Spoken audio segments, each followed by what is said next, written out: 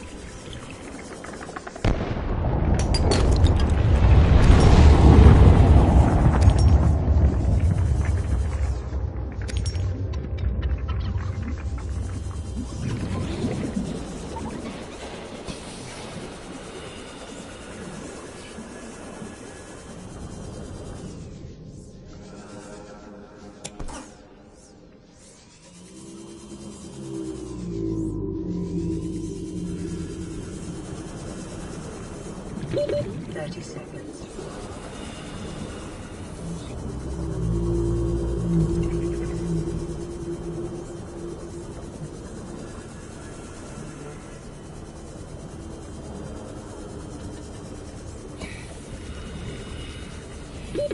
Oxygen.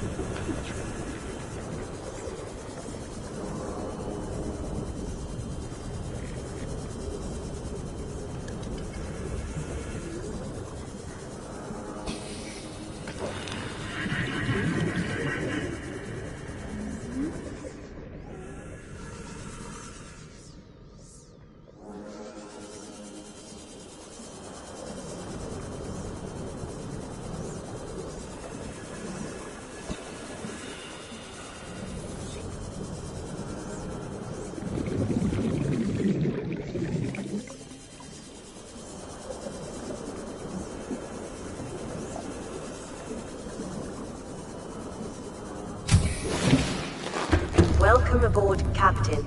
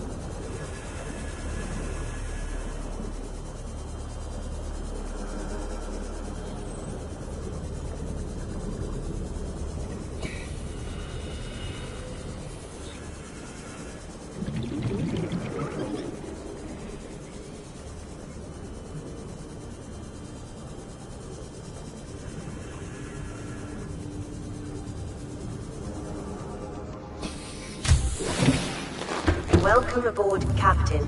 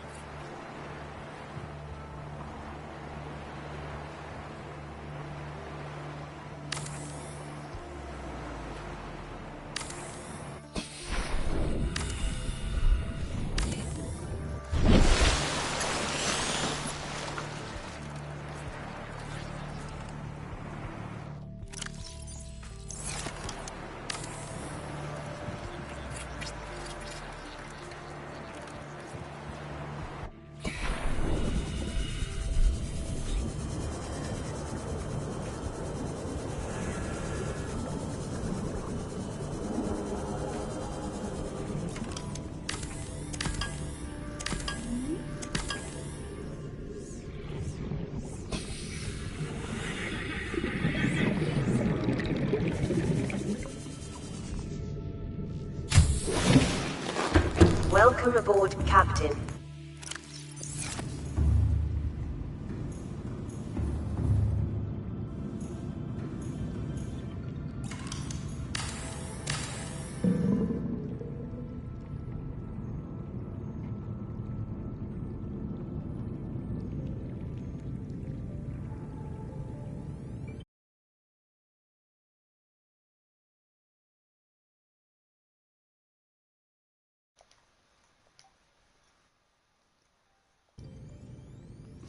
I should be audible now.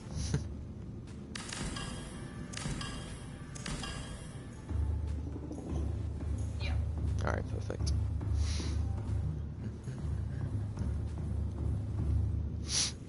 I'll probably have to open my phone on the stream though, so I can answer questions as they come in.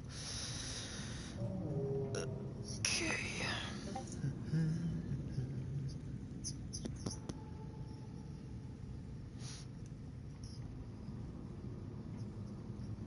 Oh, there's going to be a feedback loop.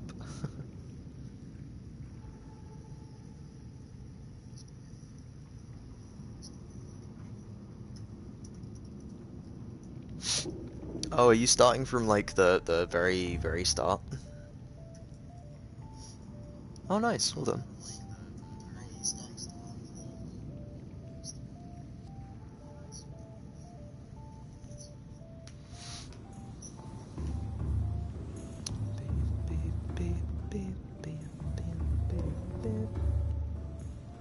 It's a bit ugly, but at least I'll be able to have more containment up there. Oh, the amount of glass that's going to take. Oh my lord.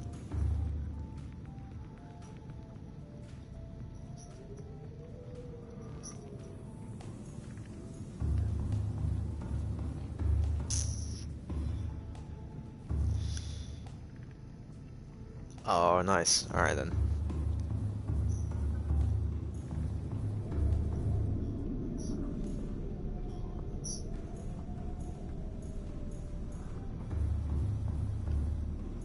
Just kind of aimlessly wandering around. I don't really know what I'm doing.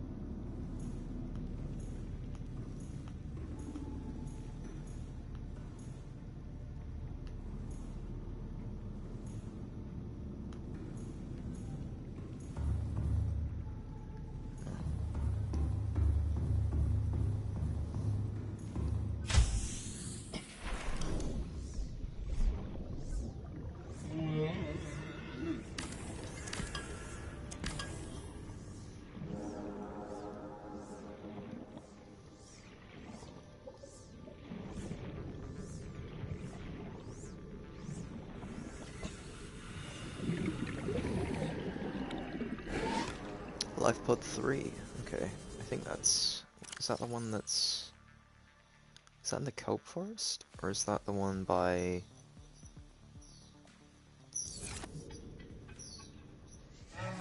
Is that in the... That's in the grassy plateaus, isn't it? I think.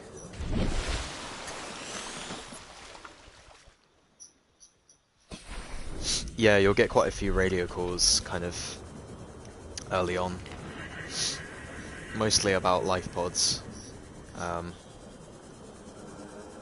then the further you go in the game, the more you'll get. Is this one the grassy plateau as well? No, this is kelp forest. Yeah, this is kelp forest. Okay.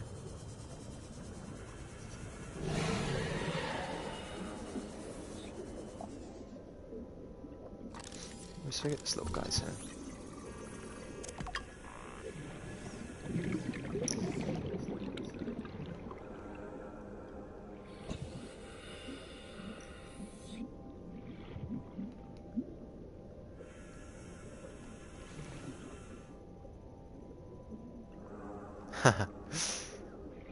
This is Ozzy from the cafeteria. What the hell, guys? They didn't say this could happen.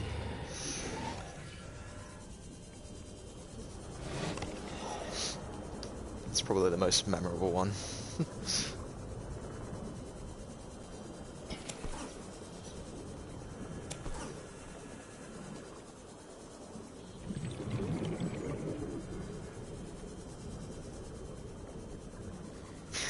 Grim looking snake thing. So the life pod is which one is he again? Is it 17? I think it's 17. Yeah. So he's life pod 17 is kind of next to a cave system, and inside of that cave system there's these kind of like snake looking things. They don't come out of the cave though, so you don't have to worry about that. They're only actually in the cave itself. Also, it's worth noting that every person's game is the same, like the map is always the same, so I'm going towards like the same place that you'd be going towards, and all of the stuff around me would be identical. So if you need any like tips on like where to go for certain things, I can help with some of it.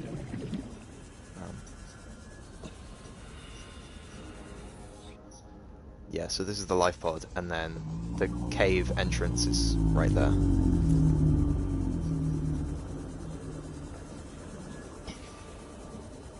There's like 3 other entrances to that cave as well, just kind of dotted around, so.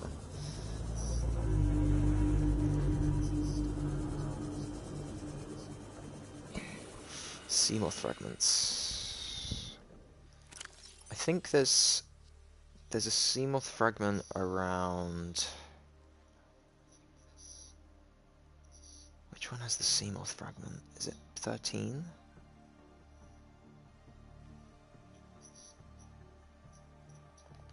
It's the one where the prawns, the guy that said the Seamoth Bay came down on top of him.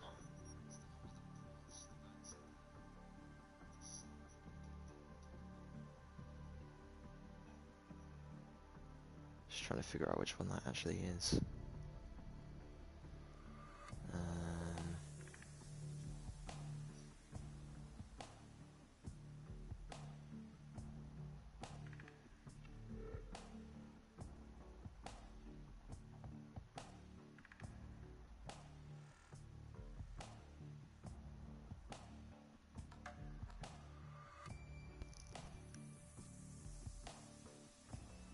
Yeah.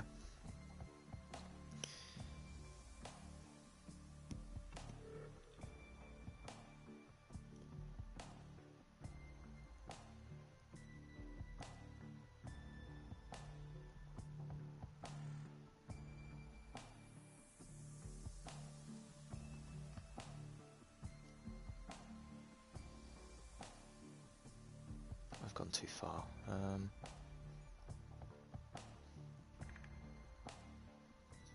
I've put 4.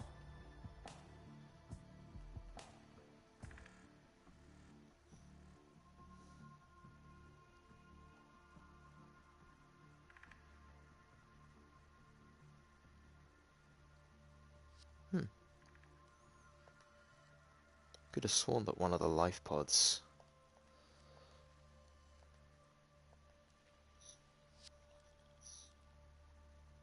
had a Seamoth Bay come down on it, and that's kind of like where the thing is.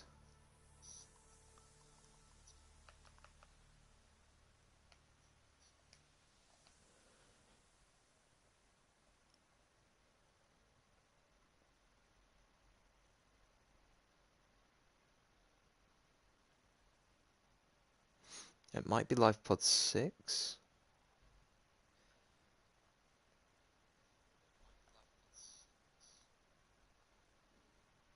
I think life pod 6 might be the one that has the Seamoth fragment, or at least one Seamoth fragment next to it.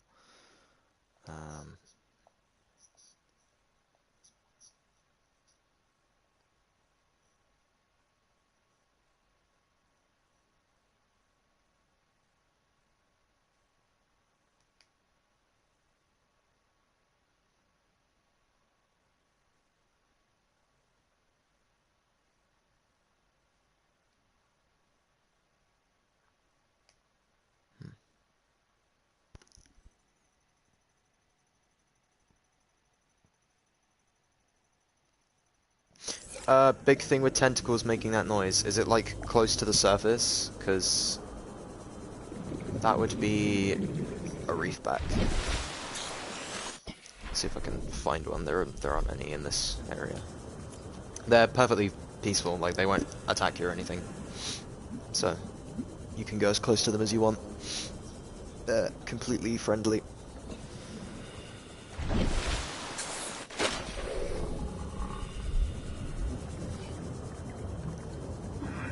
Yeah, reefback Leviathan.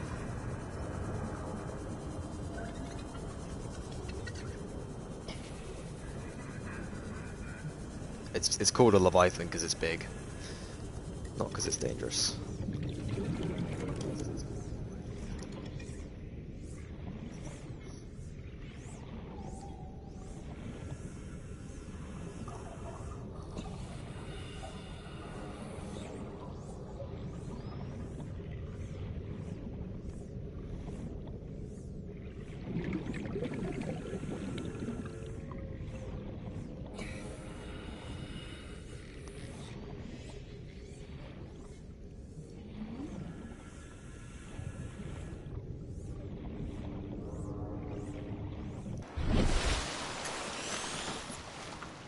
Nice.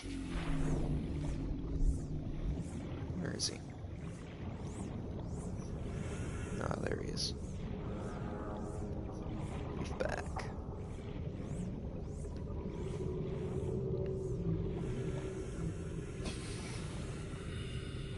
Yeah, they're kind of like big tentacled whales, I guess. They make a lot of noise, but they're not actually dangerous.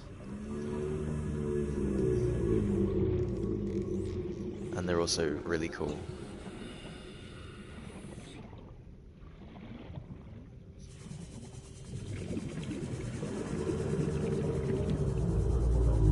Look at this guy. Wouldn't hurt a fly.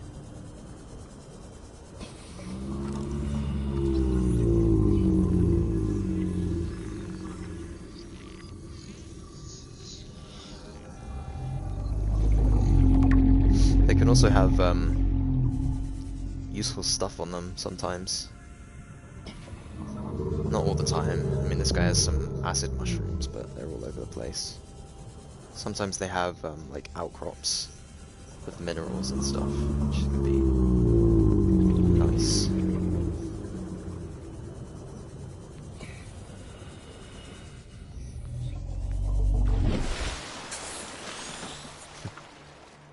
They do tend to stick out of the water sometimes, which can be interesting. Break barnacle. Oh. There you go.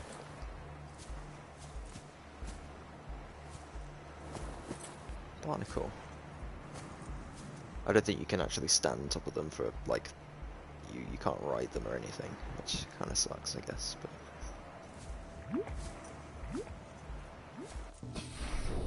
They're pretty cool. Bioreactor is you put it in your base, and then you put it like any like plant material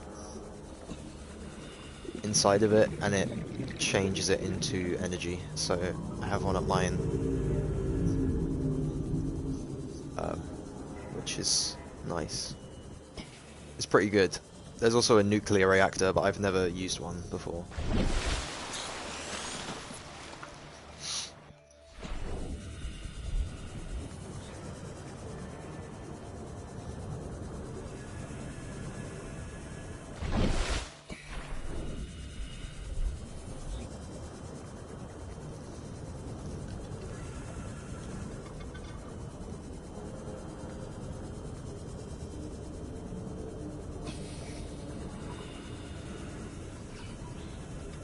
I'd also like to ask what your thoughts are on like spoilers and stuff, because obviously if you're watching the stream, then I might be going to places that are a lot further along, so I don't know how you feel about like Welcome aboard, Captain. that kind of thing, because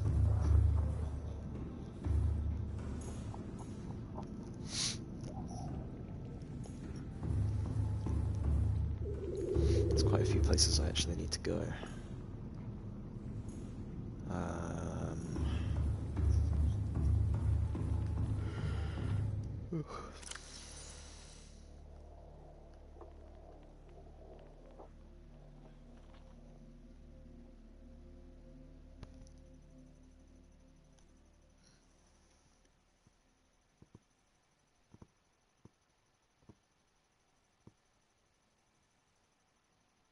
Alright, cool.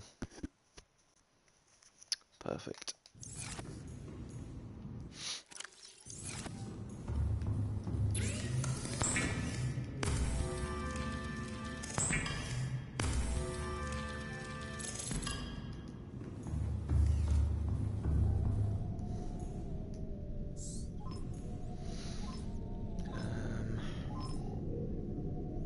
What do I need?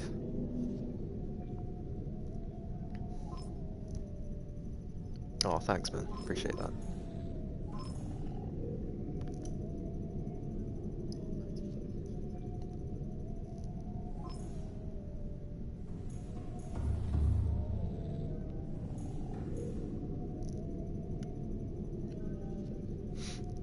Oh, to answer one of your other things, the scanner room is what I'm in right now. It's like, it literally has a certain range, and then you can just select any of the things that are within its range, and it will scan for them, and then you can get a chip which you can equip, and then you can see where those things are in real time, because if you don't have the chip, then they only show up on the little thing here.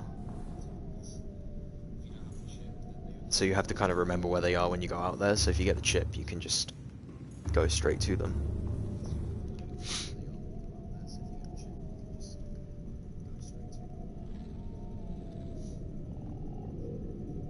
Nice.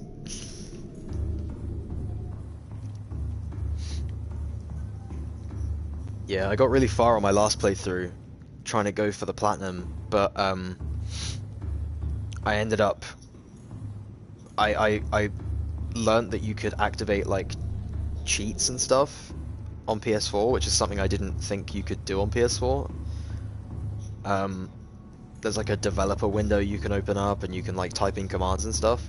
So like me being curious, I tried it out. Like I opened up the menu and I opened up the developer window. I didn't actually do anything with it. And then I later learned that just opening the cheat window disables achievements permanently for that save file, even if you don't actually do anything with them. So I couldn't earn trophies anymore, so that kind of put me off for a while, and then I've finally come back and decided to finish off what I didn't do.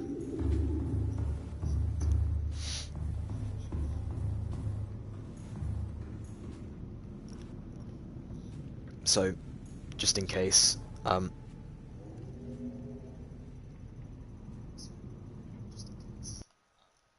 if you want to avoid opening cheats, then you go onto the menu and you click L1 and R1 at the exact same time, and it does it. So try not to do that if you want to keep your achievements for this save file.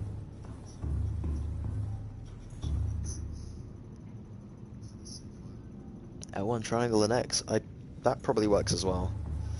The way I've always done it with L1 R1 on the pause menu.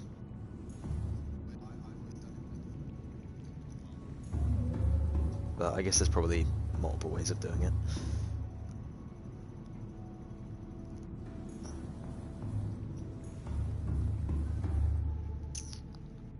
Right.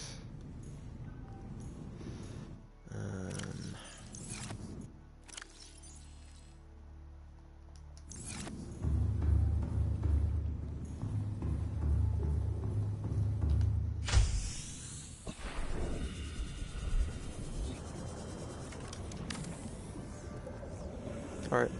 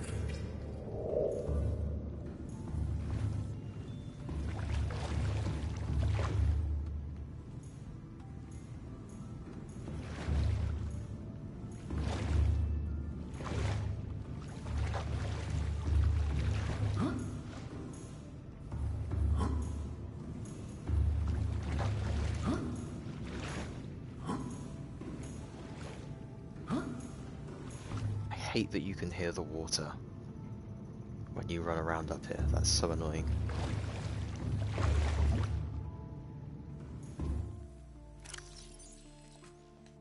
How much does it take to build another connector?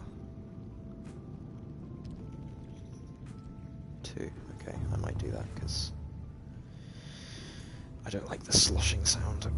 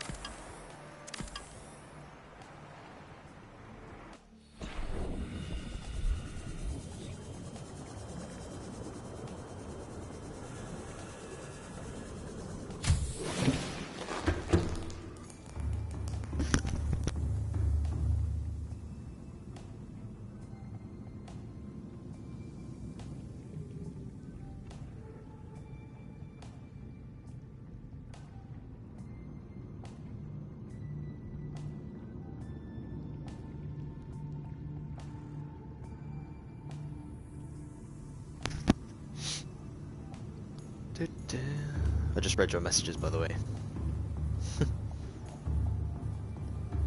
I just realised you have me deafened, so...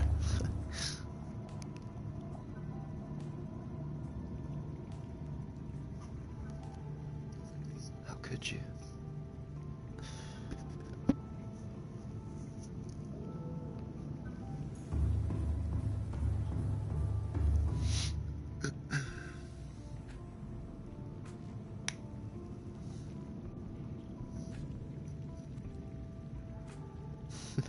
I'm kidding, it's fine.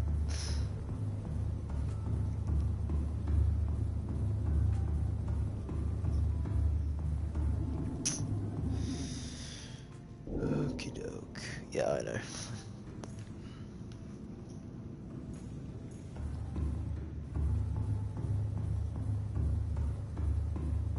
It's a nightmare.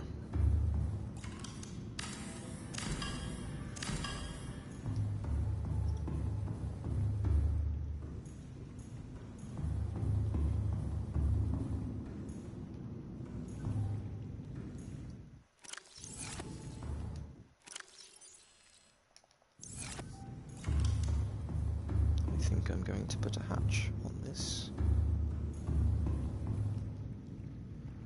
because it's only slightly getting on my nerves.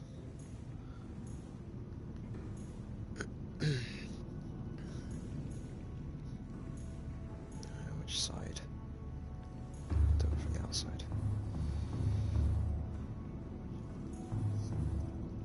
Back again.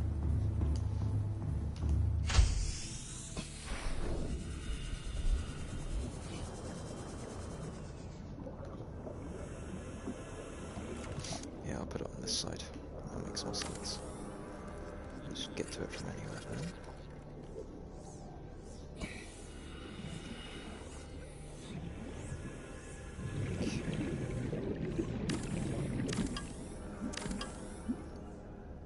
One more of these.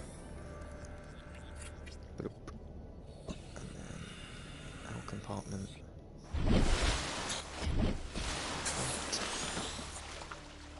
Boop.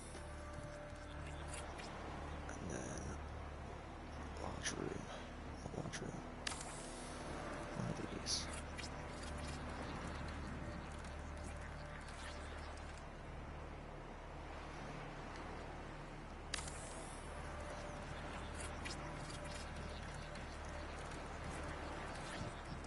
Yeah, Subnautica's really fun.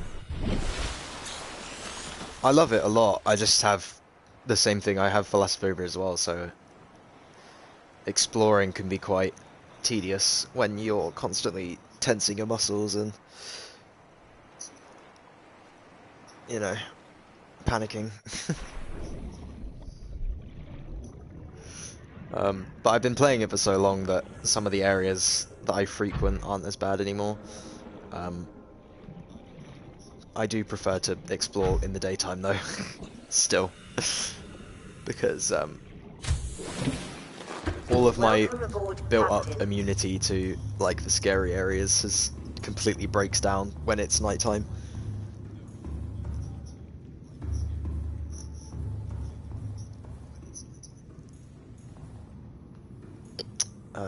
I end up losing my mind again and panicking and getting scared, so...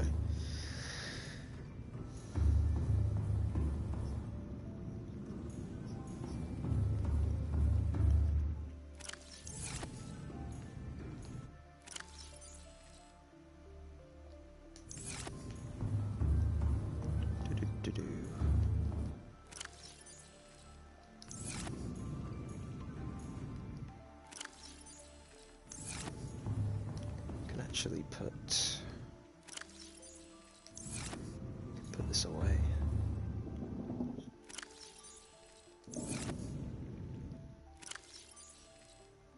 Yeah, there we go. Okay.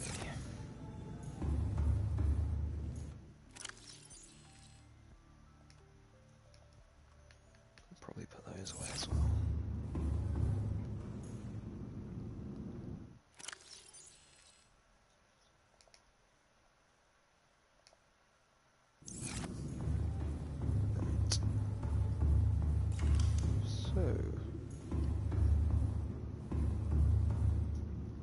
Ladder.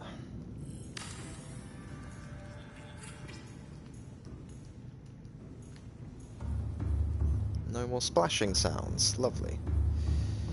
That was seriously going to annoy me if I kept having to listen to that every single time. So I'm glad I don't have to.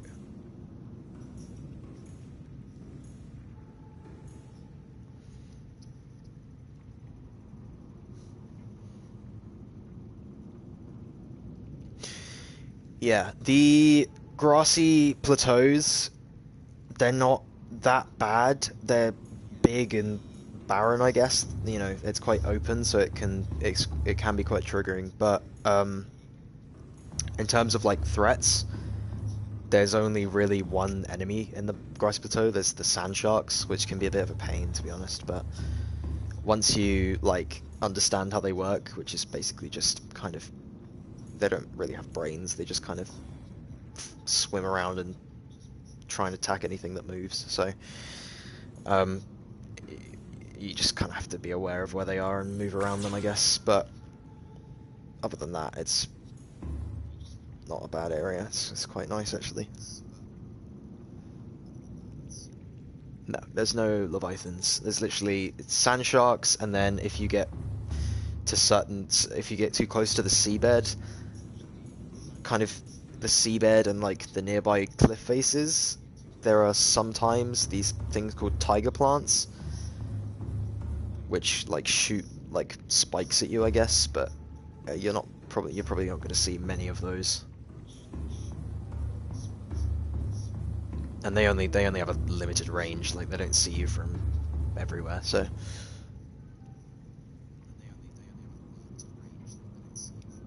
The tiger plants, they're usually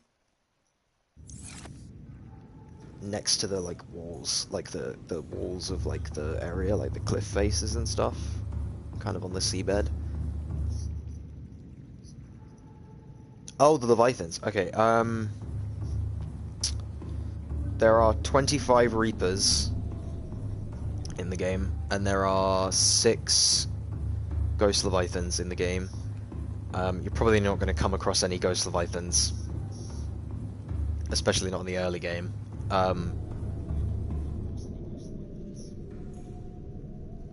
But the Reapers, a lot of the Reapers are in areas that you're probably not going to go to in a hurry, or at all. Like, the majority of the Reapers are like next to the, like behind the Aurora, and usually, well, you don't have to go behind the Aurora at all for anything. You just have to go to the front of the Aurora to get in, and then you can come out, and there's only like one in that area, so that's fine. There's loads in an area called the Dunes on like literally the other side of the map, but there's no reason to go to the Dunes either. There's like 2 shipwrecks there, but you can get everything in other places in the game, so. And then there's quite a few Reapers next to the mountain, which is where the alien base is. But you'll probably only run into one of those. The Void. So the Void, I mean, to be honest, unless you're actively going out that far, you're probably never going to go to the Void. On accident, at least.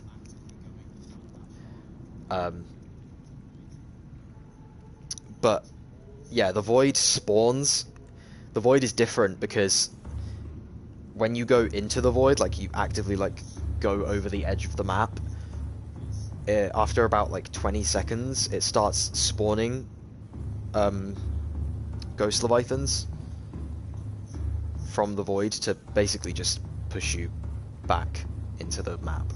Like, they can kill you, but the idea is that, you know, if you somehow manage to accidentally get to the Void and you went into the Void, your PDA would give you a little like voice message to say that you're in an ecological dead zone, and then about like 20 seconds later you'd see a Ghost Leviathan start coming towards you, and then usually that's when people start turning around and going back.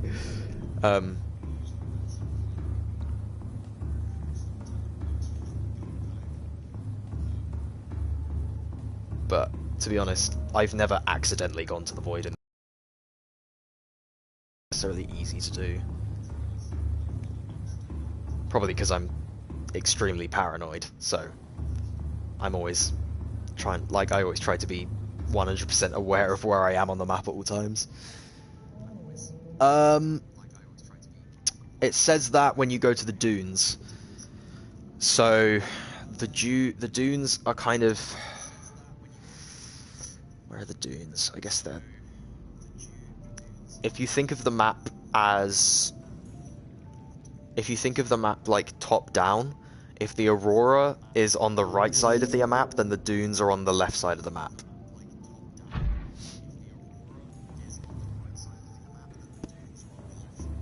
So they're really far on the left side, and then they kind of go across the whole left side of the map, I guess.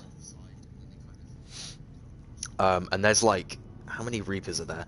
I think there's 11 Reapers in total around the Aurora, but all of them are behind the Aurora or like next to the thruster. So basically, when you go to the Aurora, what you want to do is hug the front of it, like go up to the side of it, and then just like follow the side all the way along to the front, and then go in through the front, and chances are you won't even see the Reaper if you do that. You might hear it because it's kind of there, but chances are you won't actually see it at all. So, and then when you come out, you just have to do the same thing, just hug the Aurora, I guess. Just stay really close to it, and then you probably won't run into any. The Dunes have like 9 or 10, I think, Reapers dotted around.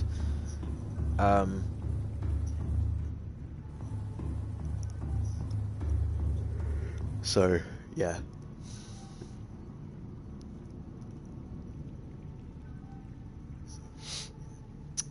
Almost died of O2. Yeah, it happens early game. It's difficult to do stuff.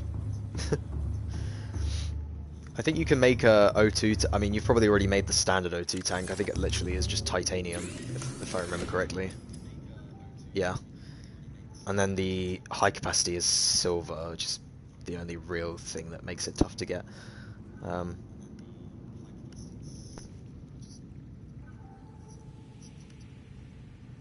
Yeah, the sand sharks are a nightmare. They're always on the seabed, though. They never really travel very far upwards, so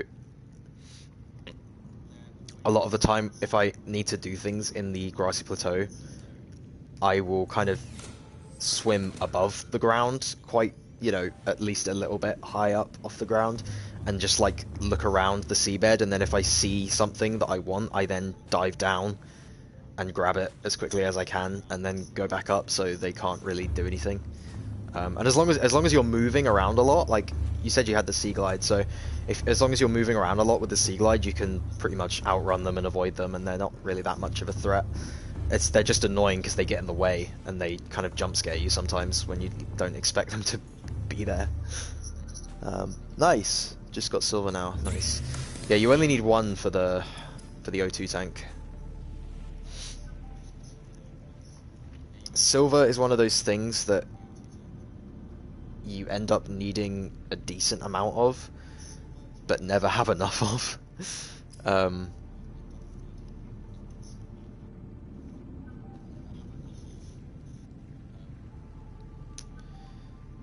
So yeah, if you have the opportunity to get silver early game and you have room in your inventory, then I'd recommend taking it rather than leaving it. Just save up, because a lot of things in the game use wiring kits, and that's like a whole 2 silver, and then there are other things that need silver as well. I don't remember what, but probably like modifications and stuff.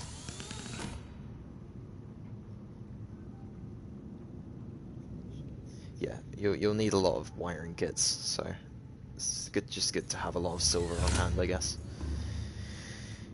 Gold, not as much, but it can be quite good to have gold as well on the go. And gold and silver come from the same outcrop, so you can probably find a decent amount of it. Oh, sorry, Dylan. This is the first game. I don't have the second game. To be honest, I'm probably never going to get it. I much prefer this one to the second one.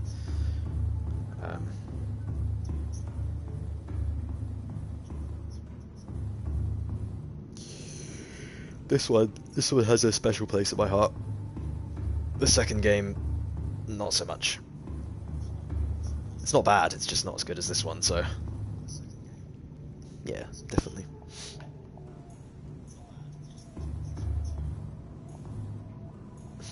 I have so many crab snakes. They've literally reproduced so much. Like, I think they filled the tank. I don't think they can spawn anymore.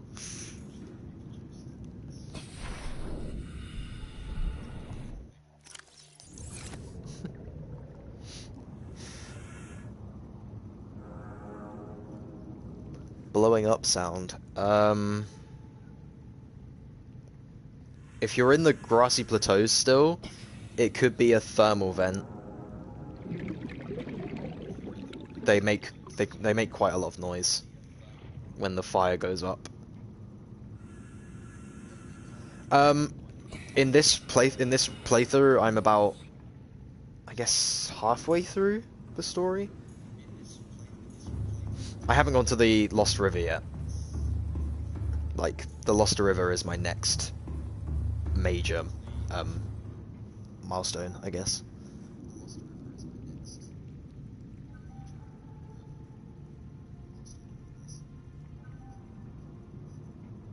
Oh, the blowing. Okay, yeah, the aurora is it's going to explode if it hasn't already. It probably has if you heard the explosion. I keep forgetting like what point you are in the game. Yeah, so it should give you the recipe for a radiation suit, which needs lead, and I would recommend getting that sooner rather than later, because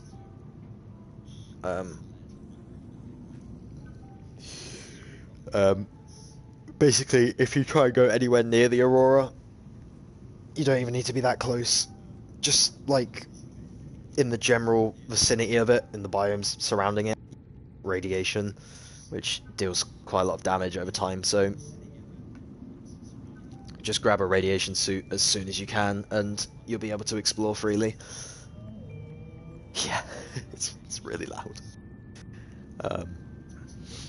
Lead you can get from the same sandstone outcrops as like gold and silver, so. And then fiber mesh you can get by slicing the creep vines with a knife.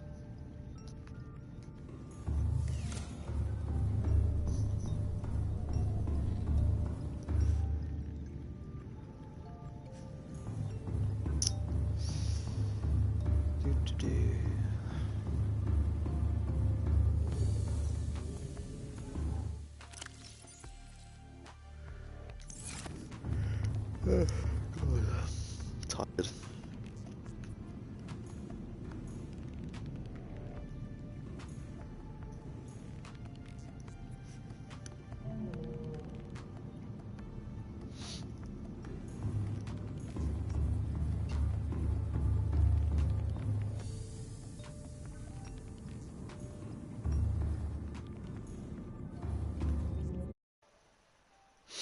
Oh, I think my controller's about to die. Let me switch that out quickly.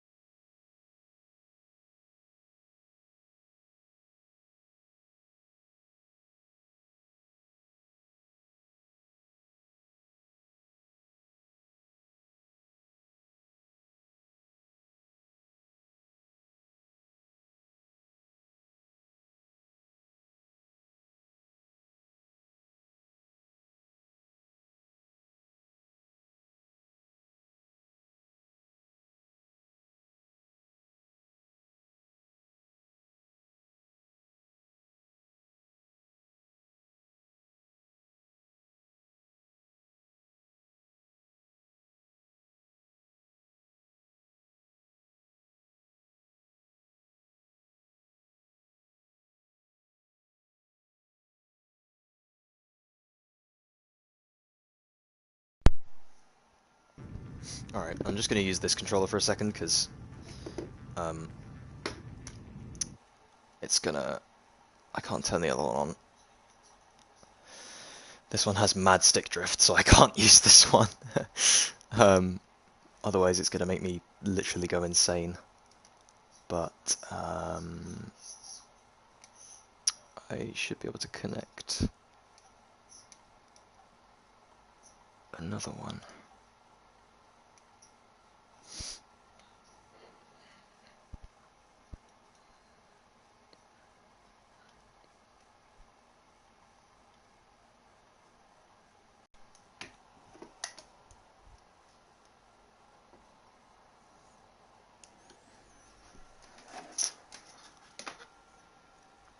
trying to remember how you actually do this. I think you plug it into the actual PS4. Yeah.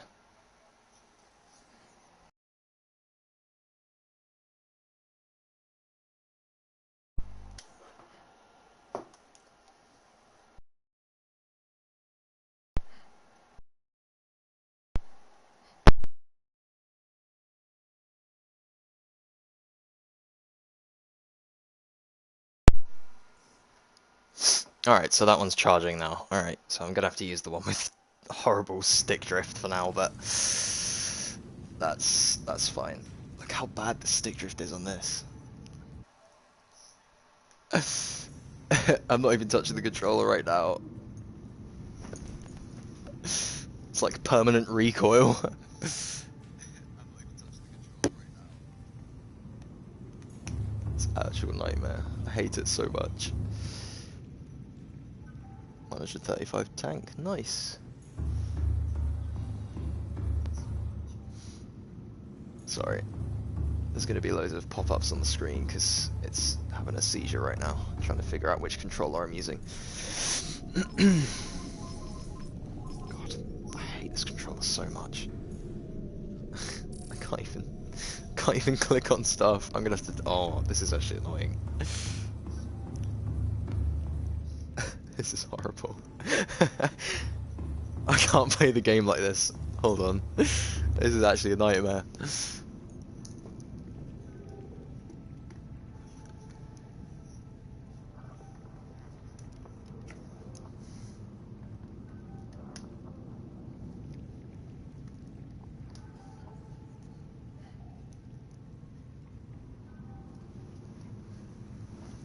Okay.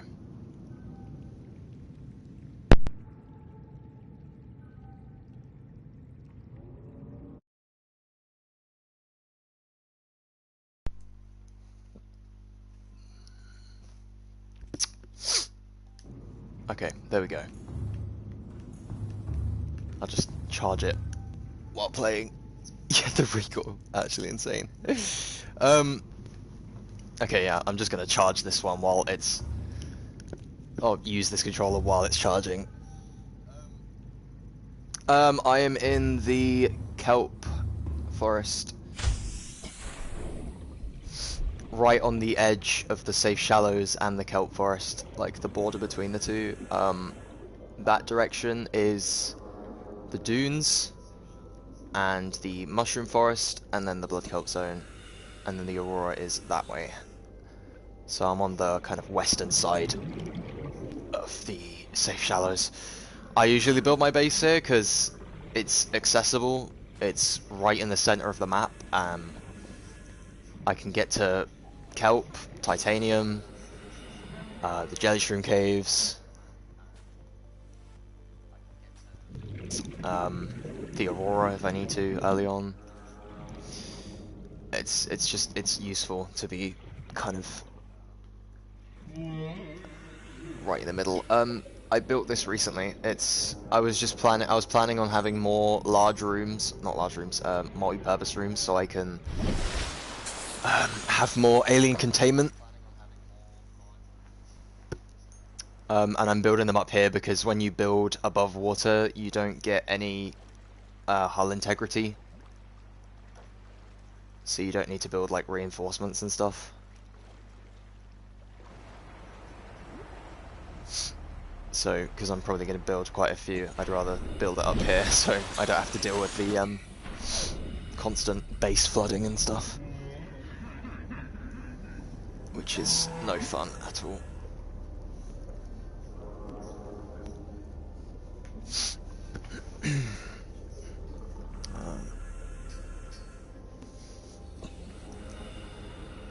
Third Seamoth fragment. Yeah, it's funny because it's early on. The Seamoth it's really hard to find, but then like later on when you have the Seamoth, you end up finding the fragments like all the time, all over the place. It's really annoying. I would stick to the grassy plateaus. That's probably your best bet. If there's any wreckages, like wrecks, from the Aurora, I would recommend kind of looking around those, because chances are there'll be loads of different fragments around there, so even if you don't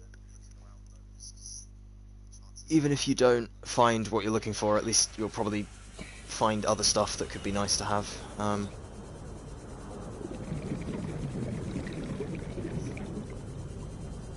Wow, this game gets dark quickly. That was just a solar eclipse, I think. Yeah. It would be cool if this game had, like, a weather system, like Below Zero does. I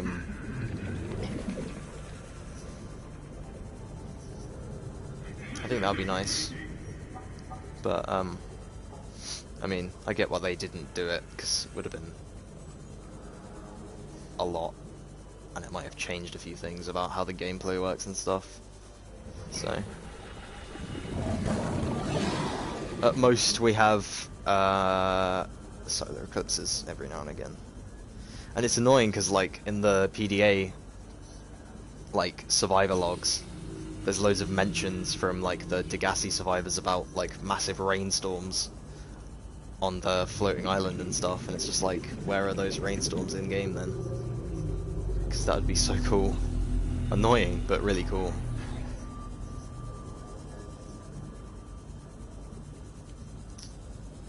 Right now, I'm just trying to find, just trying to see if I can find any Seamoth fragments just lying around. Because if I can find them, then you can.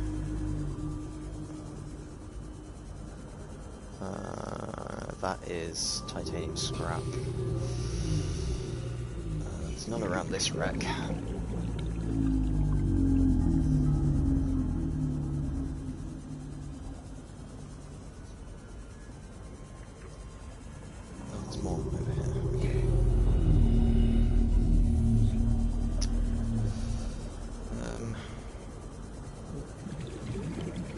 Shark nearly nibbled my toes.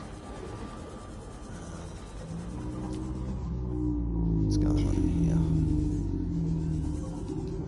here? I haven't explored a lot of these wrecks. There's usually not much actually in them. Most of the stuff in these wrecks you can find in other places, so I usually don't bother. I don't really see the point. I probably should have explored a couple more of these wrecks rather than just leaving it up to chance that I found all the things I needed.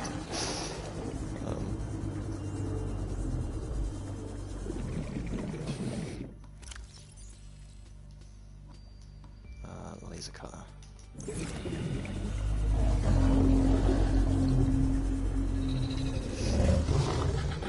I should be able to blast this door open before my oxygen runs out. Good thing to know is if you're cutting open doors, you can do a full 360. As long as you're like right up against the door, you can look around as much as you want without it stopping the progress.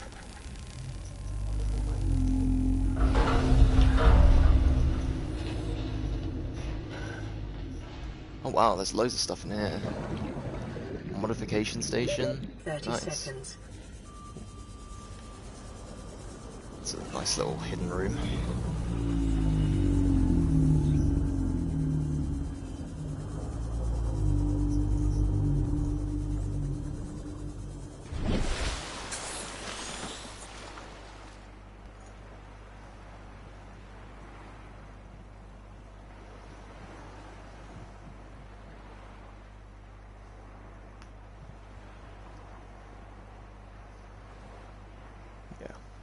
Yeah, definitely.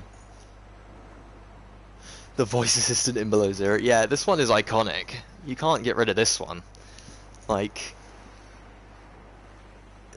Siri, the Siri in this game is just an icon.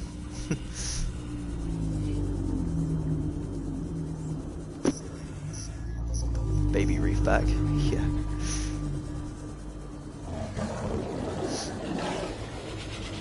Go away. Right, I just want to see what other stuff is in here. Some water, nice.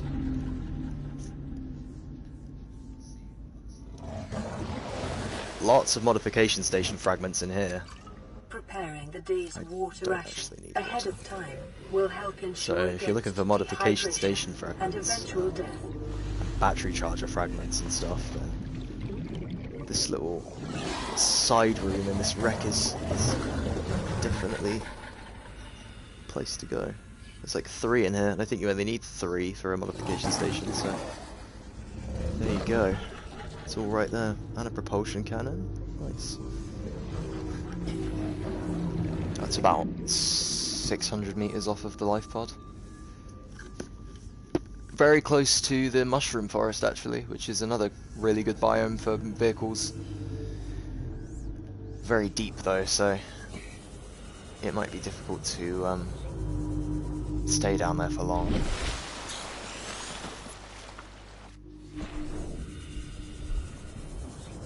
Without like a sea moth or anything.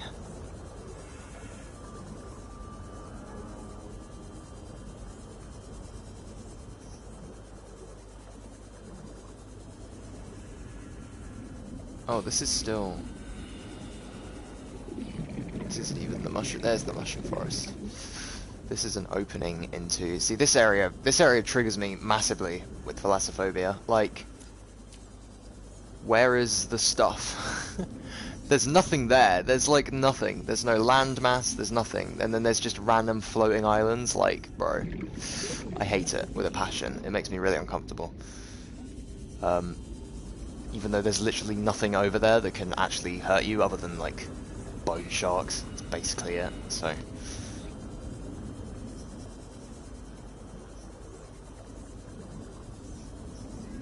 Yeah, clear water with you can't see anything. It's horrible. Massive trigger.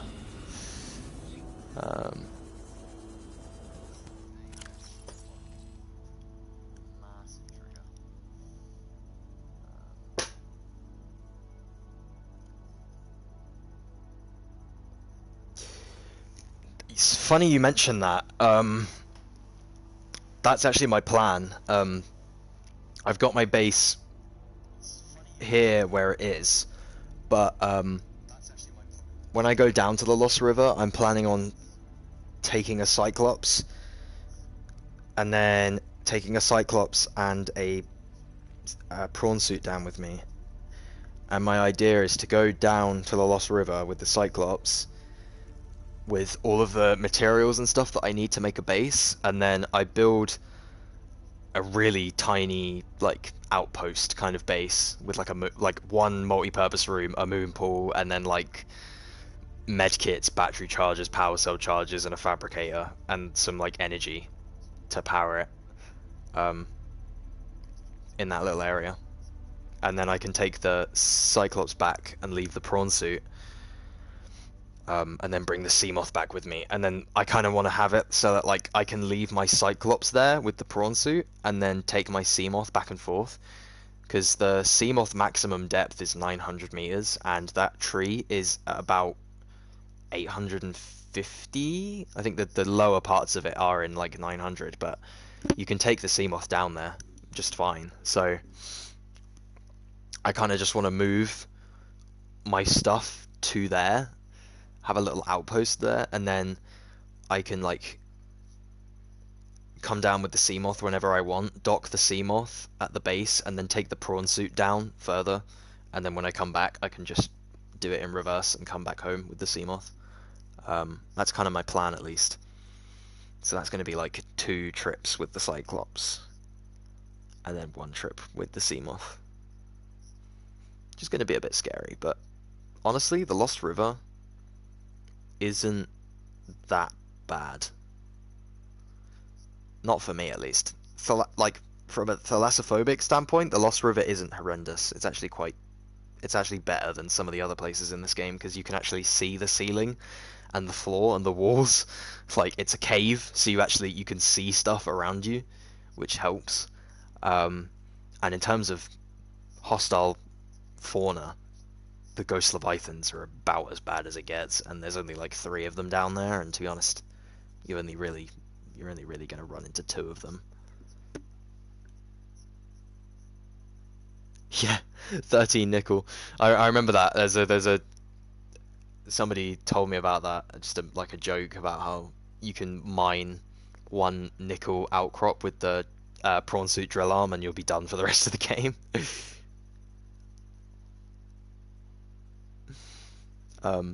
So that's kind of my plan. I'll go down to the Lost River with the prawn suit and grab all the nickel I need. The only other nickel you'll ever need is for the orange tablets, and I think there's only like 2 places in the game you can actually use them, so it's not really that important. You get one from the Degassi base, and then I think you get another one from the lava base, so it really doesn't matter. You're never really going to need to use nickel for anything other than like depth modules for the Cyclops and the prawn suit and stuff. So yeah, I should be alright. The other thing is crystallized sulfur. That's also in the Lost River. That's going to be important. So that's kind of what I'm going down there for. At the moment, at least, in the prawn suit.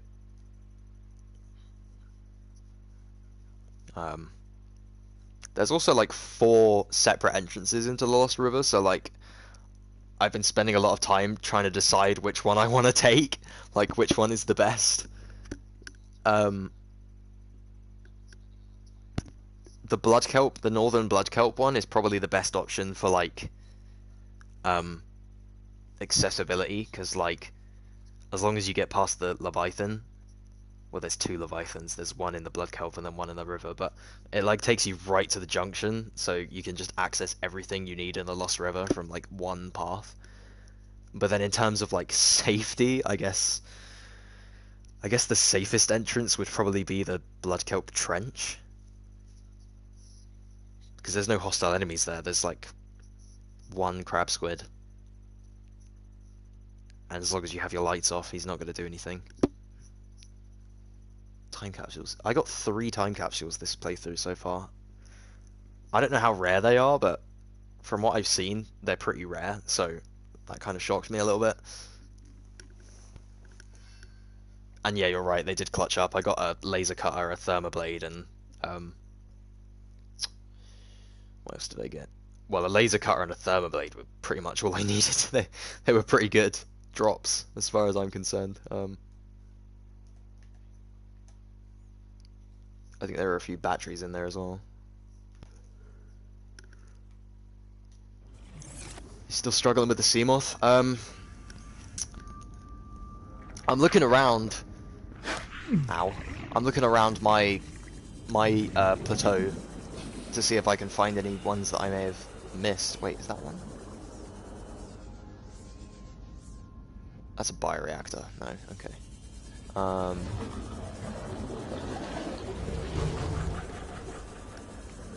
Oh, there's one. Is that a Seamoth fragment? Yeah, that's a Seamoth fragment. Okay, right, so this is... Oh, you won't have a compass yet, will you?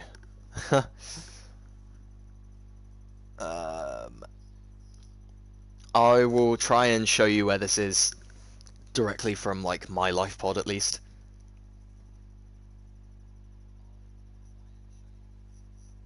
Crash site's also a good place, yeah. It's just a bit dangerous because, well, no, to be honest. If you hang around the front end of it, you'll be fine.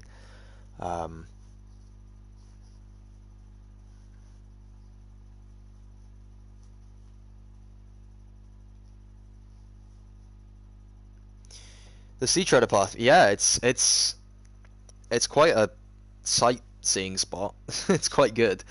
It just sucks that they're always, like, all of the Sea Treader areas are either directly next to the Void or, like, in very close proximity to, like, Leviathans or, like, dangerous areas. There's, like... Because the Sea Treader Path goes, like, straight through the dunes. Across the very edge of the Grand Reef, so you're right against the Void, and then if you go too far up, you'll end up saying hi to a Ghost Leviathan. And then it kind of goes all the way round to the Crag Field, which is kind of close to another Leviathan, and then the crash site. So they're always, like, in really horrible locations, but like as long as you don't stray too far away from them, then yeah, building a base there would be really cool. And the resources, the shale outcrops they dig up is quite nice as well.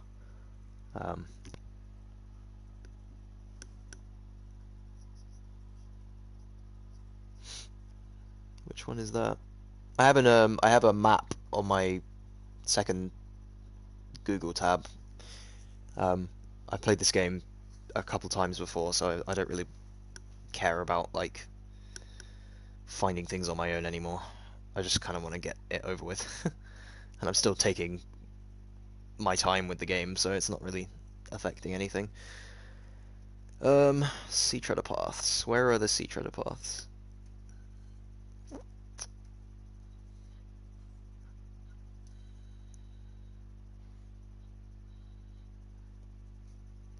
The majority of them are kind of near the Grand Reef. I mean, there's one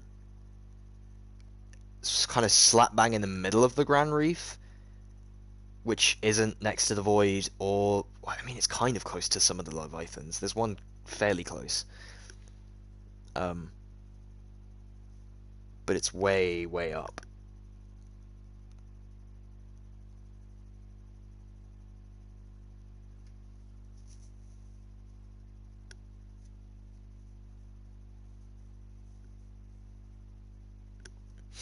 I think Dot's talking about the grassy plateau, the place I'm in right now.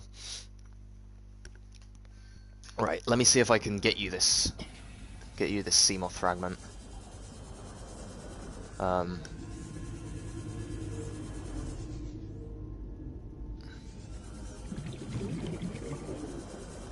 It's annoying because you won't have a compass right now, so I can't actually like show you which direction it is in terms of like the compass, which would help probably quite a lot, but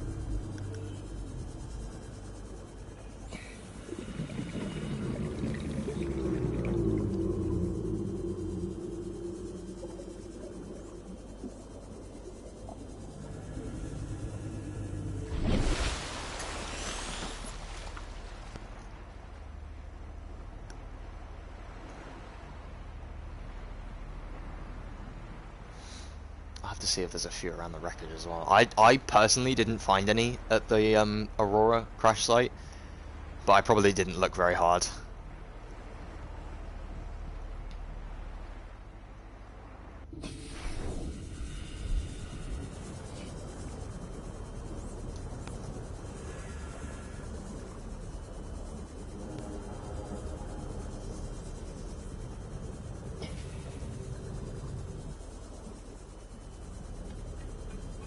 Also, we're both on PlayStation, so you can't actually see coordinates. There's no debug menu on PlayStation. I don't think, at least. I don't think there's any way of seeing coordinates on PlayStation. If there is, then I would love to learn, because it would save me a lot of time.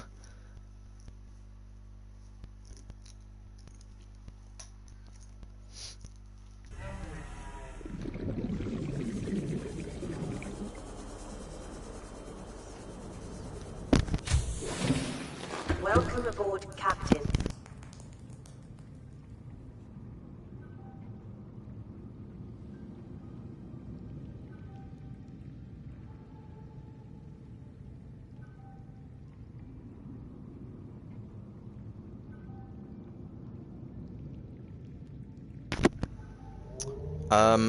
What, the interactive one? Yeah, you can see. Well, yeah, when you go on the interactive map on Google, it shows you all the locations of things, and then if you click on them, it tells you like where they are in terms of coordinates. But you can't go to specific like points on the map and find the exact coordinates of them, unfortunately. That's why on PlayStation it's really important to get the compass as soon as possible, so you can just go in general directions rather than kind of not knowing where you're going.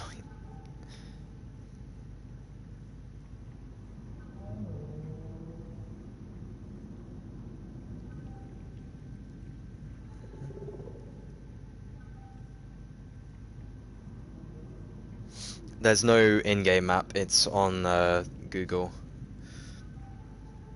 You'll have to look it up on a web. It's like a website called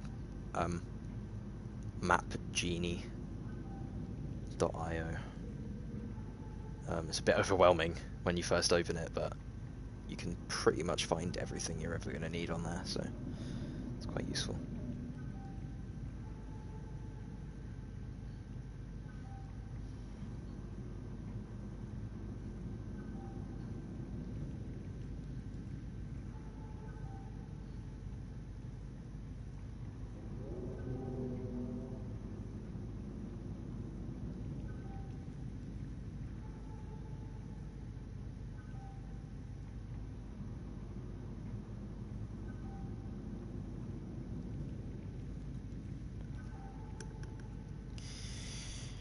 Yeah, you can do that as well, but you need is it the range upgrades that take a lot of magnetite?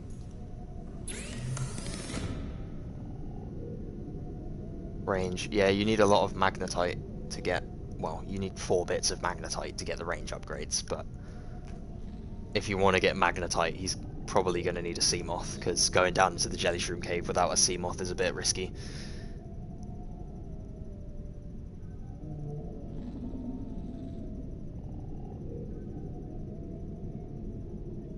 Oh, should. Sorry, I read that wrong. Yeah, no. It should be a thing. Yeah, that's possible. I mean, if we did a share play, I would have to end the stream because PlayStation's annoying and doesn't let you do multiple things at the same time. But I can probably do that, yeah. I mean, I can just, if you try and I can show you like the direction of the thing that I just found and see if that helps.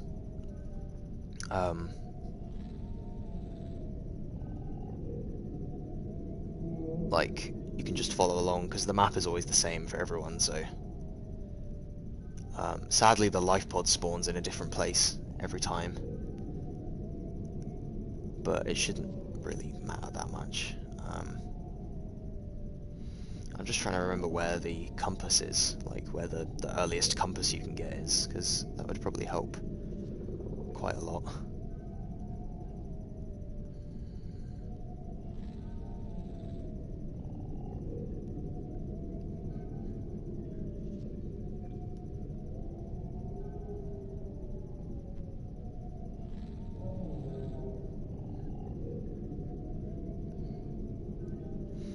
Where is the compass, actually? Ooh, there's one in the kelp forest wreck.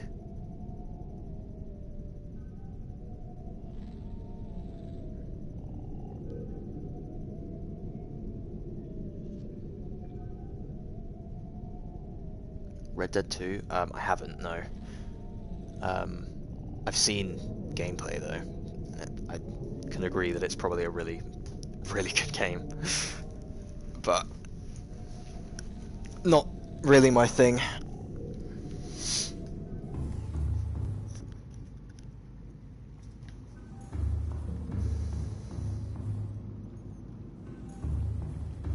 Right, hold on, let me go in the daytime so that it's easier to follow.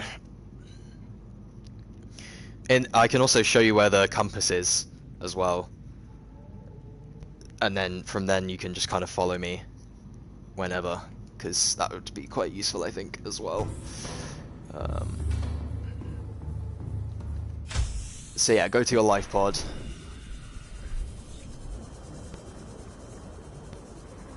And we'll go from there. Also, if you swim on the surface, put your sea glide away, because you swim a little bit faster without your sea glide when you're on the surface than you do with it out. But obviously if you're underwater, then yeah, feel free to use a sea glide.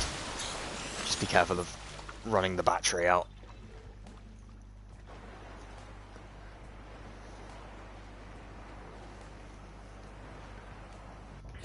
I have swim charge fins though, so I don't need to worry, but yeah, go from your sea moth.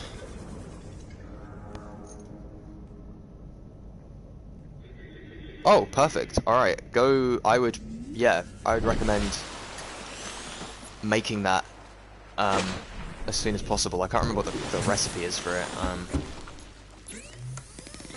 It's probably equipment. Copper wire and wiring kit. Okay, so you're gonna need 2 silver and 2 copper. And then you never have to worry again about, like, that kind of thing.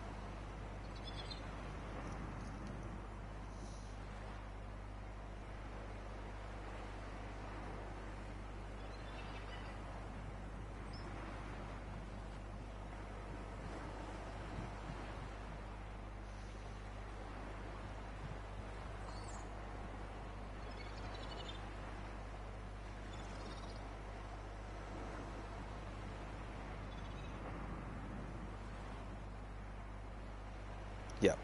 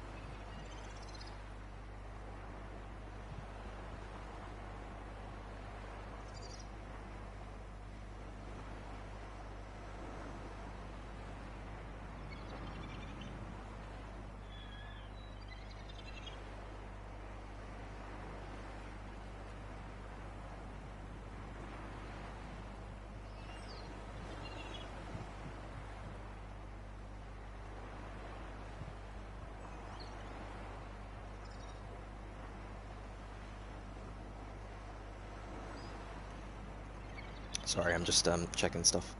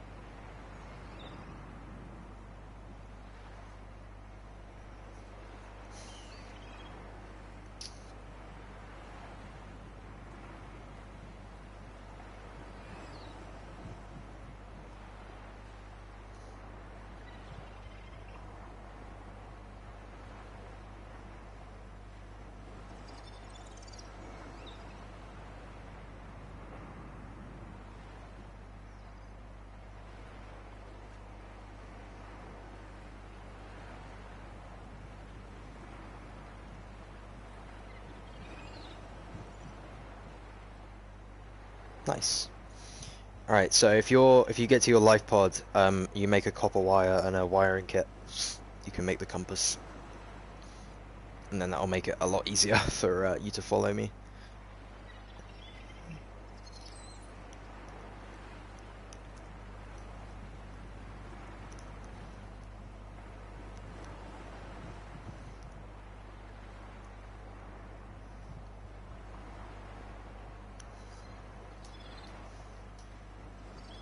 gonna pause so that the time doesn't go by.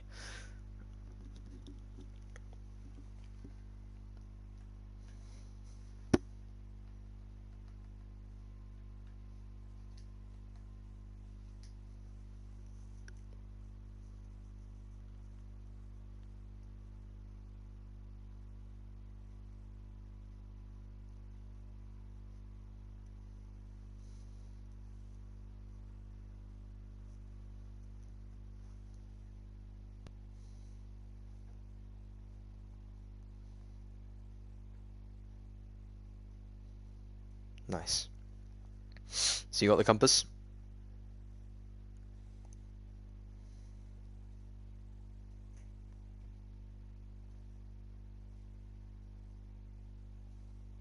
Perfect.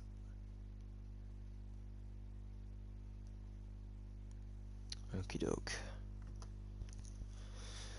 So...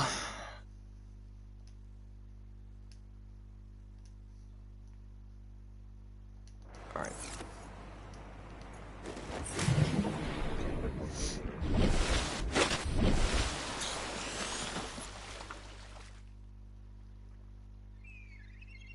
Alright, so if you face the Aurora from your life pod,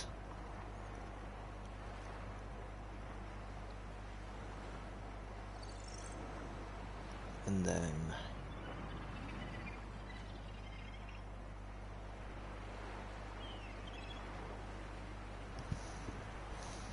alright, so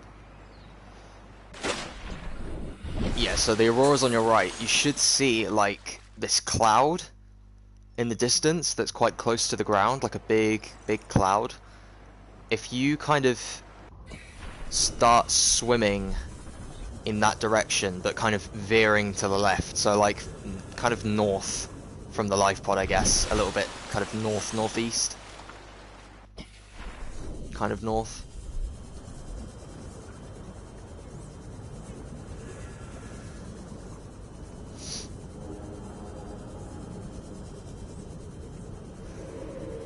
You should go through a kelp forest.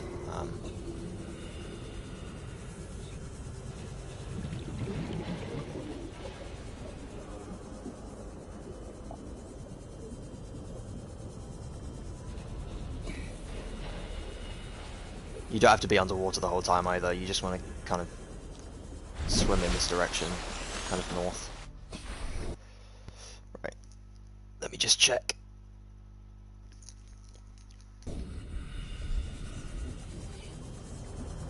Ooh, alright. Okay, if you go... Okay, yeah, so try and... Wait, basically when you see this drop off, it might be a bit uncomfortable, obviously, thalassophobia, but just kind of go to the left, like around it, like west.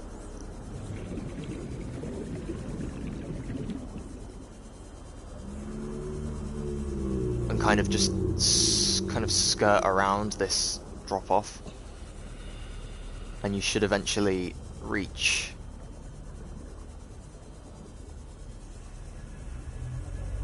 this grassy plateau.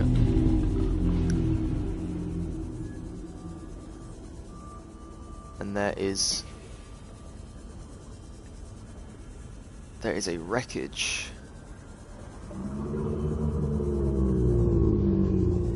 around here somewhere.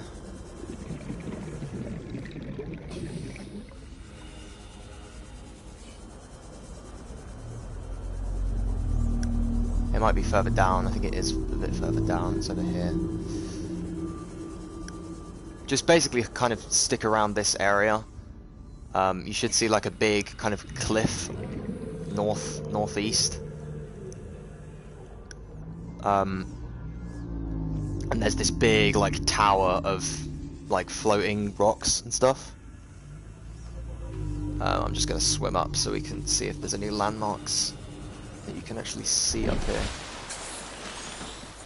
Not really. Nice, laser cut is good, yeah.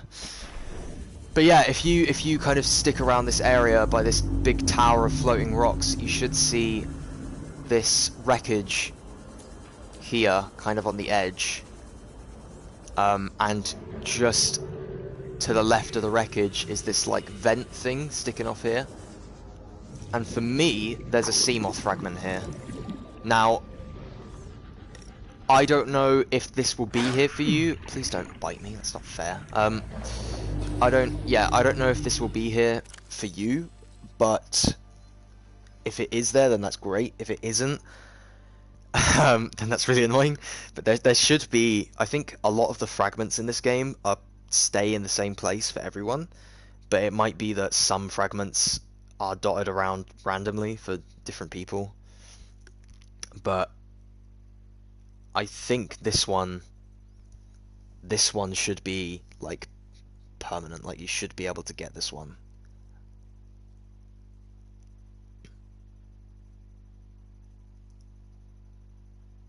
And if it isn't like right where I'm showing you, nice, perfect, well done. All right, yeah. I suppose if they're not exactly where I show you they are, they're probably just around somewhere, like in that area.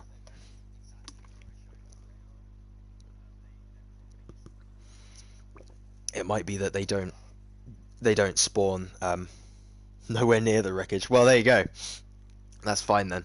I'm just saying this is one that I found while looking around, but there's probably loads all over the floor. So I'm glad you got it.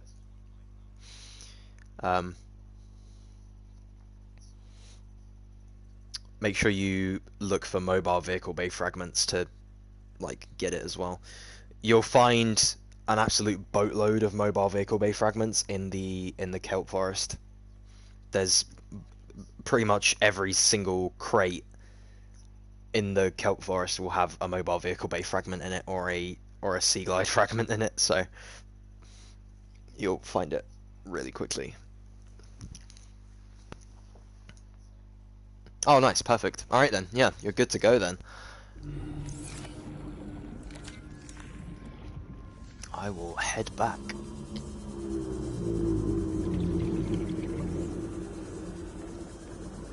Yeah, there's probably loads of fragments all over the place. In fact, there's one right here.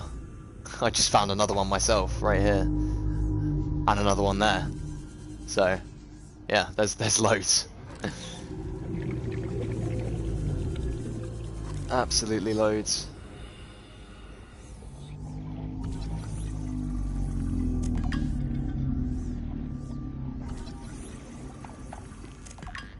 Oh, this thing is shooting spikes at me. It's not fun.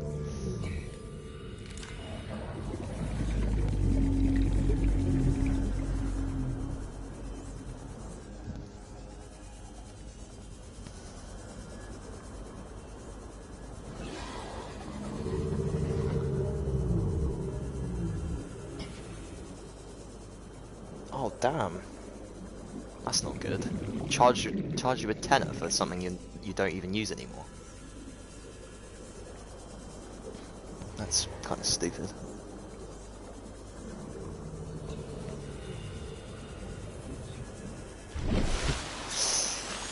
Yeah, you gotta make sure you cancel stuff. It's easy to forget. Oh, good. Oh, I thought you said you can refund it. That sucks. You can't refund it. That's tough. That is tough.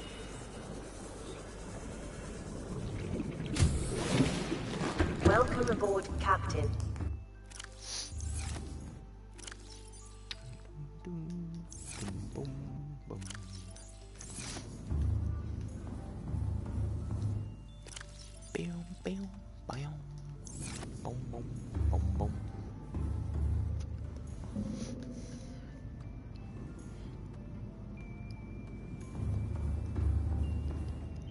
Right.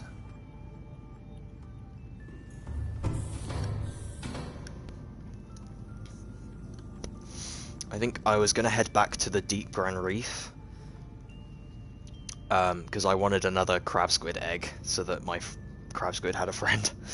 Because it's kind of sad seeing him and they're all lonely, and seeing as the crab snakes have completely filled the tank. I only had 2 of them and they've already filled the tank, so It'd be funny to have like 1,000,000 crab squids in my base. It just sucks that they don't make the noise when they're in containment. Like, I wish they made the sound effects that they make when they're in containment. But they only do it when they're actually outside, and I guess probably fully grown as well, so that kind of sucks.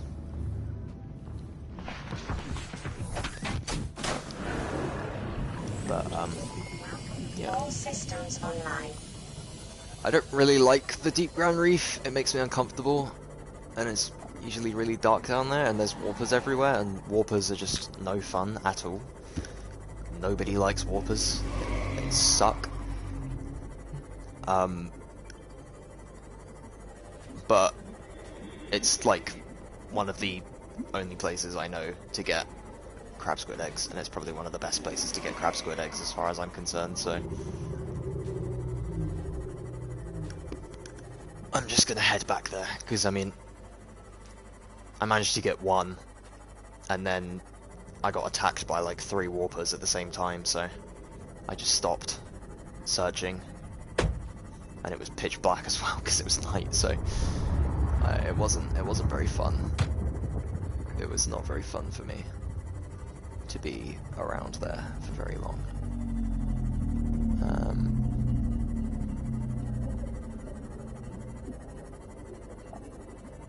Oh, okay, I'm in the right place. There should be like a trench in the creep vines. It's usually my kind of like point of reference is the trench, which I can't seem to find anymore. Which way am I facing?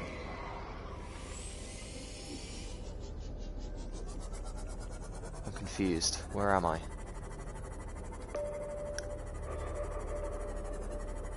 Is this the sparse reef?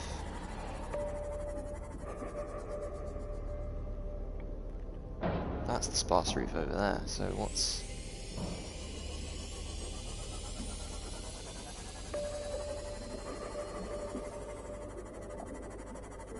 I don't think I'm far enough across.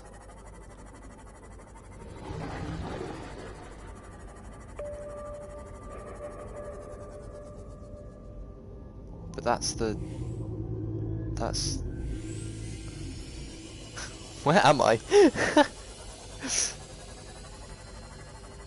I'm so confused. I went to the wrong place, and it's turning dark now, I think.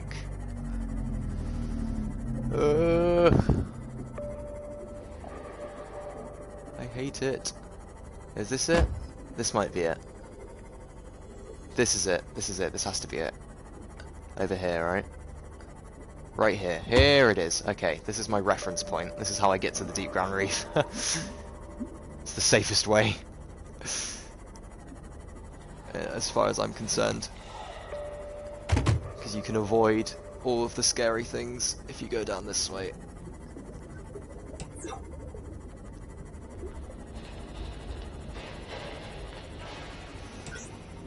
God, I hate it down here. Ow.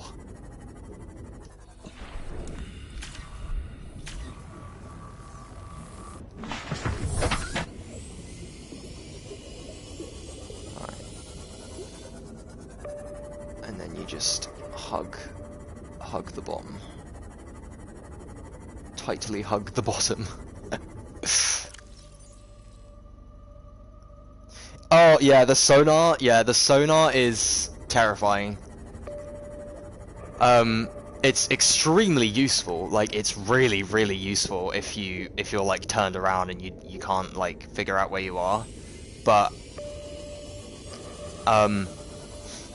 yeah, it's nightmare fuel if you're in a place that's like really open.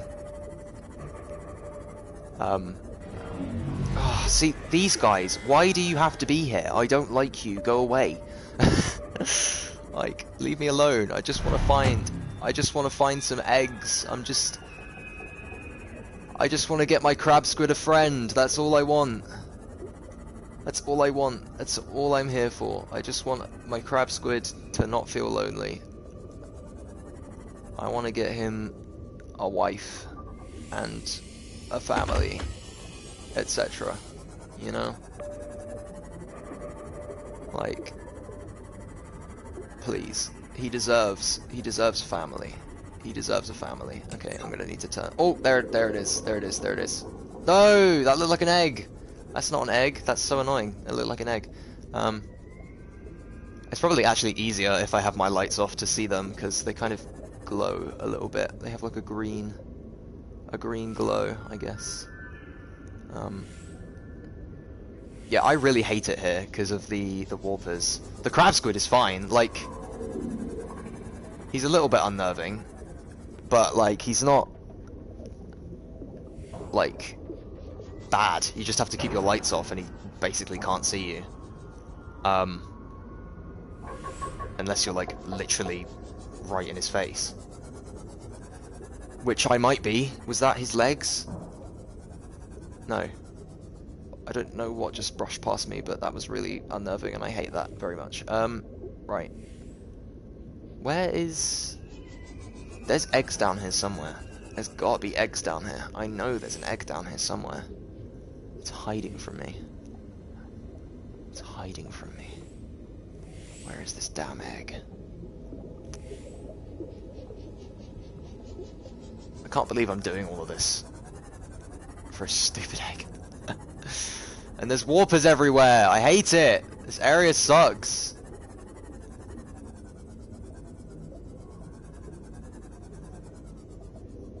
Why does this area have to be full to the brim with warpers? Crab squid egg. That's Umamite, or Uranonite, or whatever it's called. For God's sake. I can't find these damn eggs. I need to pause again, because I'm losing time. I don't want to be down here for too long. Yeah, I'm at 560 meters deep.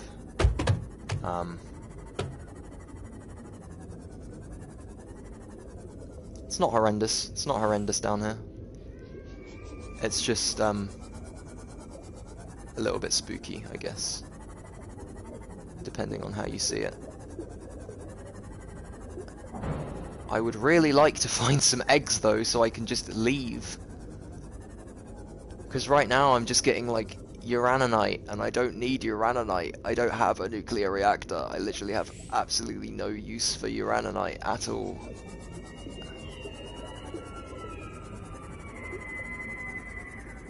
They make so much noise for no reason.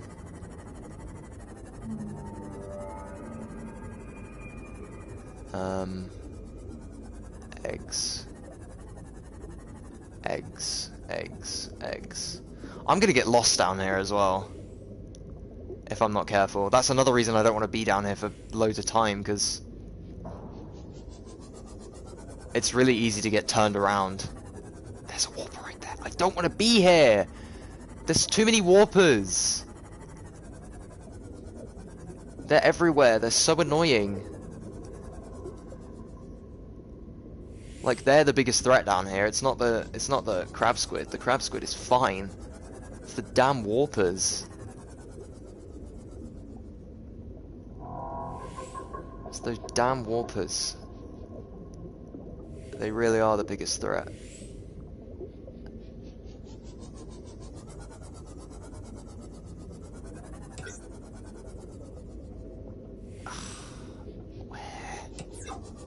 Where are these eggs? Did I get really lucky the first time I found one? Because I'm just not finding any. Like, at all. This is crazy. Like, I thought there'd be loads down here, but there's literally none. The diamond there. I'm gonna end up entering the Lost River. I actually have.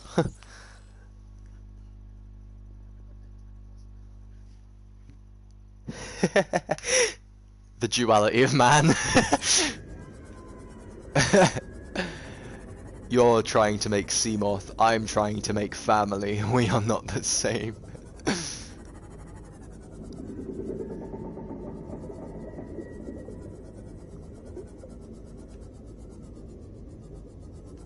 This is actually really annoying me. This is actually so annoying.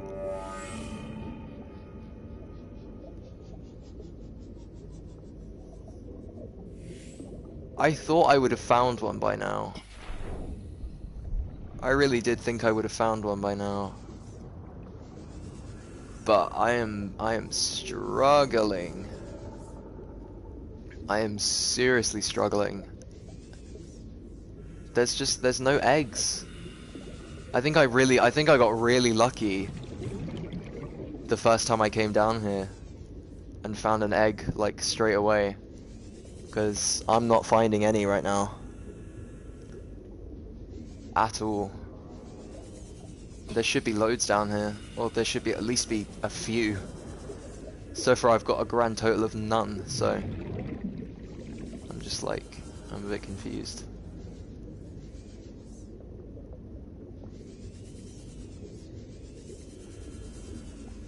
Yeah, this is really weird. I don't know why there's no eggs down here. Like, Uranite, great, cool, how useful. But like, crab squid egg, please?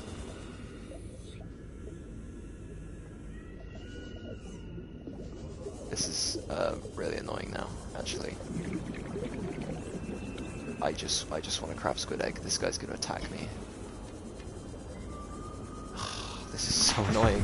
This is so annoying. Captain.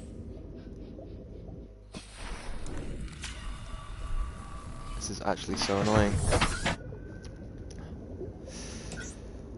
Do they glow in the dark? I think they're supposed to glow in the dark, I think, as well. Like, they have like a greenish coloring. But, like, I really am not finding them anywhere down here. Hello, crab squid. They're really cool, actually, crab squids. I find them really... there it is, there it is, there it is, there it is. I found you, I found you. I found you. Give, right.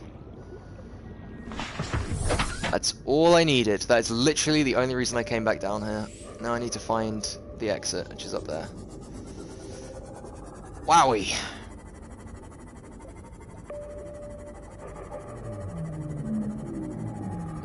Hello, crab squid. They're so cool. They're such cool creatures. Sorry, let me just read the comments.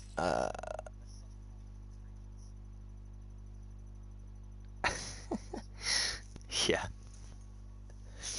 I mean, like I said, for me at least, I think you were away when I said it, but the Lost River for me actually isn't that bad.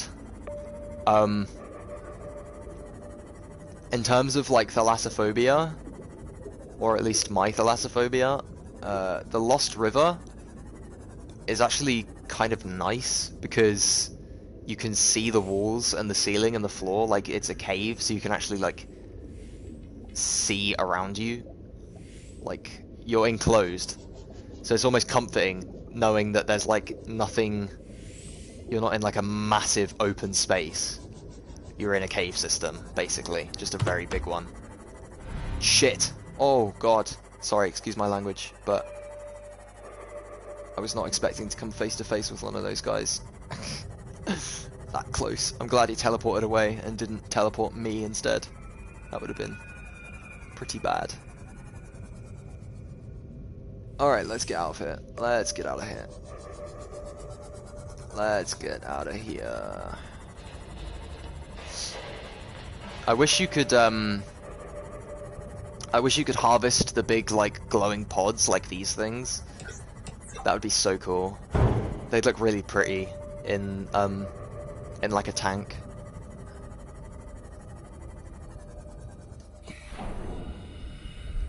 See, this is ruby, and I learned recently that ruby actually spawns more commonly around thermal vents. So, seeing as I'm right here.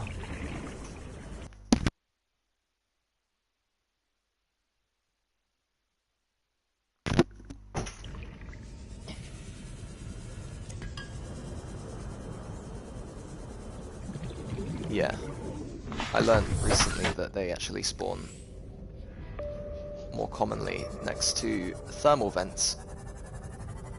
So, that's a nice useful tip.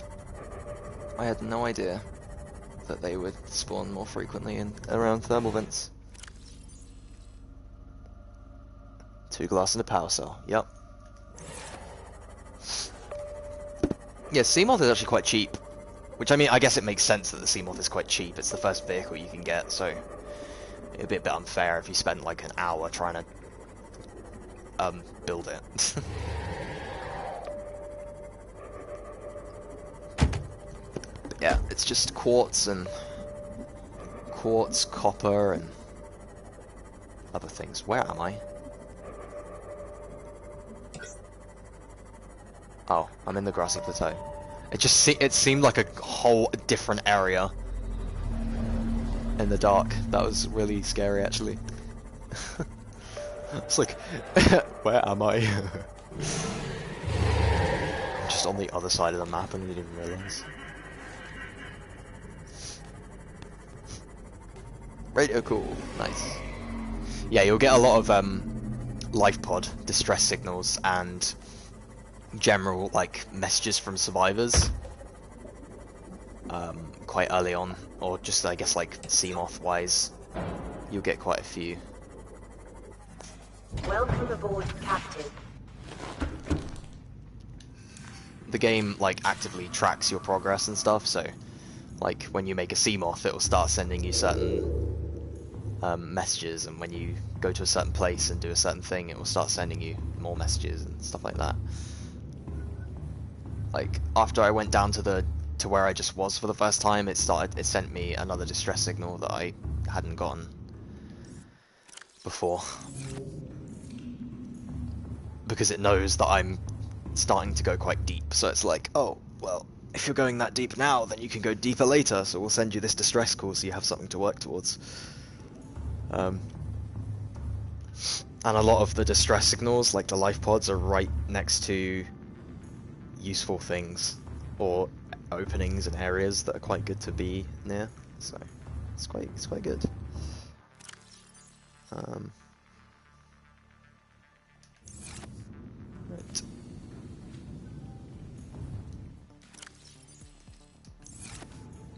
I would have loved to have gotten another crab squid egg actually, but I don't really mind. I think if I hatch one in here, they'll start breeding and making more eggs, and then I think I can pick those ones up. So if I want another egg, it'll be fine. Hello, Scourge. Yes, the crab squid is called Scourge. Look how cute he is. Compared to his older brother that we just met, he's very tiny, very small. What guy? Right.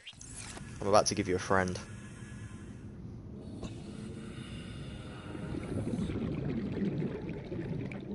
I can't wait for this thing to hatch. I can have 2 crab squids. Ah, it's gonna be so cool. Cannot wait.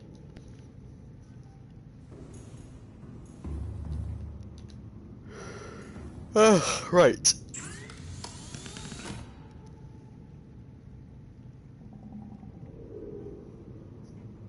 What was it that I was trying to make?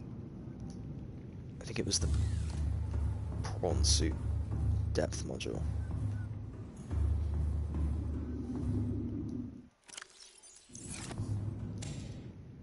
Whoops. That's not what I wanted to do.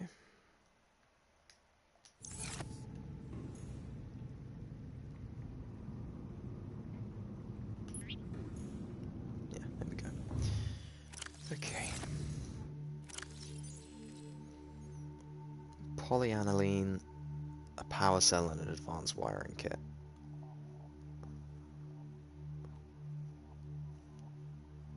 What is that a recipe for? Because I've put them in there for a reason, so... What did I put them in there for? Oh, is it the shield generator? It might be the shield generator. The shield generator for the Cyclops.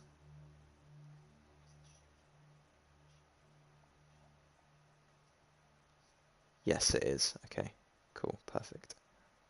I just can't make it until I actually get the Cyclops plasteel ingot and 3 rubies. That's more than doable.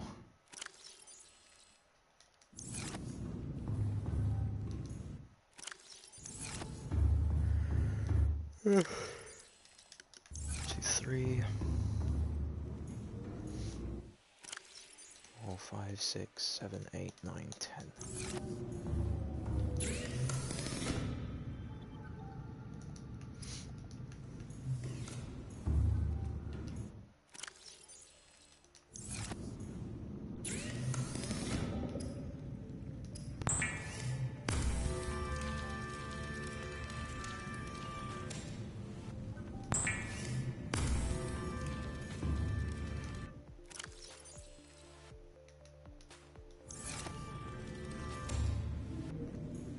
Nice.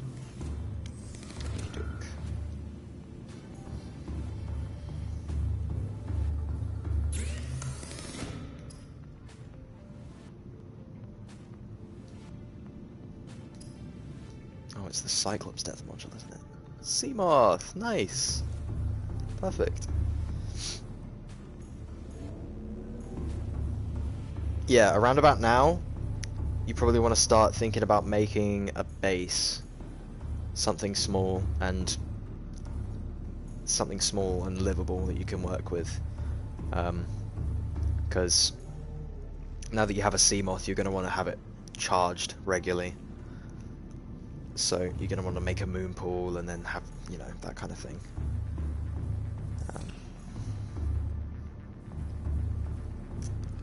It's mainly just titanium and stuff though. So habitat builder, yes. Yes, indeed. Oh, God. I'm so tired at the moment.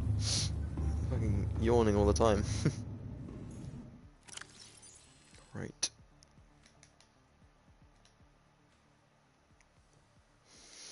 I still have a Cyclops engine fragment to find. I keep forgetting about that. I keep losing it.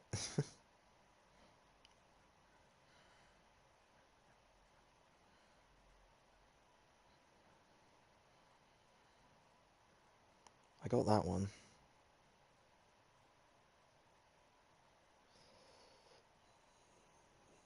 There's one more. There's one more Cyclops engine fragment somewhere that I can go to safely. I think.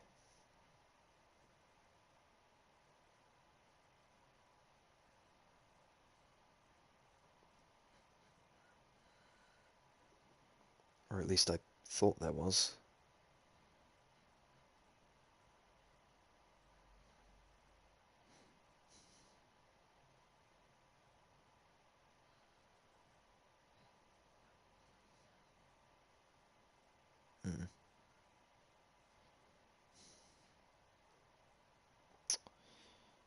It's looking like I was wrong. Okay.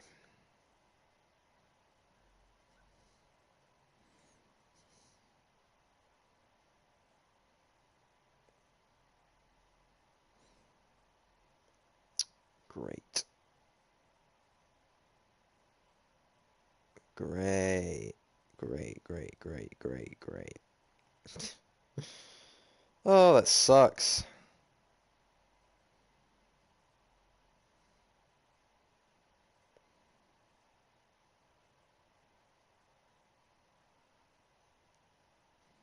That sucks. I'm gonna have to go to one of the places I didn't want to go to. God's sake.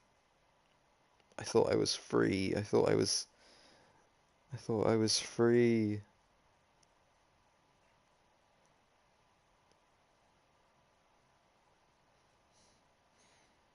I thought I was safe to just roam around and not have to go there. God's sake. Oh, it's so annoying. I didn't want to go there at all. It's that giant drop-off that we saw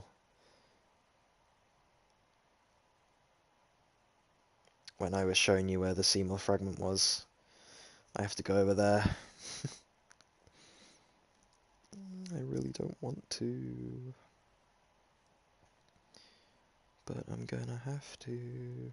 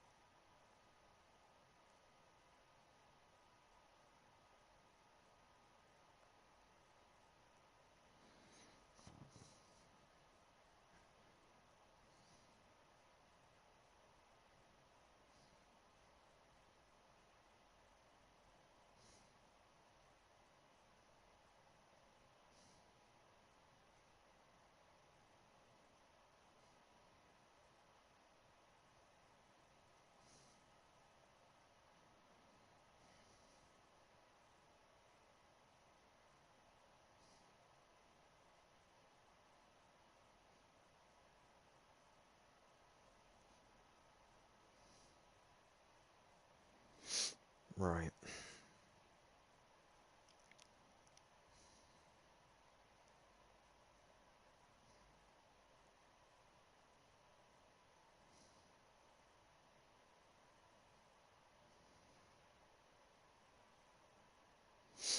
Past the grassy plateau. Well, it depends which direction you're going. Yeah, it really depends which direction you're going, because there's grassy plateau all around the safe shallows. Basically every direction from the safe shallows, there's kelp forests and grassy plateaus, like in a full circle around the safe shallows. So, um, it depends which direction you're headed. Um, you have a compass now anyway, don't you? So just tell me which like way you're pointing, and I'll figure it out.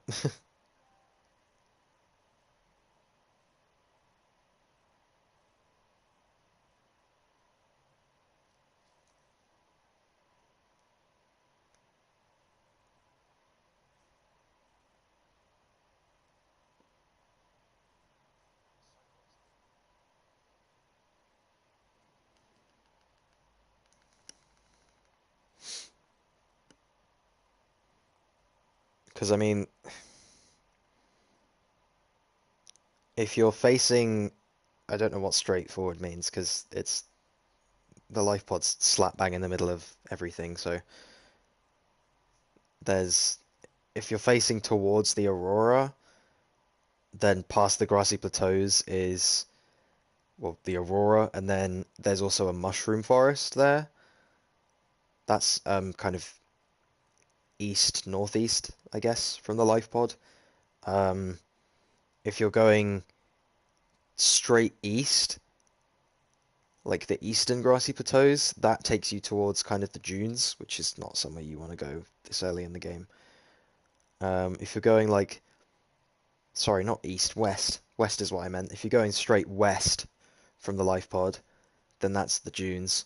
If you go kind of northwest, there's another mushroom forest.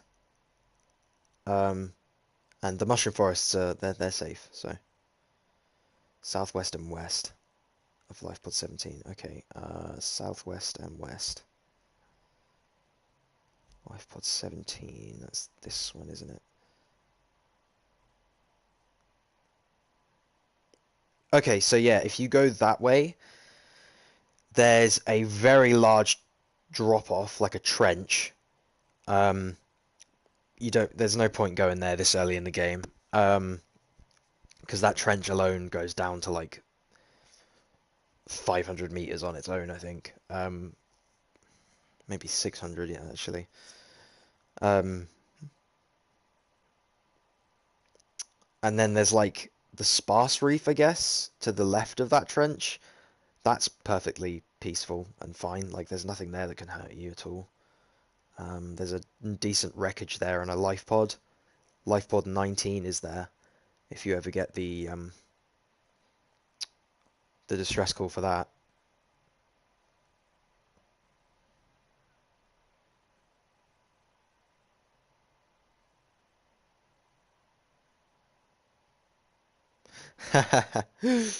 Yep. Yeah. If you do a self scan, it will tell you kind of, you know, what's going on. You're progressing through the game.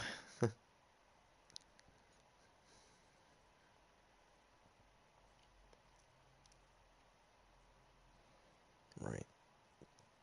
I need to figure out where this Cyclops engine fragment is. It really sucks that, like, it sucks that I've had to... I thought I'd avoided it. I thought I'd found all of the engine fragments I needed without having to go to the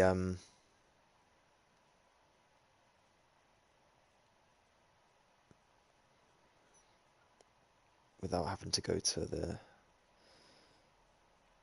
underwater islands, but I was wrong. I was wrong.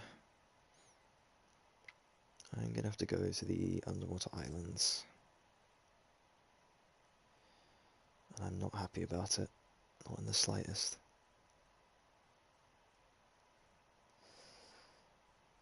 Where is it? I swear there was more. There was more engine fragments around here. I could have sworn there was. But clearly I was wrong. Cyclops engine fragment.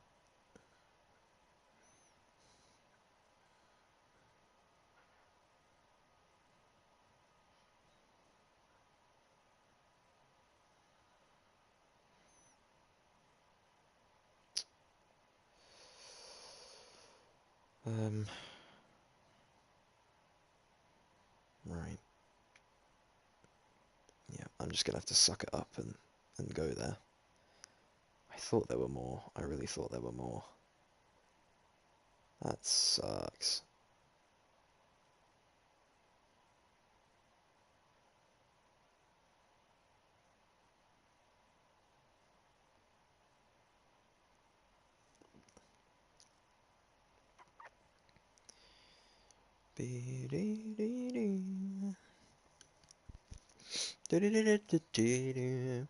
Yeah, don't worry about being infected. It's just part of the story.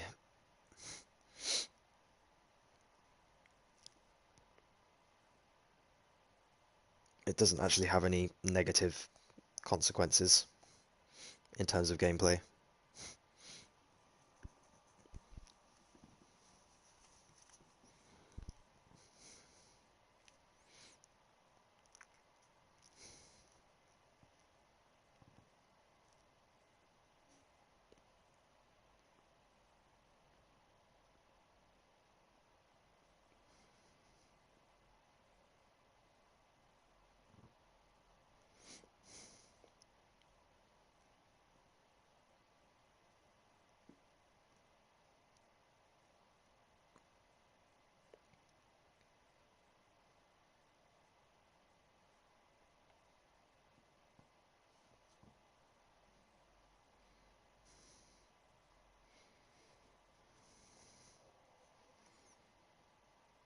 Subnautica map. I just want to find where this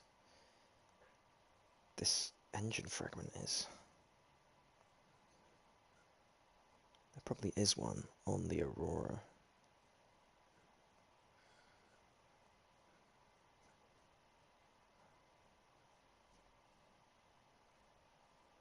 Ah, I think I got that one. Oh no, no, I didn't. Oh, I'm going back to the Aurora then, because it is far safer there than it is where I want to go. Where I don't want to go at all, under any circumstances. I'd rather go back to the Aurora than I would the the islands.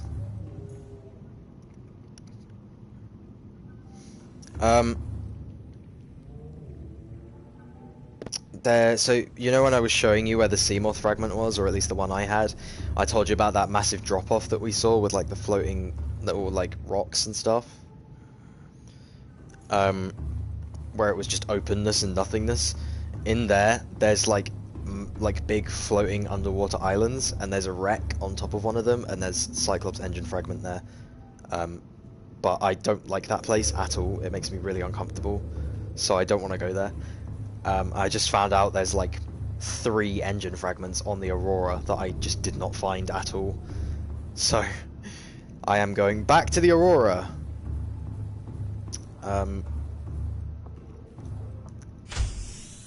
Because I missed them, like all 3 of them, annoyingly.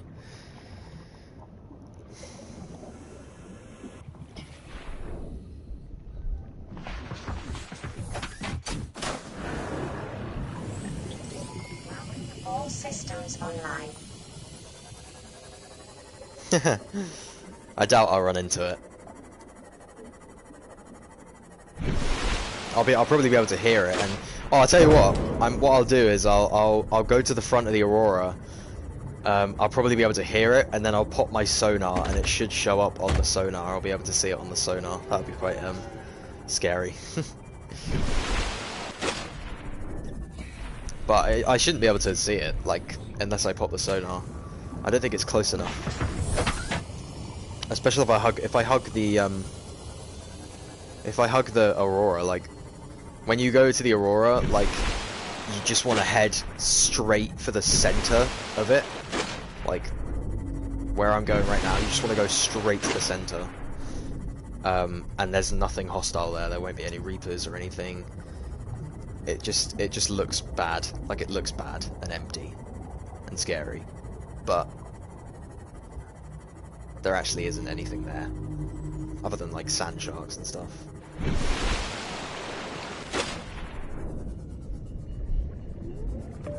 Okay. Sonar. The problem with the crash site, the crash zone, like where the ship is that it's really murky and sandy. Like the water color, like the texture of the water goes really like murky, so you can't see anything ahead of you, and it's really bad. So yeah, you want to head straight to the side of the Aurora like this, and then you just want to hug the side of the Aurora and just kind of follow it across like this, and just check how far across you are.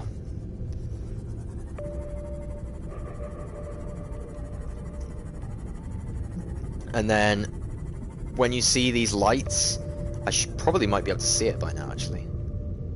Still nothing. Yeah, when you see these lights...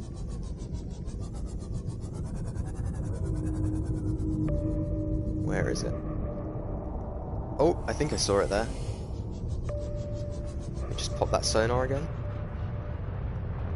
No, nothing. I can't see it. There he is! Haha. Yeah, he's not close enough to the actual Aurora for it to be a massive problem. He's way over there, so you can basically just slip into the side right here. And go straight through.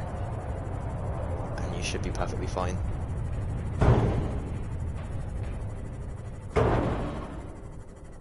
Unless you do what I'm doing right now, which is crashing all over the place. Where am I?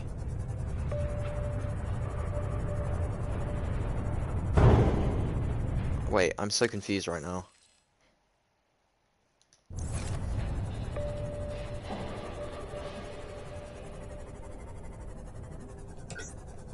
I think I went through the wrong hole.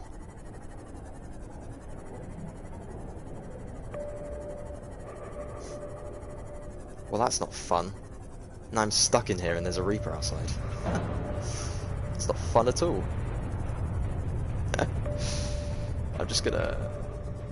I'm gonna save my game really quickly in case this goes south.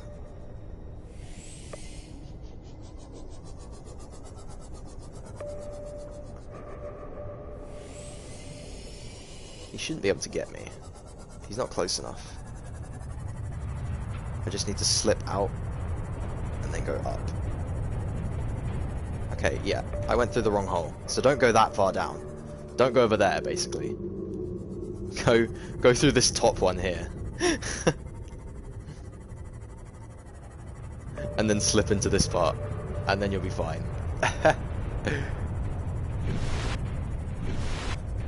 This little section here. Yeah, don't do what I did, because then you'll start panicking, like, and then it gets really scary. I would hate it. In older versions, the Leviathan could actually get in here, like, into that area. I'm glad they stopped it from being able to do that, because it should never have been able to do that. That's just unfair.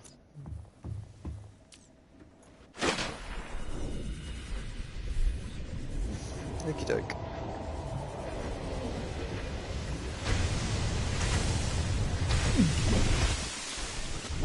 It's horrible that you can still hear it screaming though, even when you're in the ship. That's really bad. That just makes you feel horribly uncomfortable. The whole time you're in here. Okay.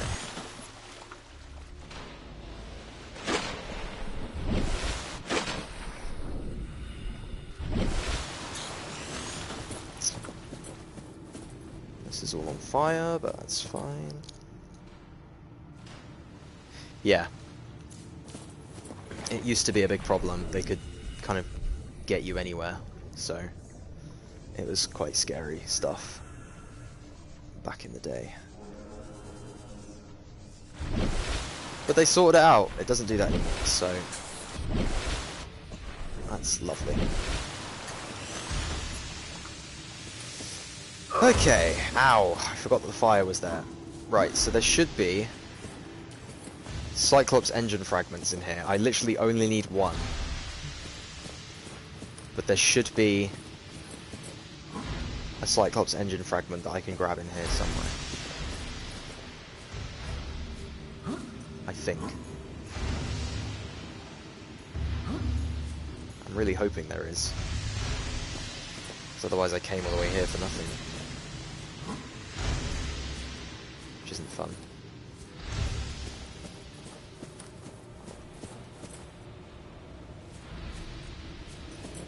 Nothing so far. That doesn't exactly raise my spirits.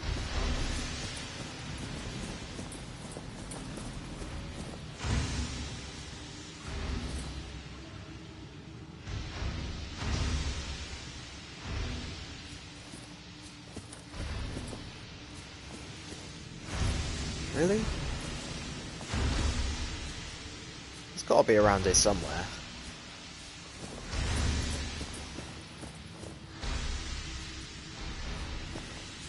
That's crazy. Is it really not here? I need to figure out where is this? Where is this fragment? There should be 3 in this room. And I know for a fact that I didn't get all 3, so...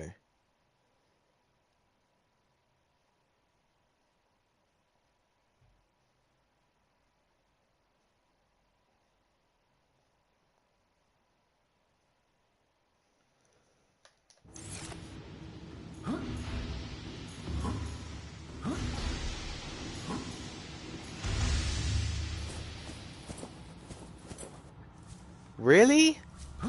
What? They're not here. I'm looking at them on the map. There should be 2 fragments right here. I definitely got this one. I remember getting this one when I first came here, but I don't know if I got this one. And then there's one in there as well. But I haven't got any of them. None of them are here. That's so weird. That's so unfair. Why did they not spawn? So I am gonna have to go to the I'm gonna have to go to the underwater islands. That's so annoying. They're so wrong for that.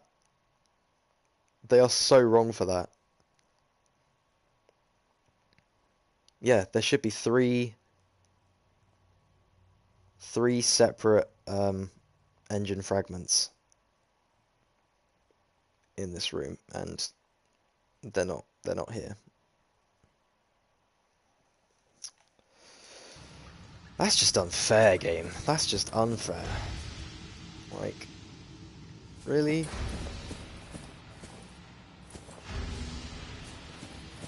I came all the way here for something that doesn't exist.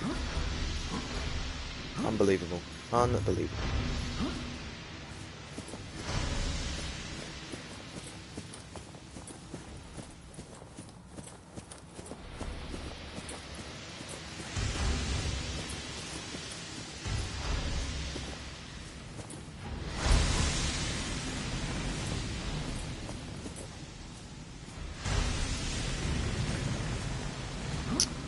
So annoying.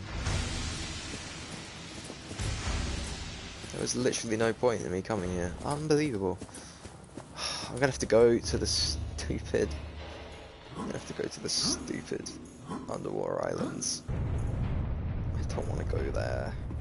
I don't like it there.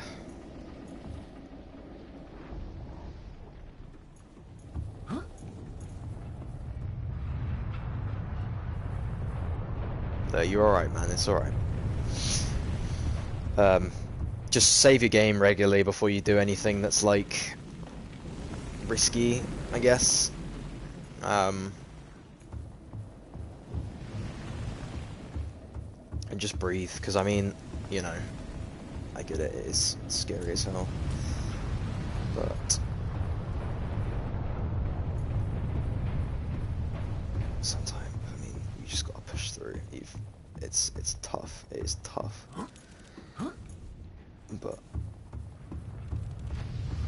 once you get it, once you get through and you get it over with, you'll feel so much better about it.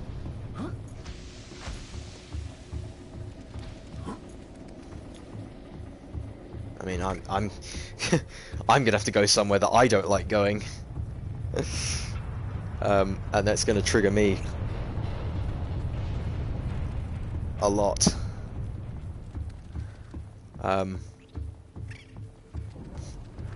I might not show it much, but it is gonna be it's gonna be quite stressful.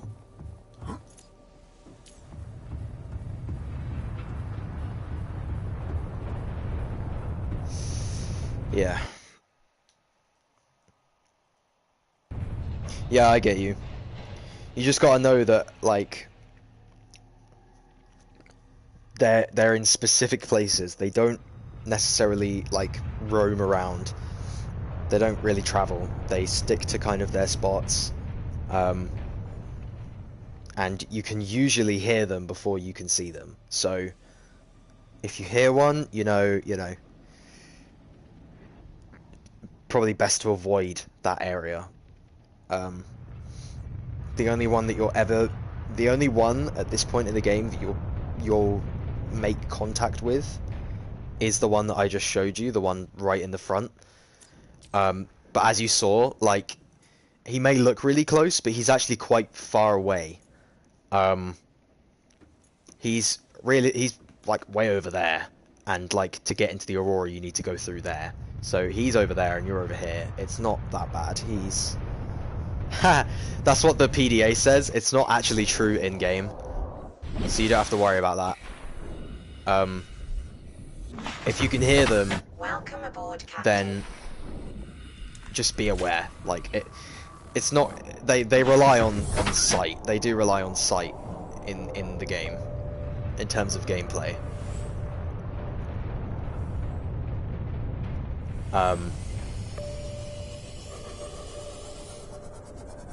Yeah, so like he's kind of close, but he's not close enough to actually get you if you just slip in. And when you're in this area, he can't get you anymore. So you just have to be quick. Just push through, get it over with, get it done as fast as you can, and you'll be fine. Is the best advice I can give you.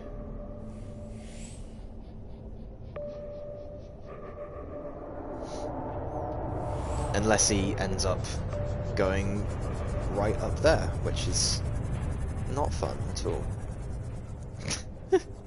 Probably put you off now by showing him coming up that close. He rarely does that though. I've never seen him do that before, so it's probably just because it's night time.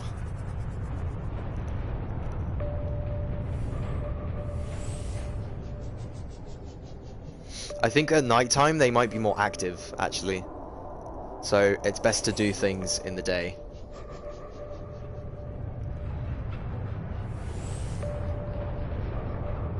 Definitely best to do stuff in the daytime.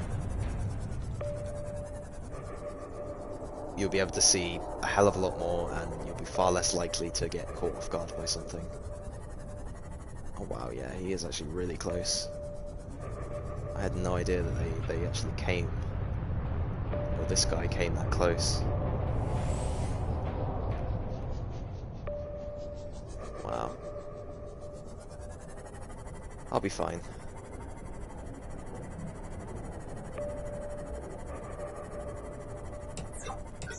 Just gotta clench my butt cheeks and move.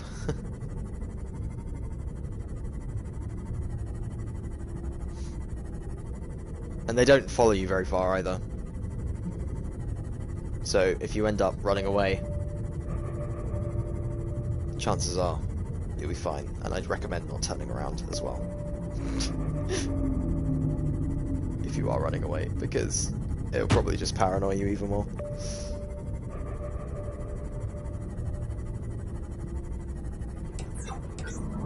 This is why you don't travel at night. Look how dark it is. Like, it's pitch black. There's nothing here.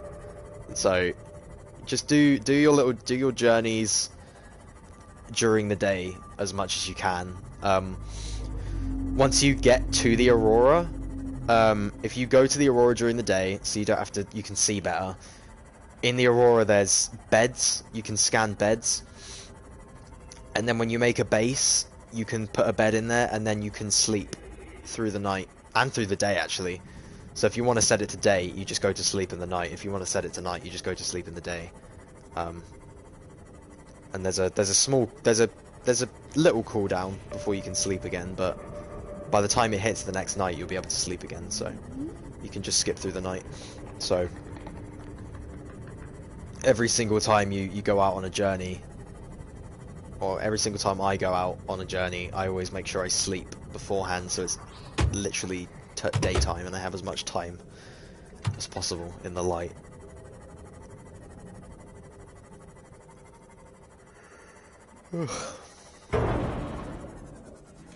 Welcome aboard, Captain. But yeah, that's annoying. They didn't have the fragment that I wanted. Nice. You do it?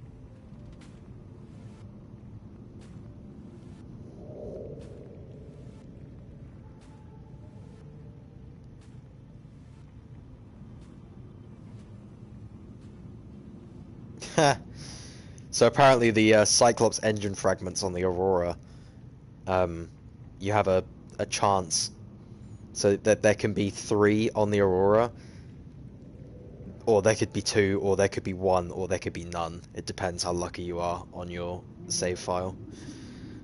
That sucks. So I just got really unlucky, I only got 1.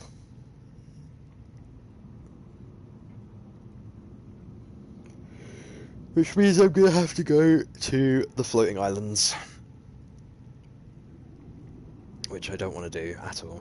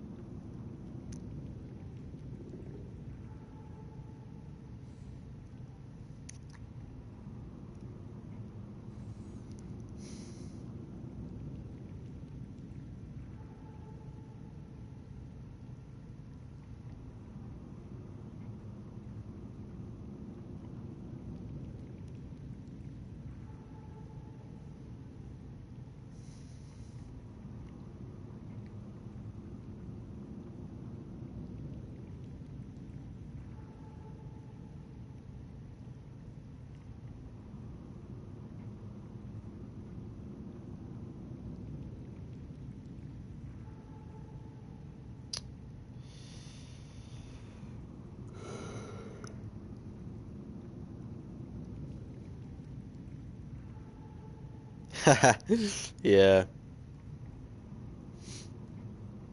It happens. It's like what happened where I went through the wrong entrance to the Aurora, and I was just like stuck underneath a massive layer of metal. That put me off a bit. I was panicking slightly internally. I wasn't sure whether I could it was accessible to the Reaper, but I don't think it was. I think I would have been fine. But I wanted to get out of there ASAP, as soon as possible. I did not want to be anywhere near that place.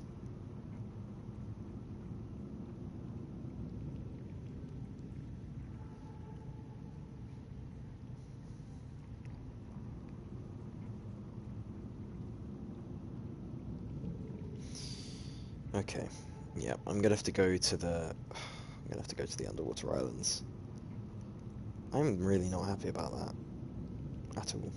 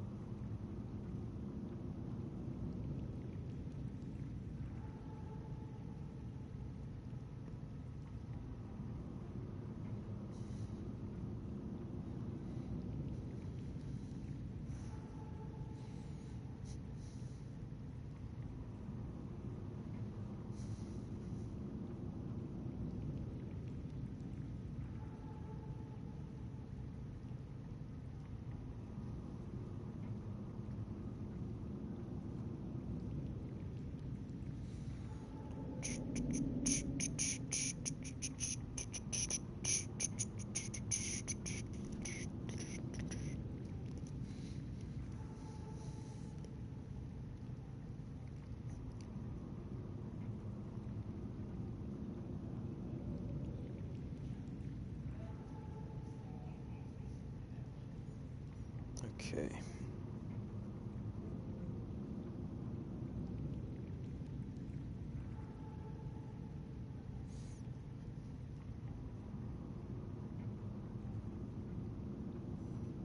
Okay.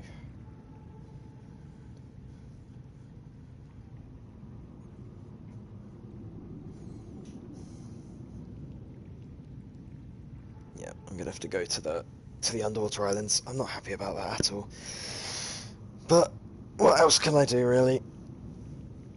It's the only place that they are that I can get anymore. There's no more that I can get other than those, so I'm just gonna have to clench my butthole and head over there.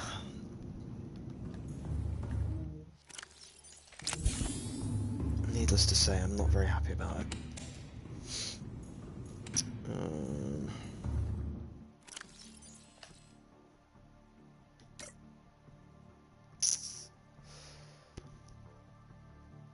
Nice, well done.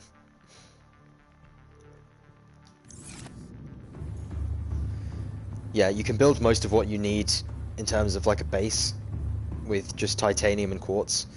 I mean, the base itself is just like titanium, quartz for like a compartment and a hatch to get in, and then you'll want to make a solar panel, or at least just one should be able to keep you fine for now at least. Maybe a few more if you need the power desperately. And then a moon pool, which is like a little bit more expensive. It's just you just progressively add to your base as time goes on. Power is usually one of the bigger issues with the base, but if you start off with some solar panels,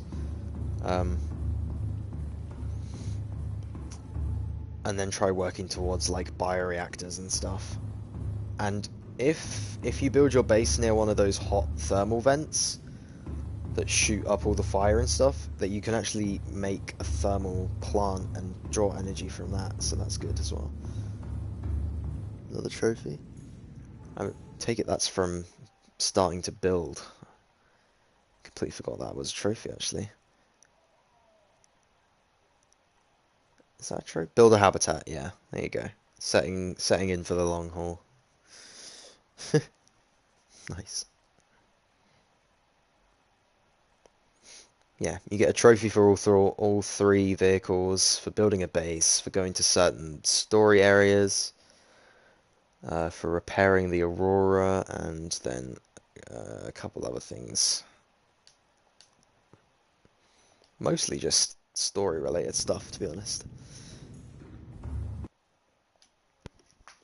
You can pretty much get the platinum for this game by just beating it.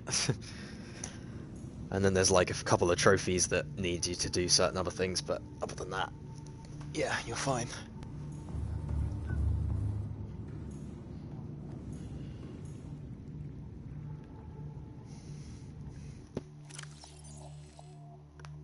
Radio cool.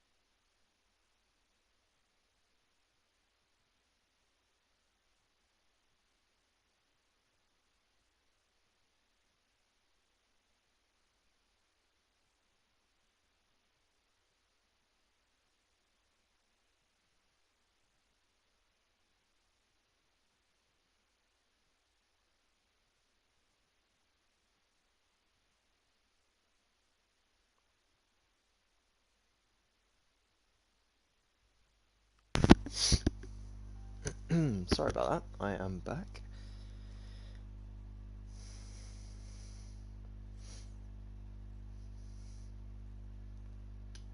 Alright, see you in a bit.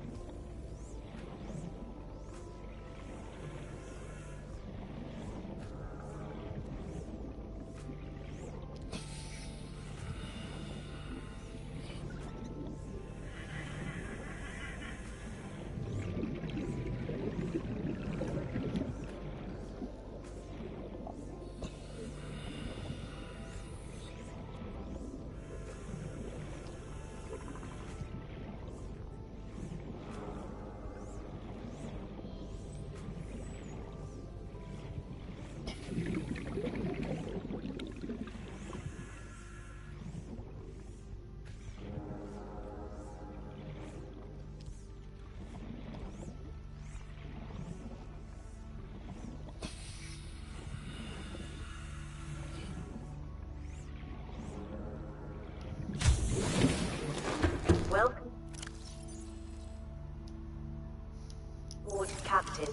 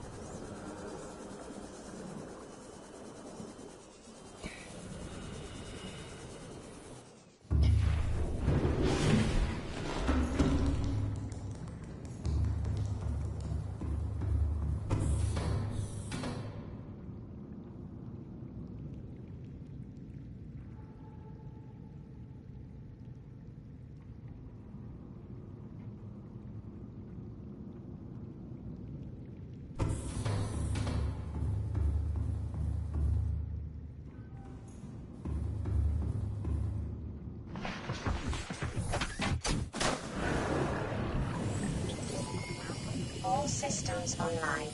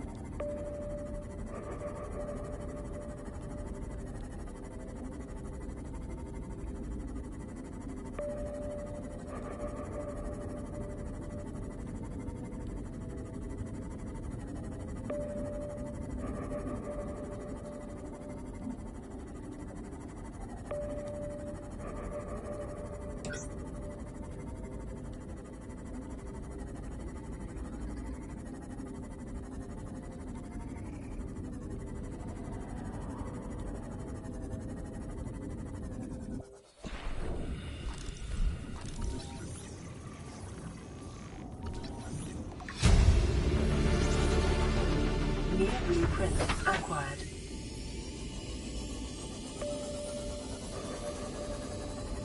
Erosion patterns on the land masses suspended here suggest they once floated on the surface.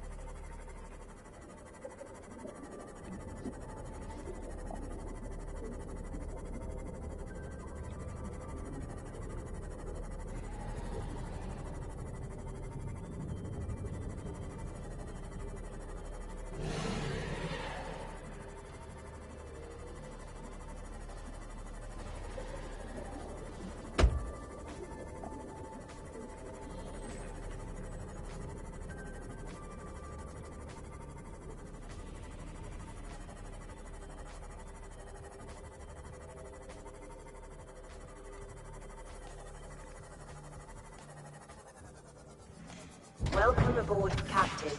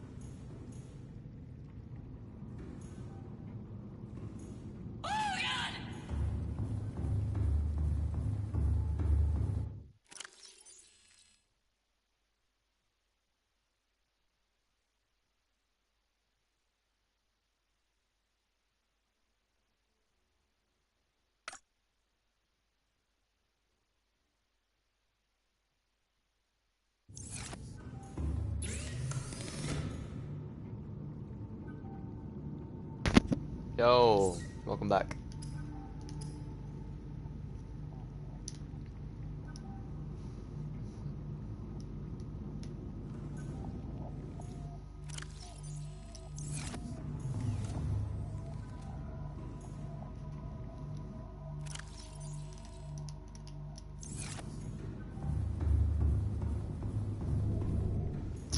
currently in the process of making the Cyclops, because I finally got the fragment I needed.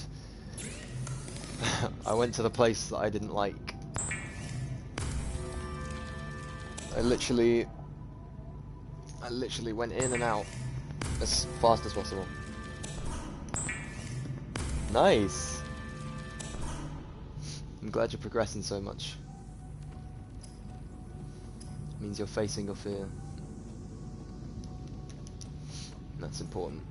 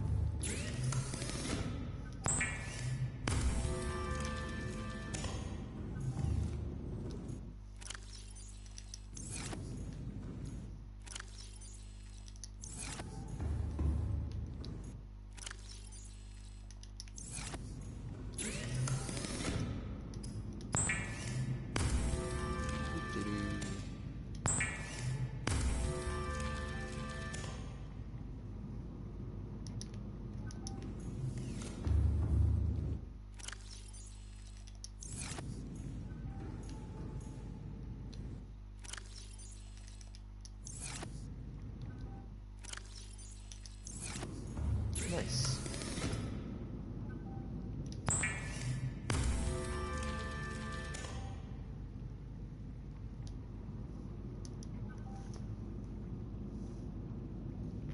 Nice. Yeah, get a scanner in as soon as possible. I don't know where you built your base, but wherever you build it, a scanner room is going to be useful. Okie doke. I think I actually put my I put my mobile vehicle bay away.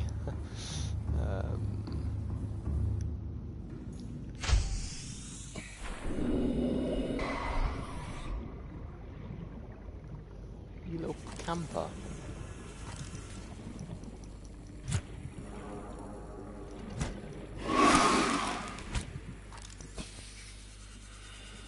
Okay, nice.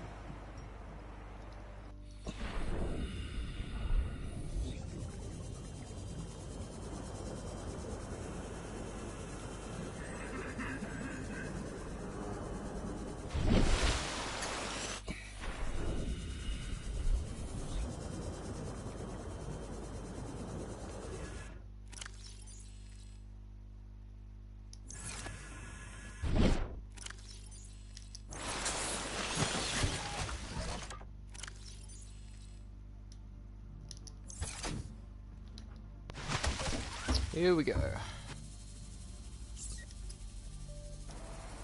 Be advised, the Cyclops is designed to be operated by a three-person crew. Only experienced helmspeople should attempt to pilot this vehicle solo.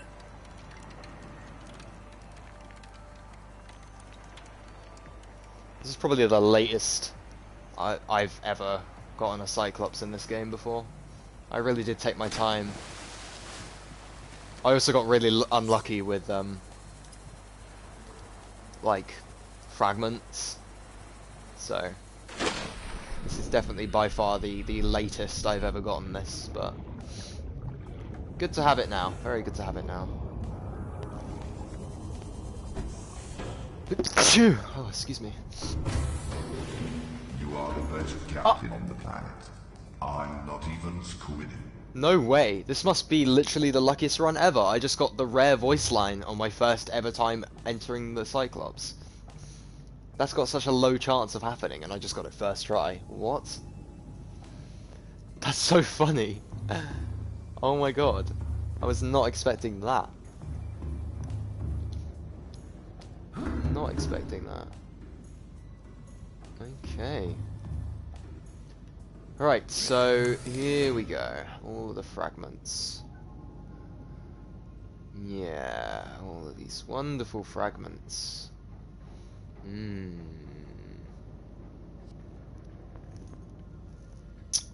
So I've got this one, I've got this one, I've got this one.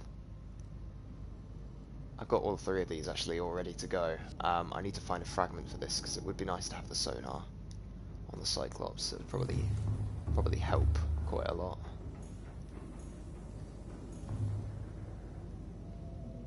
Right. Nice. Okay. The vehicle docked.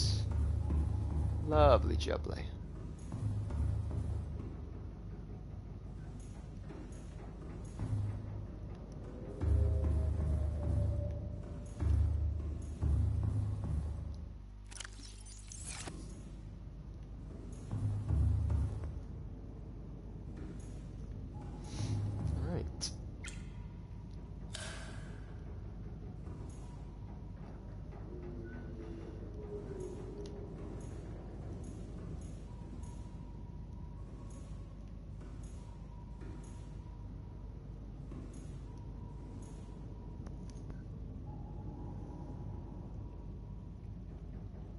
Nice.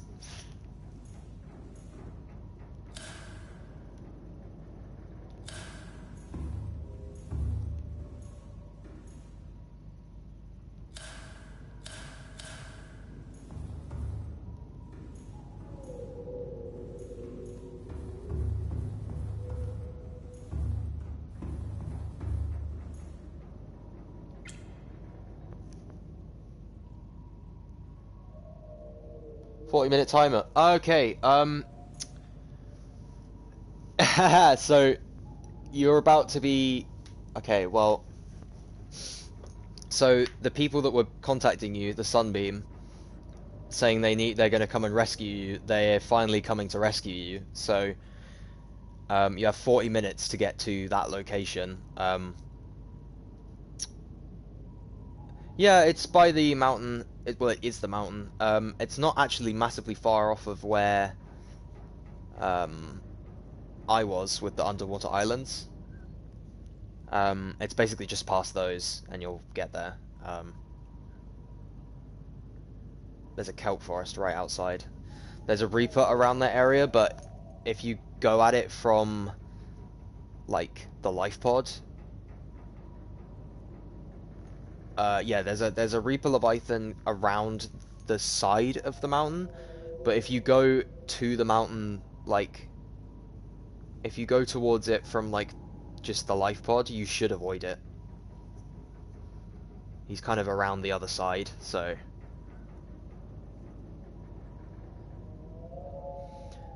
Well, look at it this way, I've never ran into him when I've gone to the island. And that might be because I know where he is, but most of the time when I go to the island, I end up just avoiding him completely. I just don't see him. So, the mountain area is like, the biome isn't just the mountain itself, like there's a massive area behind it and there's reapers all over that place, but you're not going back there, so it doesn't matter. The only reaper that's right next to the mountain is on, like, if you're facing the mountain from the life pod, he's on the right hand side of the mountain. So if you go towards the mountain from the life pod and try and stick to the left, then you'll completely miss him and you'll be fine.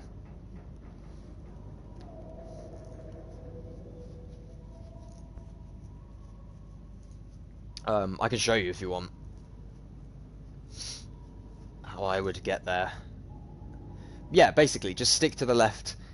Go if you go at it from the life pod, and you just kind of go to the left side, you'll be fine. I'll show you if you want.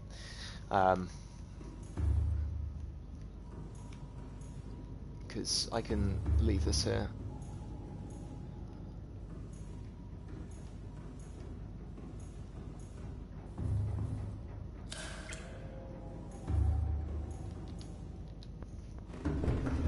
Yeah, I'll show you. Okie doke.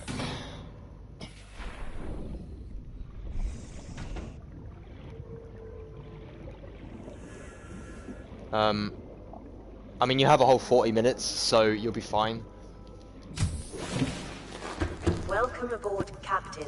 And at the end of the day, you really don't need those 40 minutes. You could probably do it in like 20, if not 10. The journey is like 2 minutes to get there, so you'll be fine. The timer is just like a warning, I guess, like this is happening and you should kind of head generally towards this area. It just gives you time to explore the mountain, I guess, before the thing actually lands. So yeah, I'm gonna sleep and then I'll show you.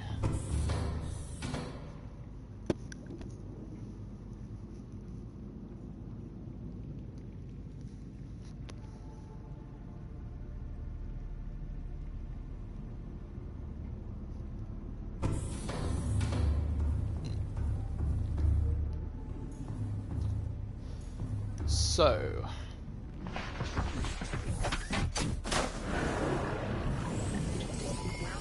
All systems online.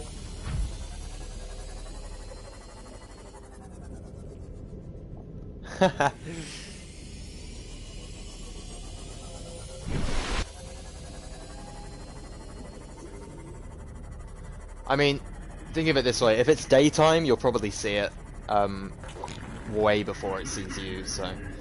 okay, so... I can't remember if it shows me... It probably doesn't. No, it doesn't. That's annoying. It would be good if it showed me where the point is so I could show you. Okay, yeah, so if you go from the life pod, we're right at the life pod. We're going to turn northeast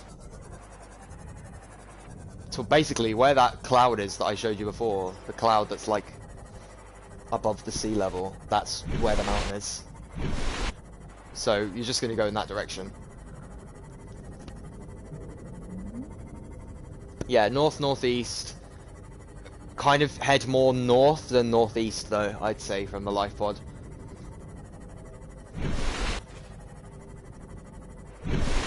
Also, if you want, you can stick completely to the surface.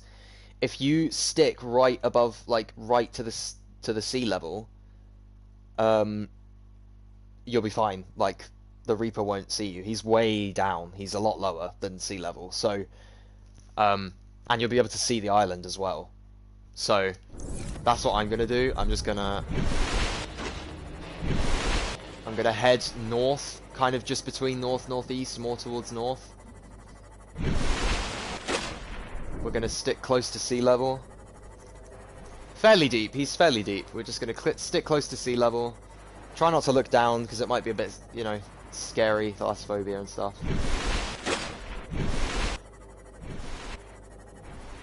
And look, you can see the island already. So once you see the island, Just keep going towards it. Try and stick to the left side. Nice and left, nice and left, nice and left. Nice, close to the left. And this is a good spot here. You can park up right here if you want.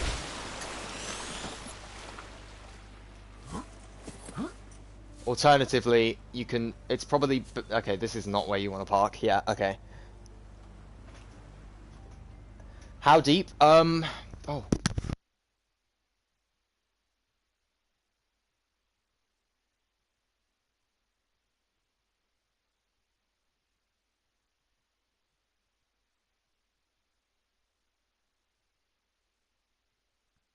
Sorry. Right, so yeah. How deep? I think...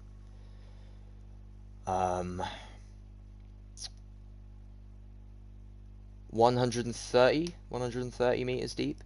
But where I am right now is slap bang in the middle front of the island. The Reaper is on the right side, like middle right side of the island. So the way I came at it, you'll be fine. But you are going to want to go to the left.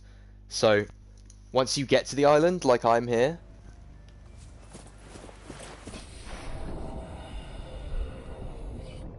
you're going to want to hop back in your Seamoth. You're there? Nice. You're going to want to stay left. And you're going to go this way.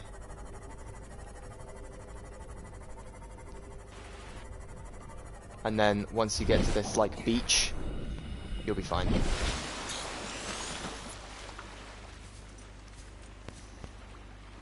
Nice, perfect. Alright. So yeah, then you can just explore until the timer runs out, pretty much. There's a couple things you can do on this island, one of them being the massive alien structure. It's probably the one you want to go for first.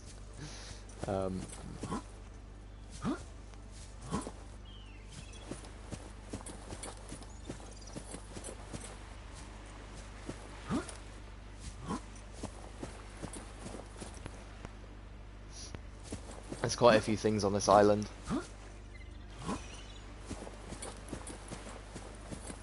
So it's very nice.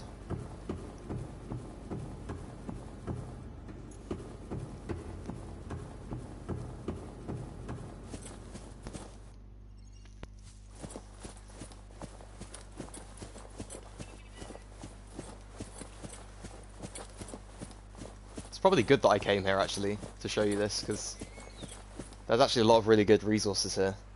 Okay, yeah, so purple tablet fragment. That's just so that you can make them later if you need to make them. If you follow the path upwards, so if you do like a full like 180 from that entrance and you find the path up the side of the mountain, there's a intact purple tablet on the floor that you can grab and you can go inside. It should be like right here, I think. Around about here. And you can just kind of go up here like this, and it should be around here somewhere. There's actually like 4 tablets on the island, and then like 2 inside, or like 1 inside of the actual base itself, so. Plenty to do, plenty to do. Plenty to do.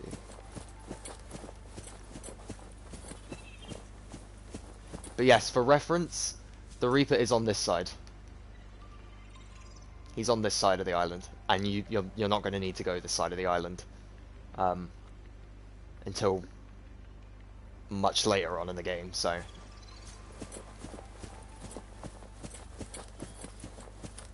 you can just flat out avoid that side if you want, and it won't be a problem. Okay.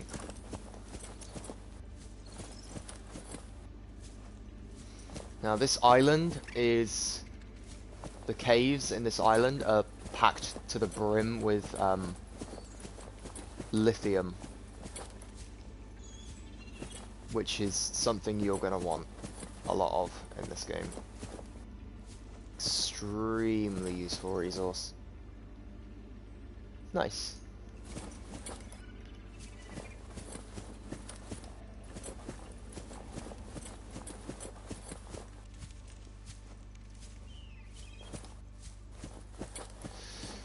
Yeah, lithium is one of the most... It's one of those resources that can be really annoying to get sometimes.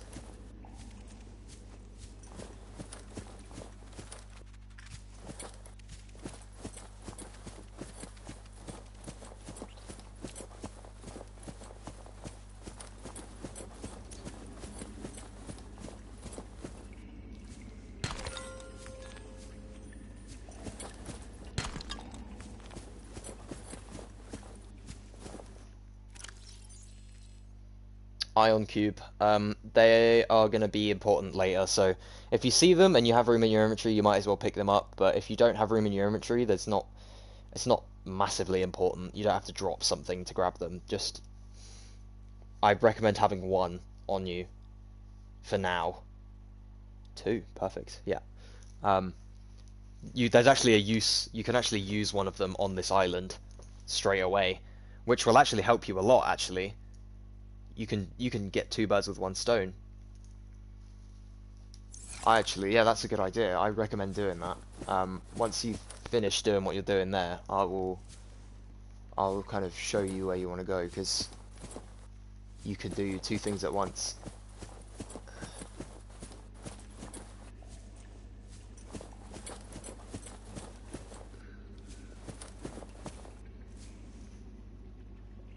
Ah, yeah.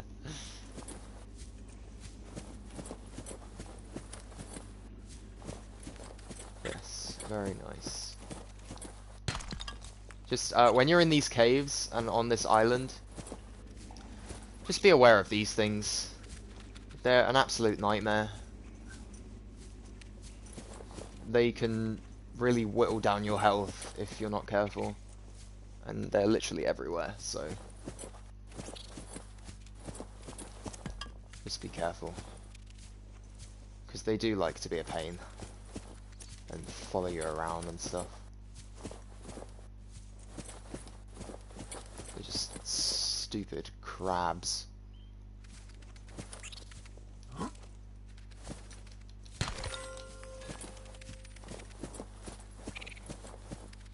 They're just annoying. That's pretty much all they're here for. Just to be annoying.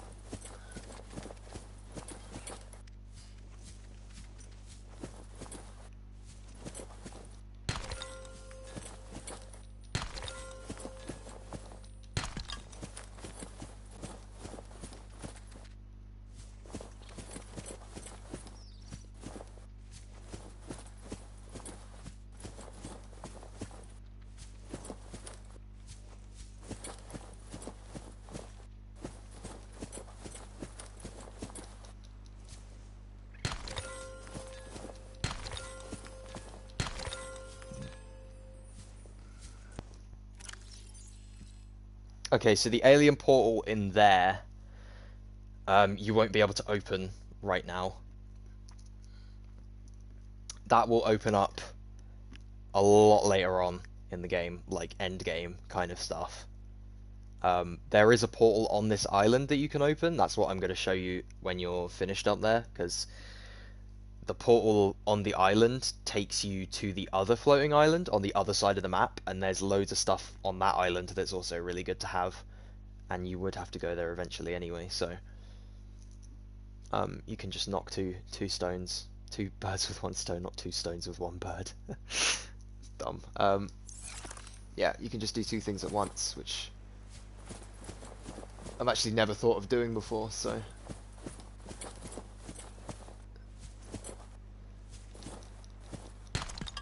probably a very good option.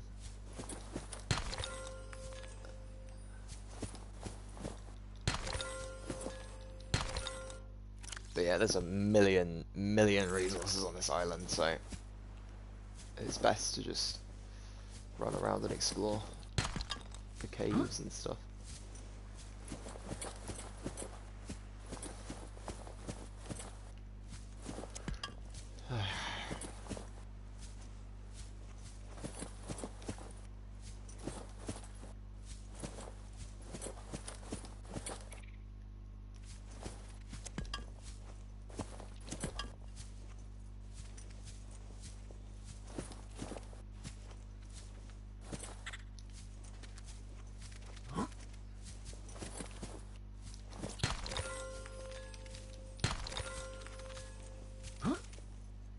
Yeah, these crabs are a nightmare. They're extremely annoying. And they don't give up either. They really don't give up. They just keep causing problems the whole time you're exploring this cave.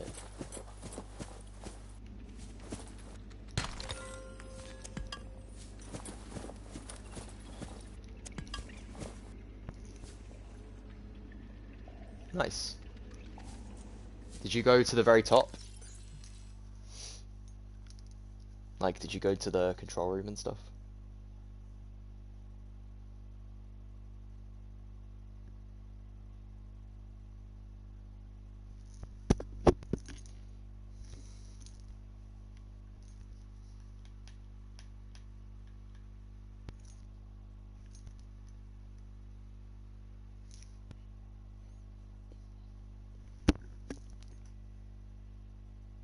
Alright.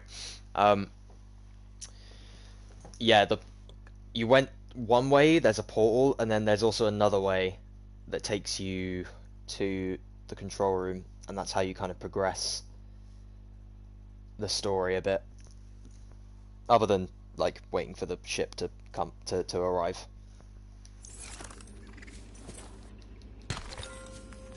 It's good to do that as well. I think I'm out of inventory space.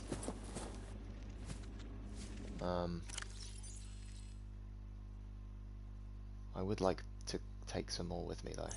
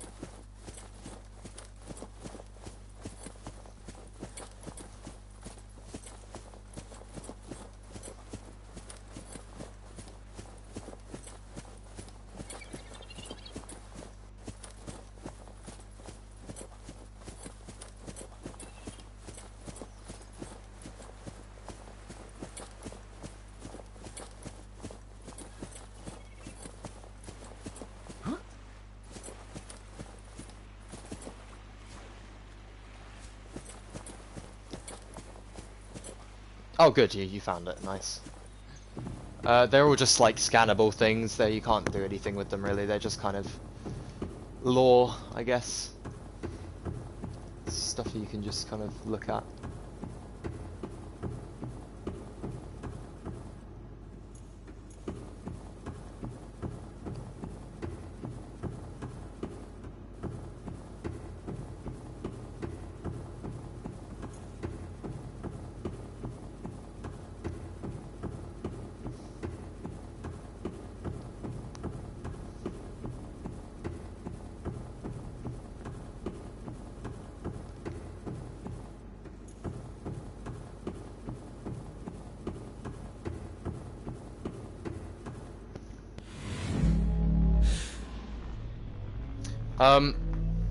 When you start the game, when you start a new save file, you can choose whether or not you you can choose your like game mode. So I chose freedom. You chose survival. The reason I chose freedom is because I've played this game a couple times already, and I couldn't be bothered with the food or water anymore. Like, I've played the game before with the food and water, so I couldn't, you know, I didn't think it was important anymore. Like, I've experienced the game in the full survival situation. I don't think you can, though. I don't think you can change it mid-game, which is really annoying. I mean, for first time playthrough, food and water is... I think survival is the best game mode to start with, but, like, after you've played enough with that, it's like, it just gets old. It's just, like, constantly going back and forth and trying to get food and stuff. I can say, once you've finished up on this island, I'll show you where to go next, and there's basically all the food you could ever need that you can farm and stuff. Like, the place I'll show you has what's it called? Like the fragments, not the fragments, like the blueprints basically for interior grow beds. So you can basically make a farm inside your base, and then it has like loads of there's a certain food on the island that's really good. It's like the best food in the game. It gives you food and water at the same time, so once you get those, you're probably never gonna have to worry about food or water much ever again, so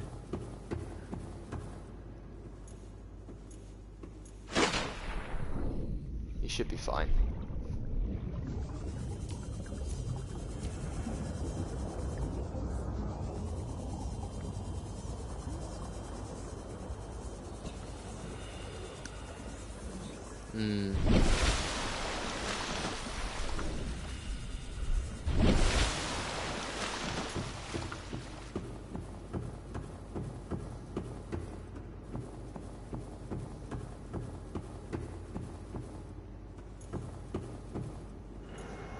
When did you last save? You might want to... because this game doesn't autosave, so... yeah.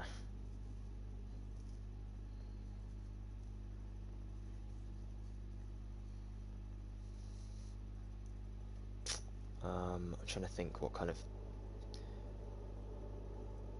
Nice, alright. I don't know. There's no food on this island, I don't think. I don't think there's any food on this island. Not that I know of, at least. There's food on the other island. If you're desperate, then I... Okay, right.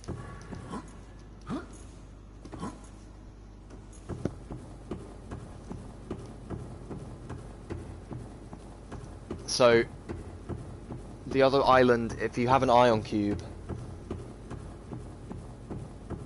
you're going to want to go...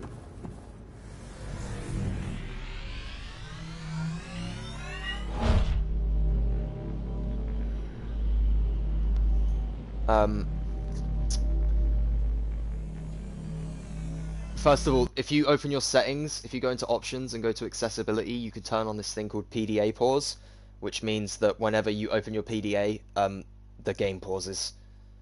So you can not have to worry about time. Or you could just pause the game as well, that works too, but I do that now just so that I could explain this, so you're not running out of time slowly.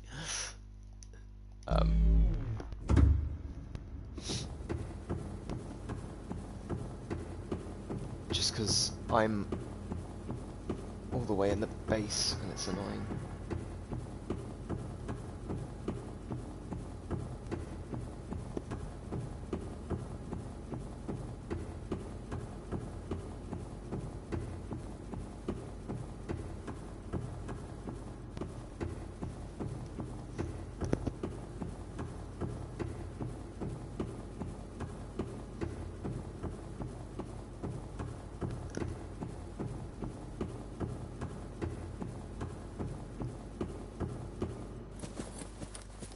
Alright. Okay, I'll show you now. So, from the entrance of the base, you're gonna go this way.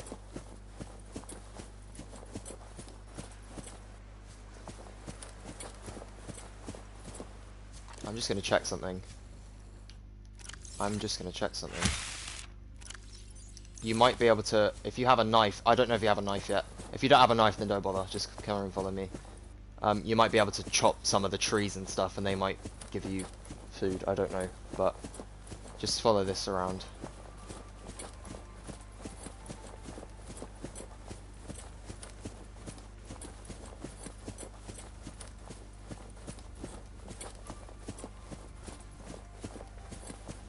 And then you'll find this cave. You can use your sea glide light to light the way. You're gonna go up and follow these like wires this way. All the way this way. And you should be outside again for a second. And then you'll go back into the cave and you're just gonna hug the right wall, and then you'll find this teleporter. And you want to put an ion cube in here. And then go through this portal.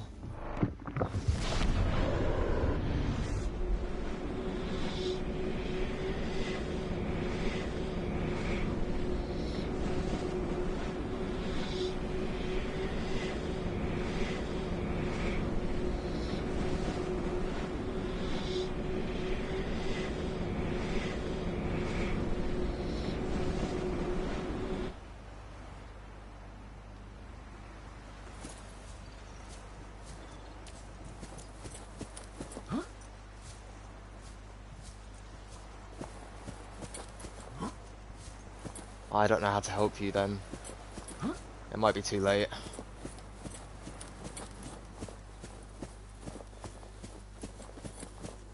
Shit. That sucks, man. I'm sorry I couldn't help.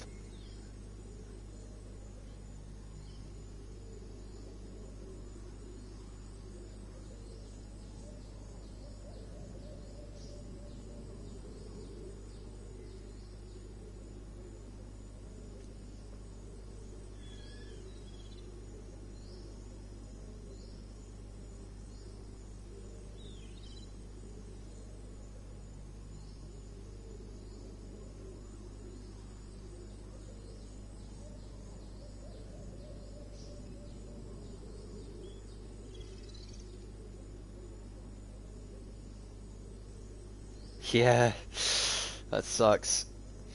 I mean, you can take the journey with your sea glide and just stay on the water surface, and you'll be fine.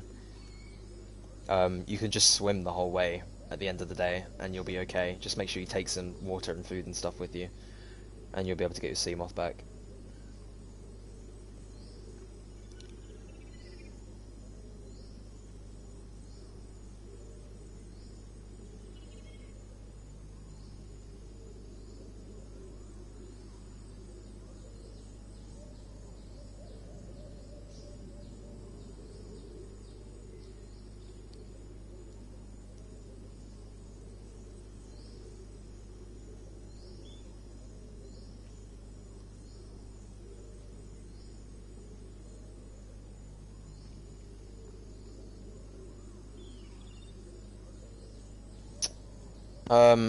If you just exit the game without, like, when you go to quit the game, it will say, like, oh, your last save was an hour and something ago.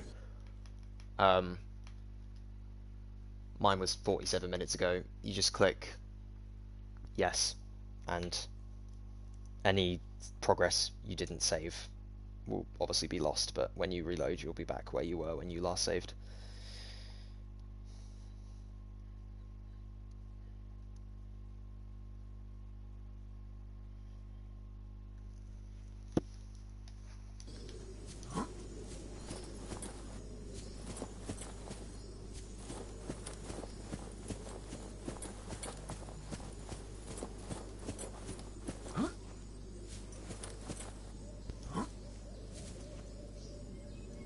Alright.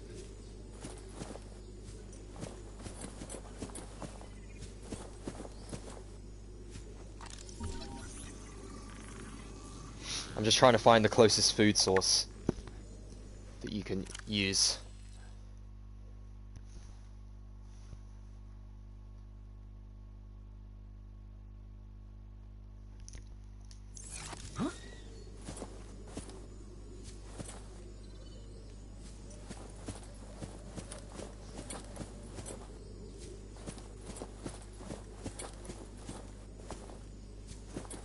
I have no idea where the closest food source is. Or water source, really. Jaffa cups? These might be good.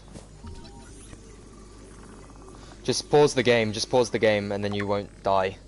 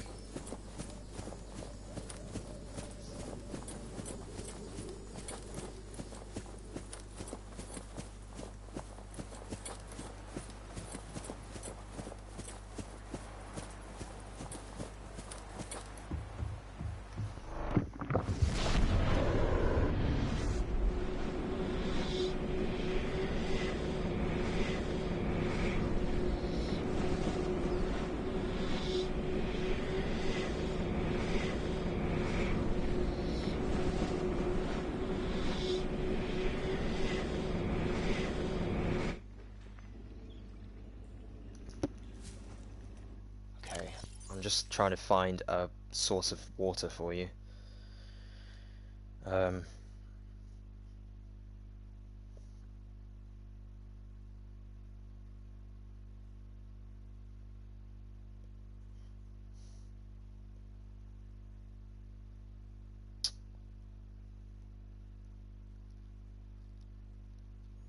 So I'm pretty sure you can eat. I'm pretty sure you can eat the seeds of things. I could be wrong, but I think you can eat, like, the seeds. So if you have a knife... this is only going to work if you have a knife, though, and I don't know if you'll have a knife yet. But if you have a knife, you can slice at, like, the trees, and they'll give you seeds, and you should be able to eat those, and I don't know if they give you water or not. You do? Okay, alright. I'll just get out of this area then, and I'll see if I can figure out which, like, seeds are edible and stuff. Just keep your game paused. So that you're not drowning. Or not drowning, you know what I mean. Dying in thirst or whatever. I'm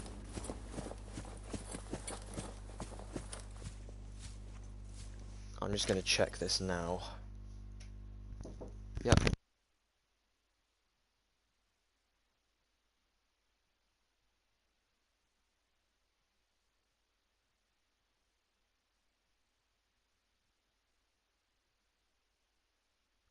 Okay.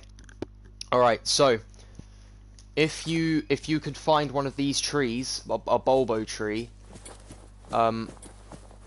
they're all over the island. They're literally all over the place. Oh, you're at the portal. Okay. If you're at the portal, then put the ion cube in and go through.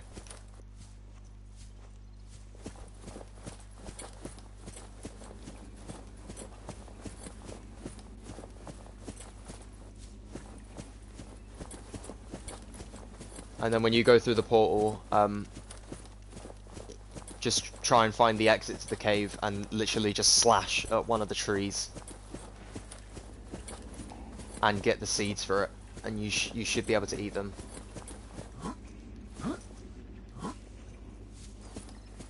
And they should give you food and water. It probably won't be much, but it'll be enough to keep you alive. and you can slash at them quite a few times.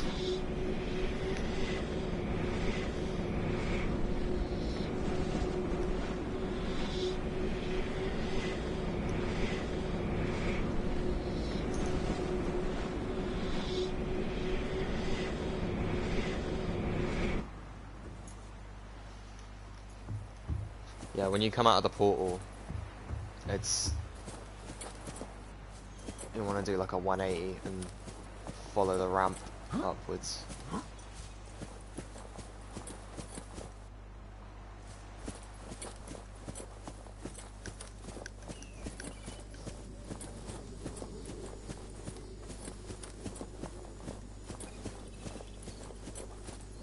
And then literally as you come out, okay, these aren't edible. Where are the edible? There's an edible one here. This one is edible. These are probably edible.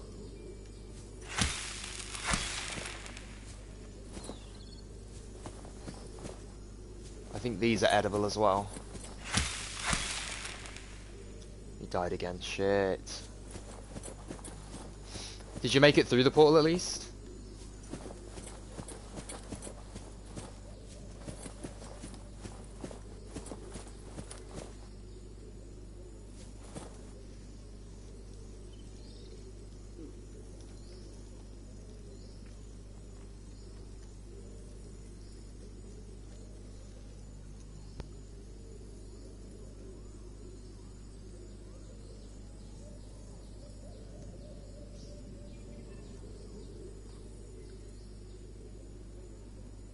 Okay, perfect. Yeah, when you go through the portal, just come out and look for one of the trees that looks like this. It's like got like a yellow base and a green trunk, and then these like bluish leaves. Just slash at it with your knife a bunch of times and get all the seeds for it. And then you should just literally be able to eat them straight from your inventory, and you should get some food and water.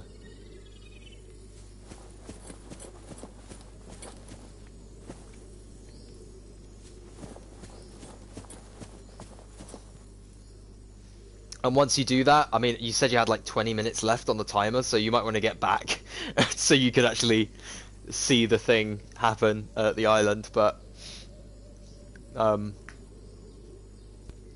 yeah, just make sure you completely fill up your food and hunger gauge, and maybe stock up on some extra as well, just in case, and then head back.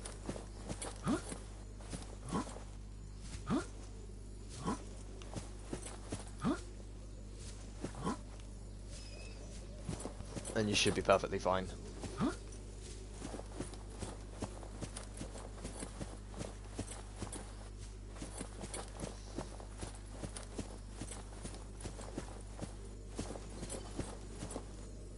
50 minutes. Alright, you've got loads of time then.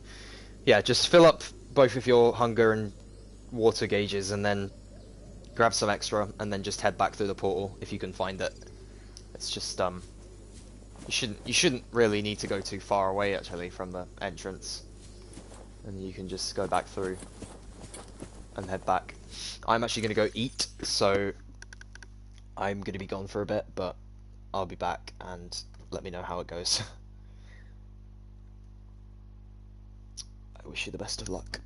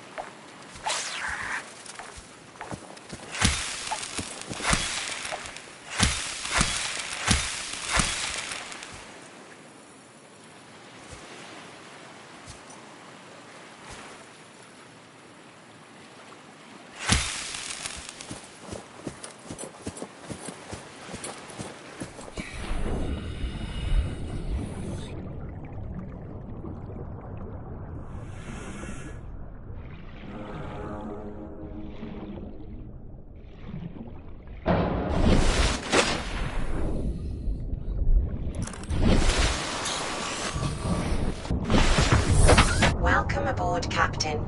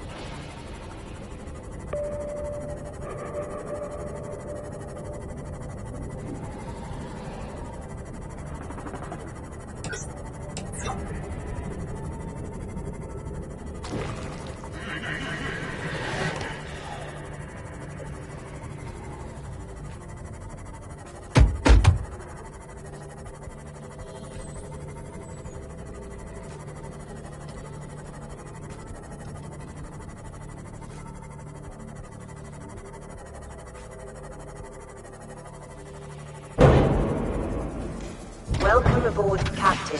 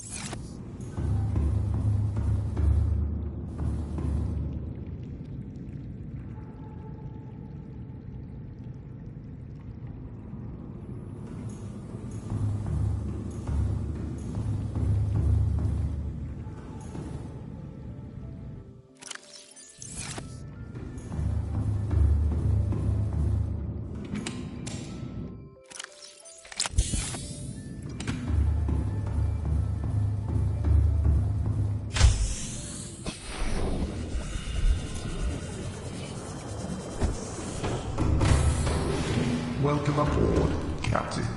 All systems online.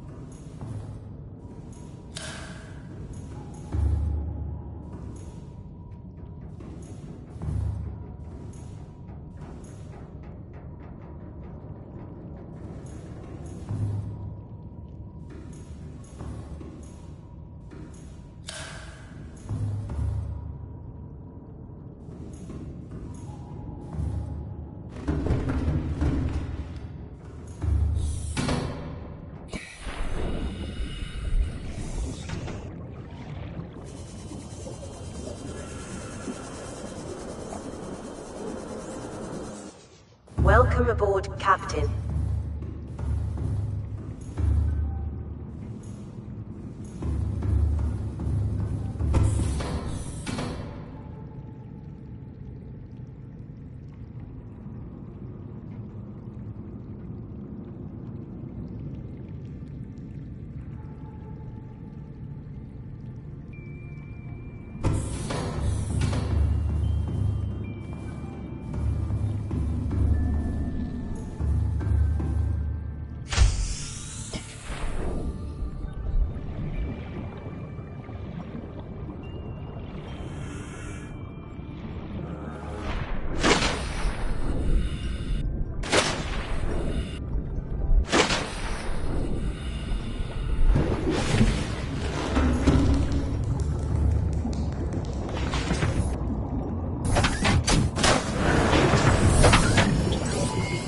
All systems online.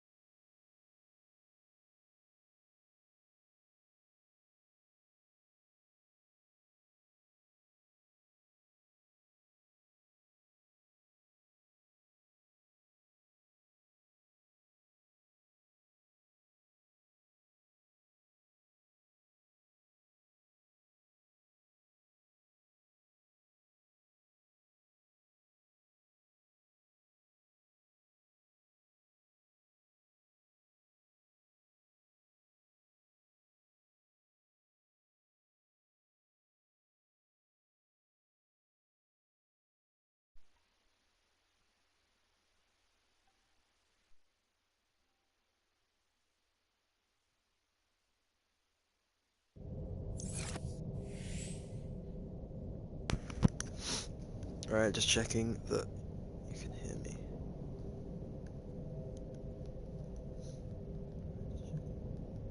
Yep, alright, that sounds good. Okie doke. So...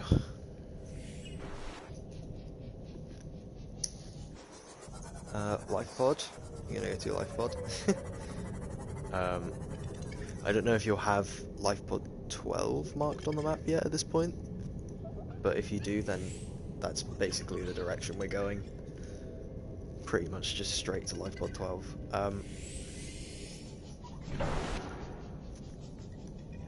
But if you don't have life pod 12, then it's just basically pretty much directly between northeast and east, or just northeast from the life pod. So just gonna go this way. There'll be a grassy plateau right here, and you're just gonna keep going through the grassy plateau until it kind of drops off, and it will start kind of sloping down like this, and it will keep sloping down and sloping down and sloping down, and then eventually also, oh, this is a good marker as well. Life pod 6. Life pod 6 is a good marker. Yeah, eventually you'll get to this kind of big flat area, and you'll start seeing these stalks coming out of the ground, and these are the mushrooms, and this is the mushroom forest. So it's literally just this way, just straight over here. And there's loads of pretty mushrooms. These little ghostly kind of jelly ray things, they're completely friendly. There's actually no hostile mobs. There's no hostile enemies in this area, so you're perfectly safe here.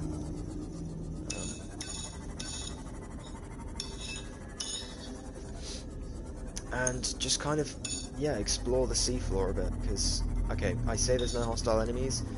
These things are called bone sharks.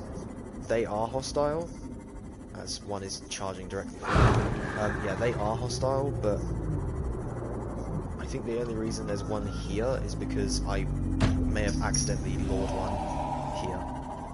They shouldn't actually be in this area, so chances are you probably won't see any unless you go too far ahead.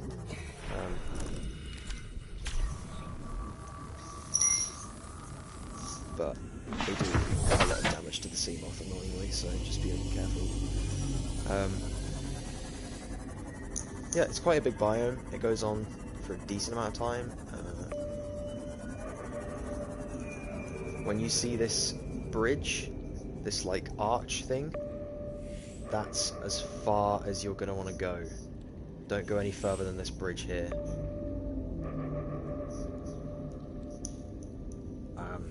I mean, even just if you see this bridge, I would recommend not going close to it, because that is kind of like the border. I mean, you can already see if I turn this way, you can see the like bulbs that I was talking about, like the blue bulbs. There's one there, there's one there, and those are the eels, the like electric eel things. So just don't go any further than that, really. You probably won't need to. It does kind of drop off here, and then you kind of enter this area. So yeah, you don't really need to go any further than that, honestly.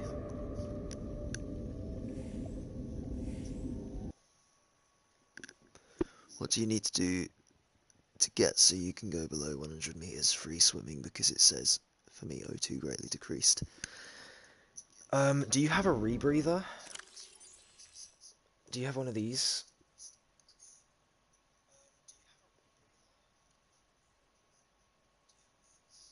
Because I think this helps. Okay, yeah, this will probably help you dive a bit deeper.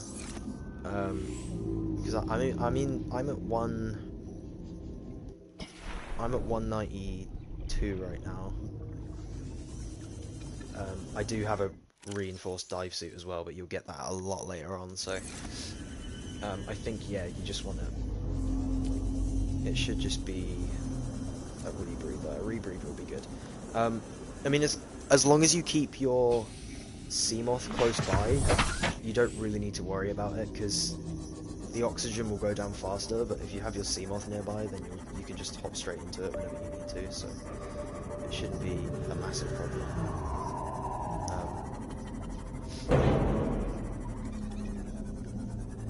Yeah, just take your Seamoth around. Try and go in the daytime, because this place does get pretty dark at night.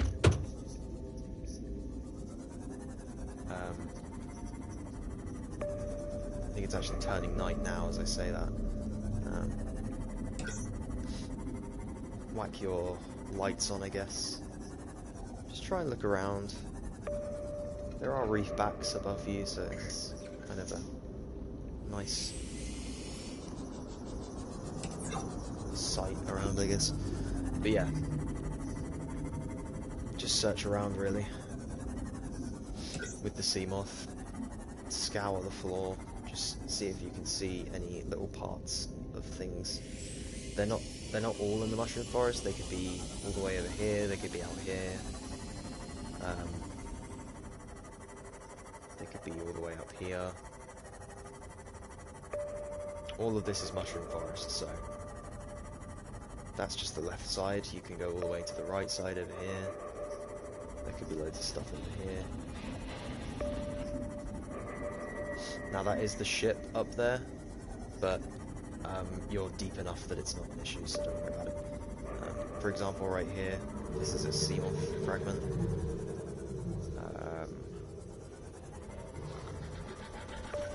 I think I've pretty much looted everything you can actually loot down here, because this is the first place I went when I wanted to get like the moon pool and stuff.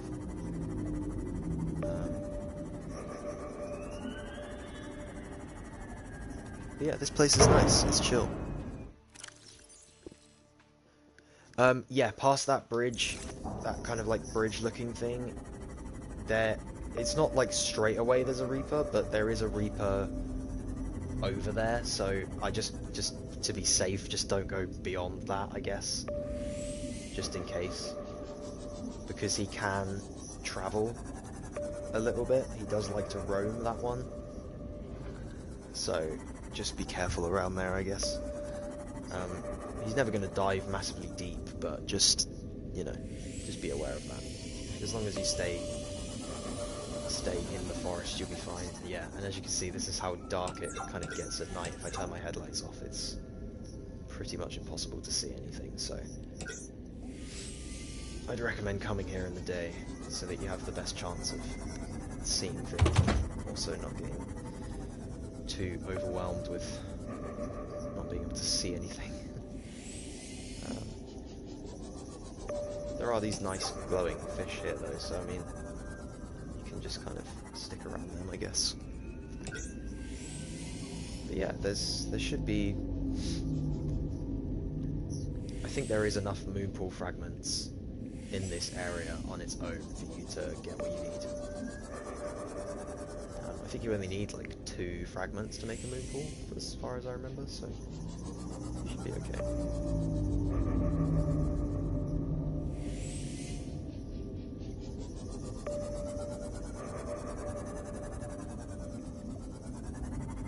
But yeah, once the trees kind of disappear, like when the forest kind of disappears and it starts becoming this flat land, that's kind of when you want to start like circling back and just going back and checking around and stuff, because this biome's not bad, it's just a little bit scary sometimes when you're not like prepared for it, I guess. It can be a bit dark and spooky. And also the ship is up there, so that's where the Reaper is. There's another Reaper up there somewhere. But he doesn't really come down. Well, he doesn't come down here at all. He roams around there. So if you go out there and hug that right wall, there's a chance he might spot you. So just stay in the forest pretty much is the only advice I can give you. Just kind of stick around here and just look around the seabed. And you should find fragments. You'll probably find a few Cyclops fragments around here as well. You'll find hull fragments and bridge fragments, modification station fragments, Seamoth fragments maybe, all sorts of stuff really. But yeah, this is quite a good place to get fragments of that kind of sort.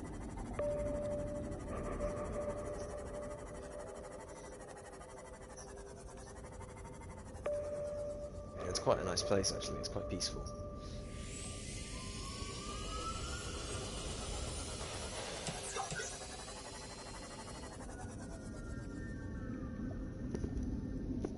But yeah, I'm sorry I can't actually show you any of the fragments. I think I came through here at the start of the game and got all of them as fast as I could.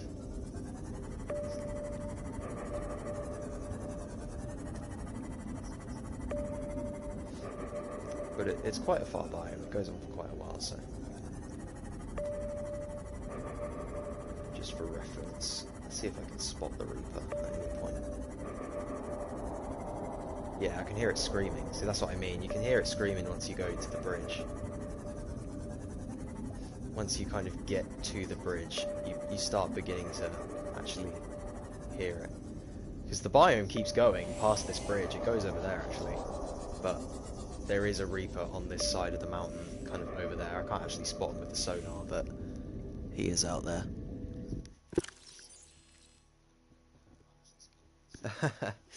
Man, it's fine.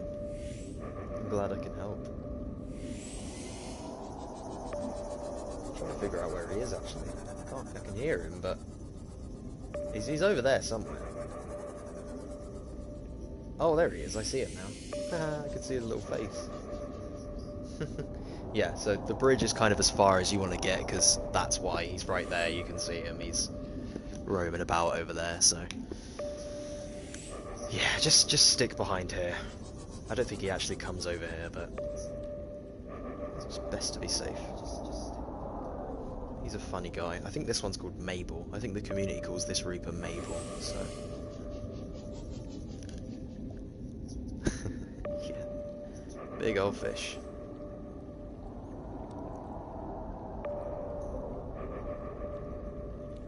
Also, it's worth noting, when you end up getting the sonar fragment for the Seamoth, in fact you don't even need the fragment, I think you can just make the sonar once you get a moon pool. Every single time I use the sonar, I think it's every 2 times you use the sonar, you go down 1 point of energy. So it drains your energy quite quickly if you use it a lot. I'm already at like half, so just bear that in mind whenever you get one. I kind of want to see the guy a little bit closer up. There we go, get a better view of it. If I'm killing any Reapers this playthrough, it's probably going to be this guy, because he's the most in the way out of all of them. Not in this playthrough, I haven't been attacked by one yet. I've stayed pretty clear of them, to be honest. But I have been attacked by one before, yeah. It is quite scary, especially if they catch you off guard. That's why, if you ask anyone who plays this game a lot, and they'll tell you that it's better to see the Reaper before the Reaper sees you. Always make sure that you spot them first, and then they can't get the jump on you. Because if they get the jump on you, it's already over, pretty much. Yeah, this is what I mean. I'm just past the bridge and he's really close over there. He's roaming around. I could see him without the sonar. Yeah. So, just be careful. Don't go any further than this, really. And you'll be fine. I'm not really worried about this guy, because he's not necessarily gonna come for me. I mean, if he does come for me, I'll just retreat, and he's not gonna follow me, so he's a funny guy. Just assert my dominance by getting out the Seamoth, you know, repairing it. Staring death straight in the face. Welcome aboard, Captain. I don't like how he disappears sometimes though. He just kind of, there he is. Sometimes he blends in with the walls and stuff. And he is the same. Oh, funny guy.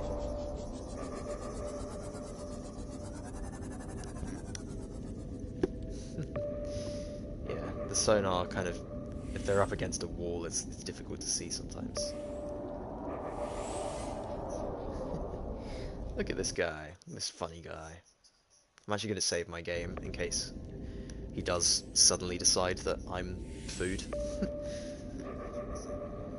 Go closer. You're making me risk my life here, but I will. This is about as far as I'll go, because he does roam pretty close to this, so he will see me. In fact, he'll see me right here, I think. If I stay here for too long. Stop it. I will. I ain't afraid of no Reaper Leviathan. Hello, buddy. I think he's seen me. He's seen me. Oh, no he hasn't. Has he? Can't tell. I think he's probably spotted me by now. But he's not attacking, so...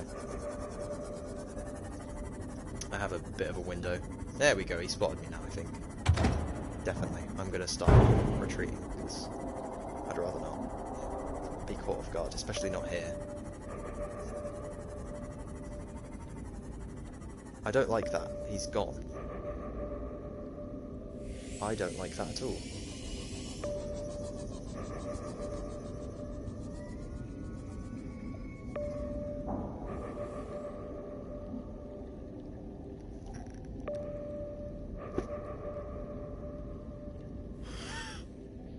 Now that is terrifying.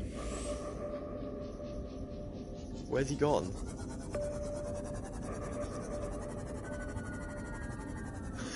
He's literally disappeared. He's literally vanished. I can't even see, I can't even hear the screams anymore.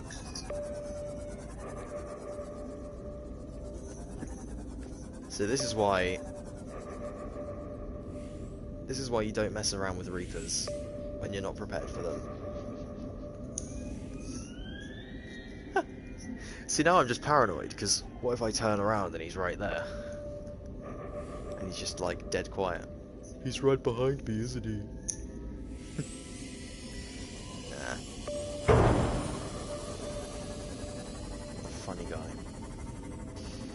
Okie doke. I think in this playthrough I will actually come in and kill a couple Reapers. I have what I need to do it, so I think it would be funny if I did. Mabel is definitely first. That one is definitely first. Because out of all the Reapers on the map, that one is probably the most in the way. It's like right next to the mountain and next to the bulb zone, and there's an entrance to the Lost River over there, which he's kind of literally slap bang above, so...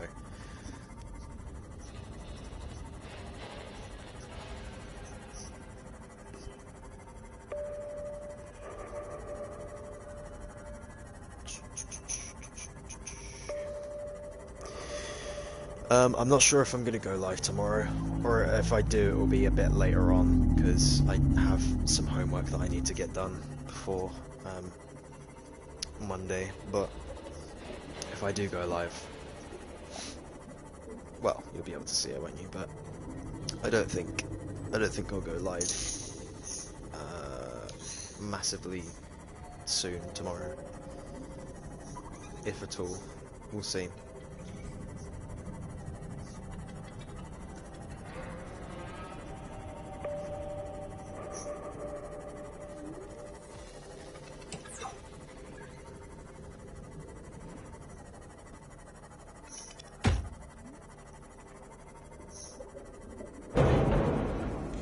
Welcome aboard, Captain.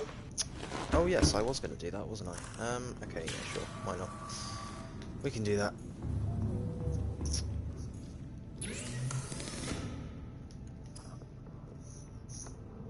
You can actually get the sonar quite soon.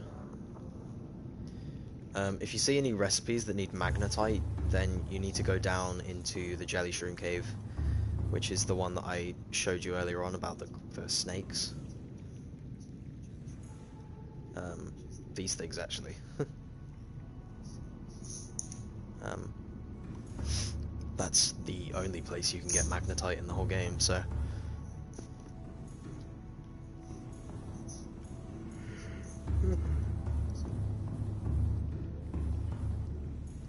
Oh wow, they have mass-produced since I last looked at them.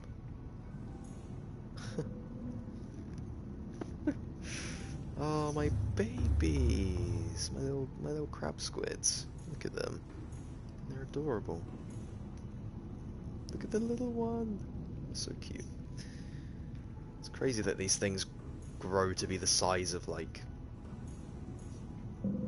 a sea moth. Double the size of a sea moth.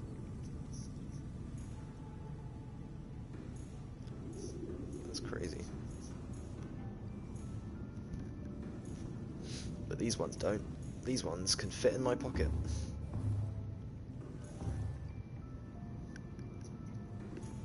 And they wouldn't hurt a fly.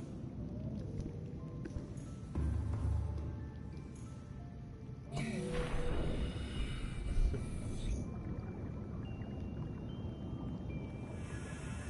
I pick the little baby one up? Shoop.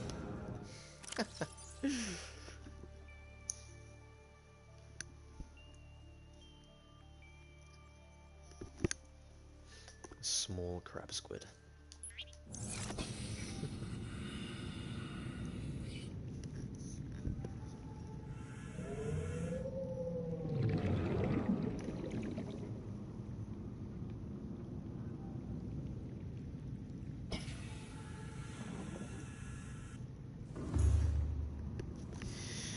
Okay, Lost River.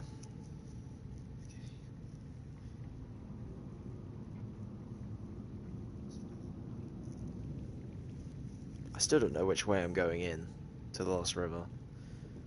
I think realistically the only way that I can go in is the blood kelp zone.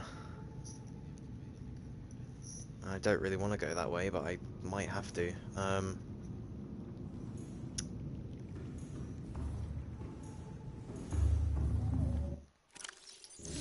guess there's also... I don't want to go through the trench, because it's the trench, so I won't get my prawn suit out of there if I do go down. And...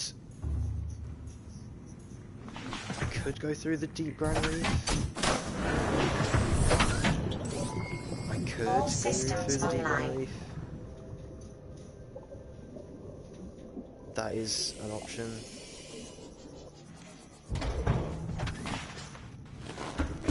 Yeah, I might do that. Okay, we'll see.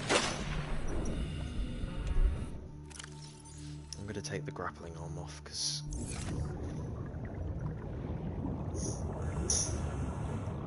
yeah.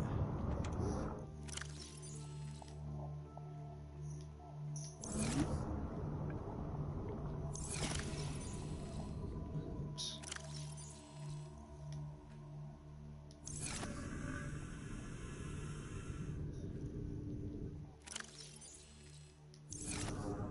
Welcome aboard, Captain.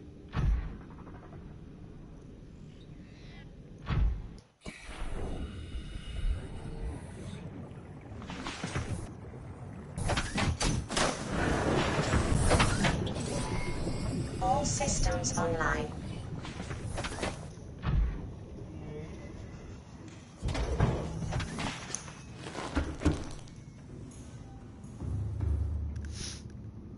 There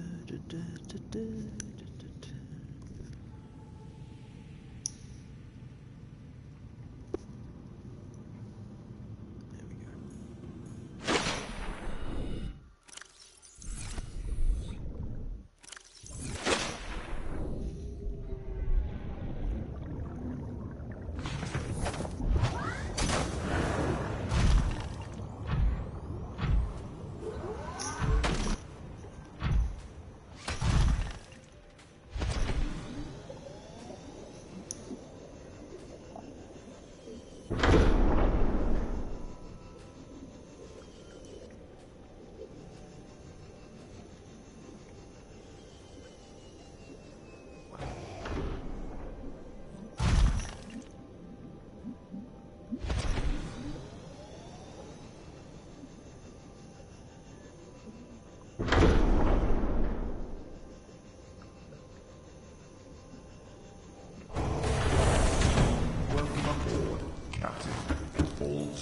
online.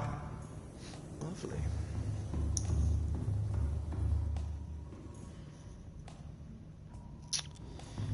Yeah, this will be fun.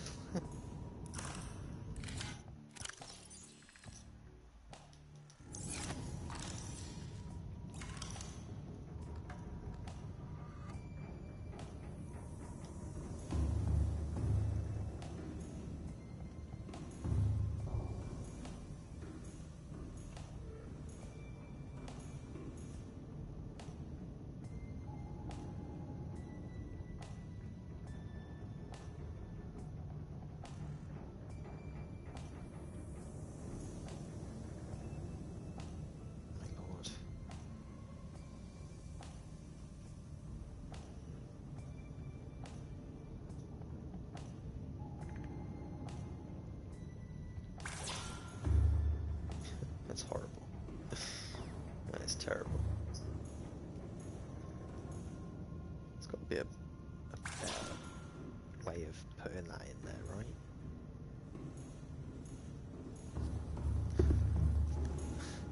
It's so bad.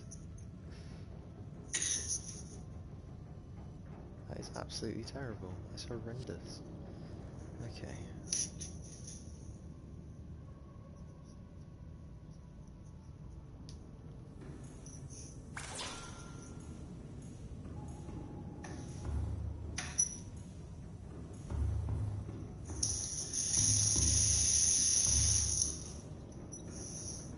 Well, that's just gonna have to do.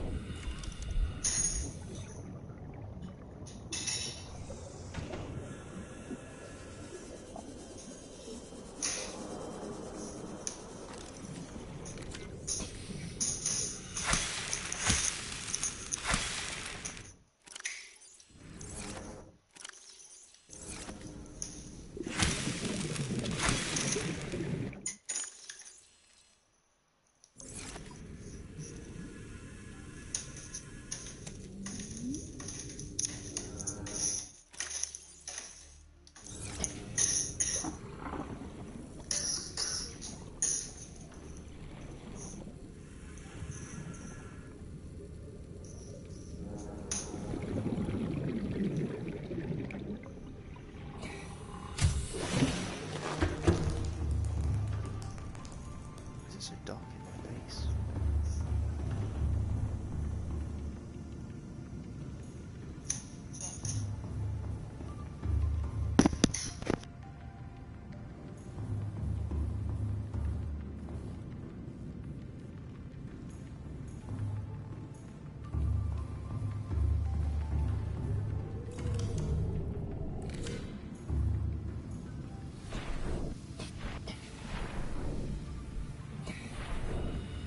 Hull integrity restored.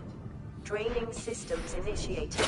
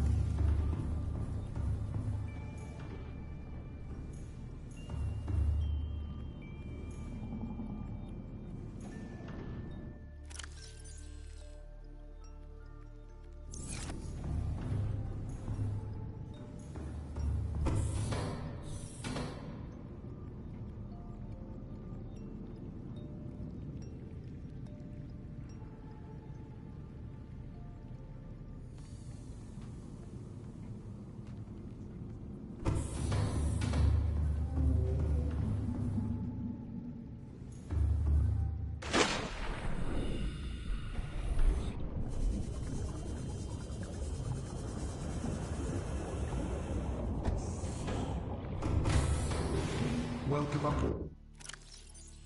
Captain, all systems online.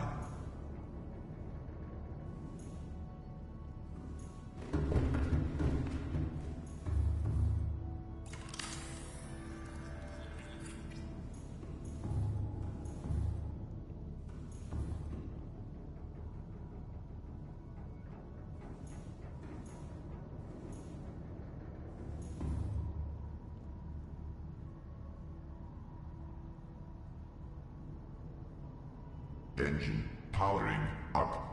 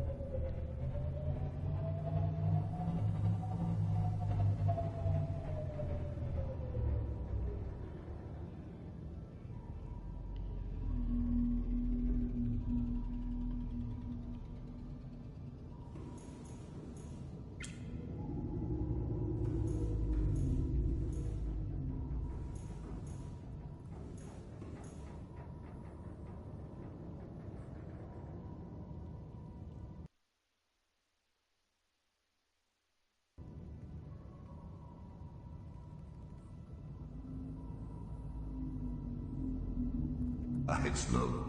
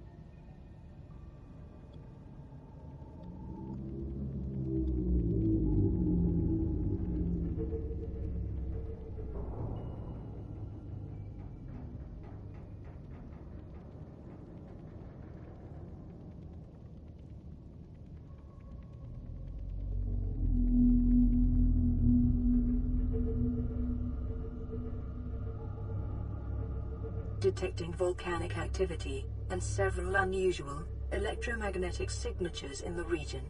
Exercise caution when diving deeper.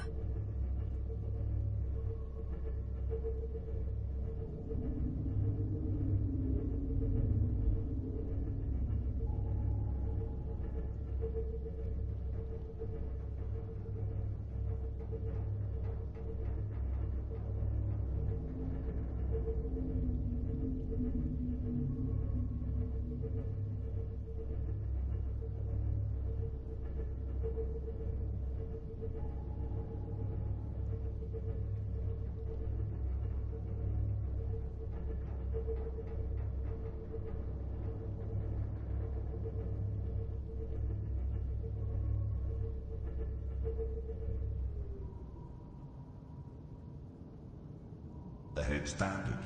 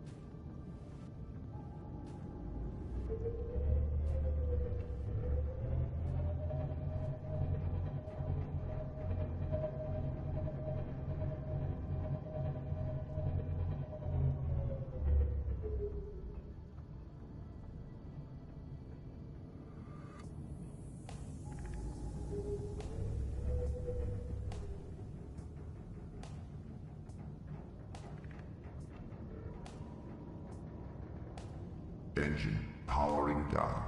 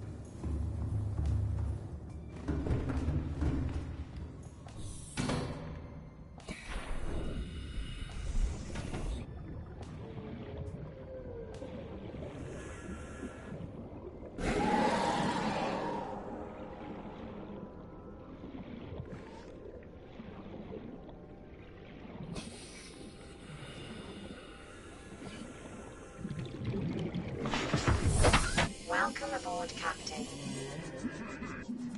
Welcome aboard, Captain.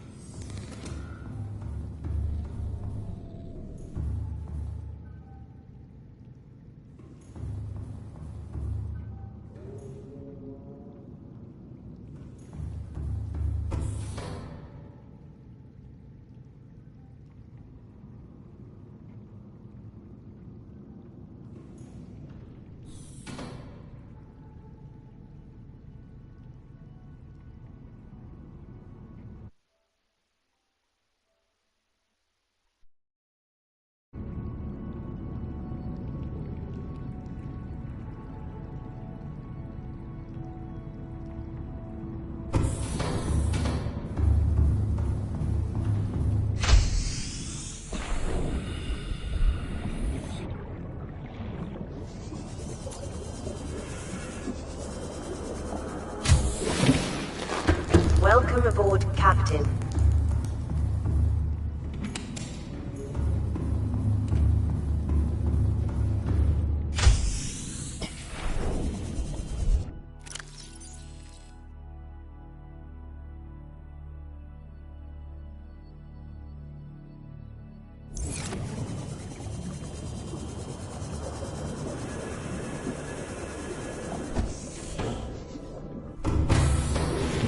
Welcome aboard, Captain.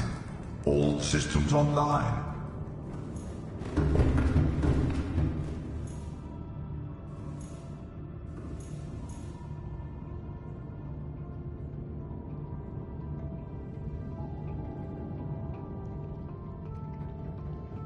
Engine powering up.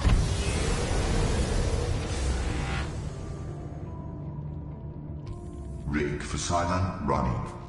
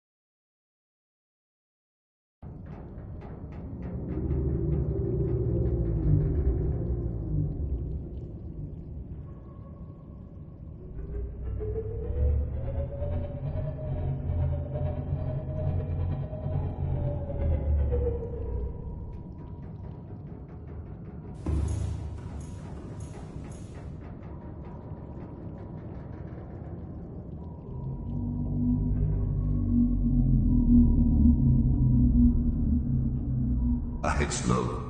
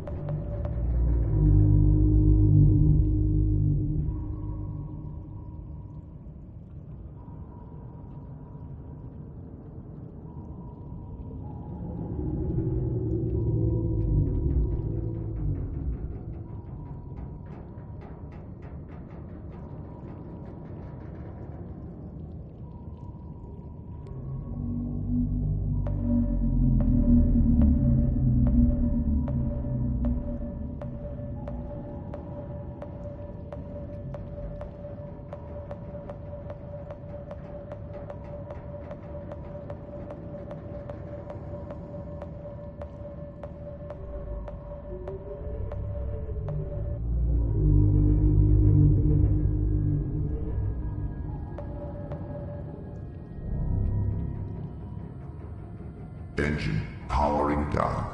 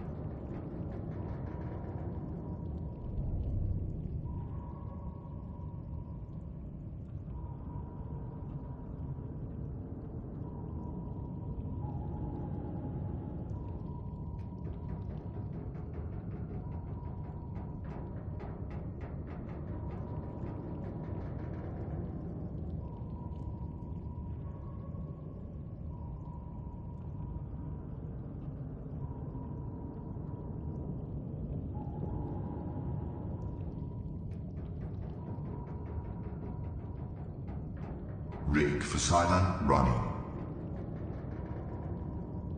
Engine powering up.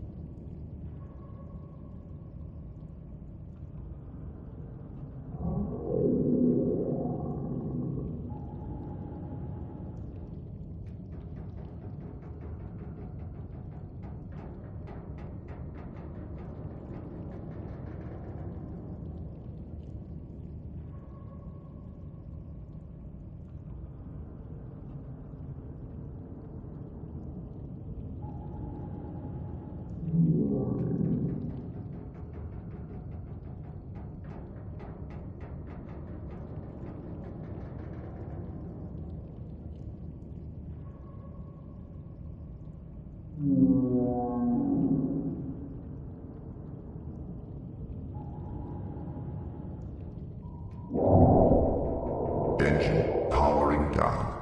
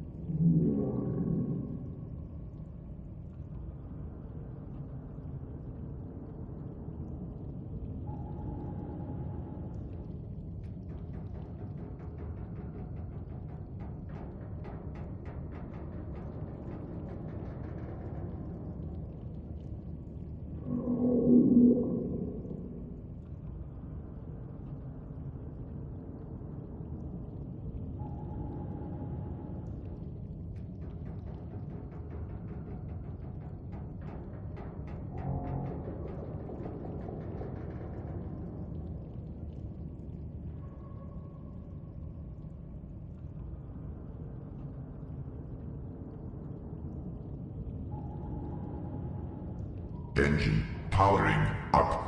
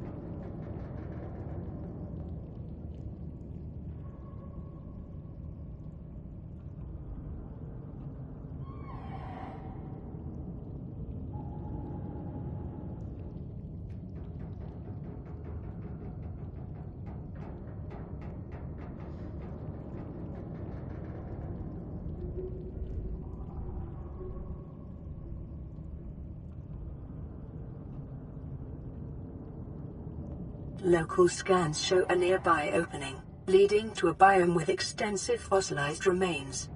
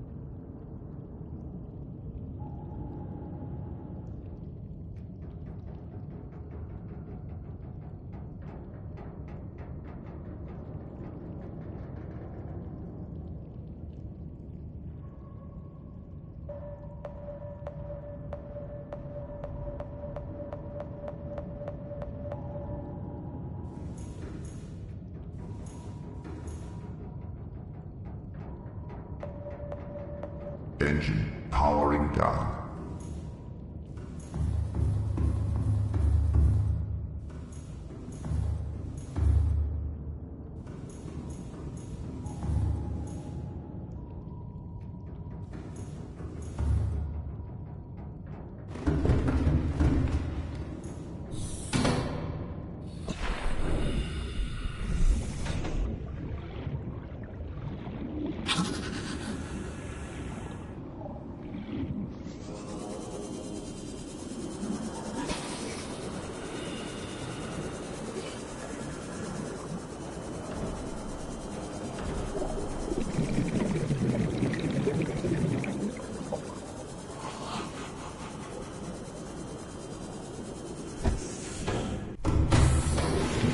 Welcome aboard, Captain.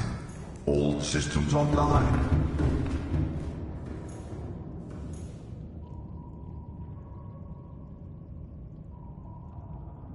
Engine powering up.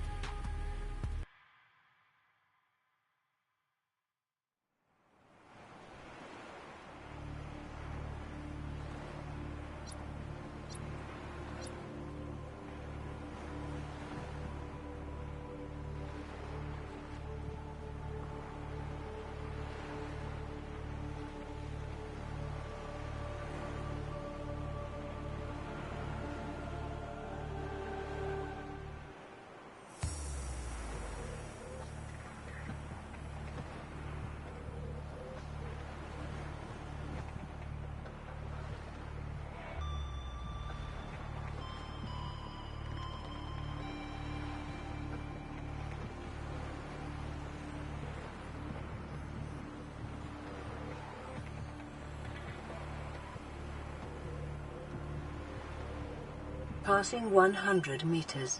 Oxygen efficiency decreased.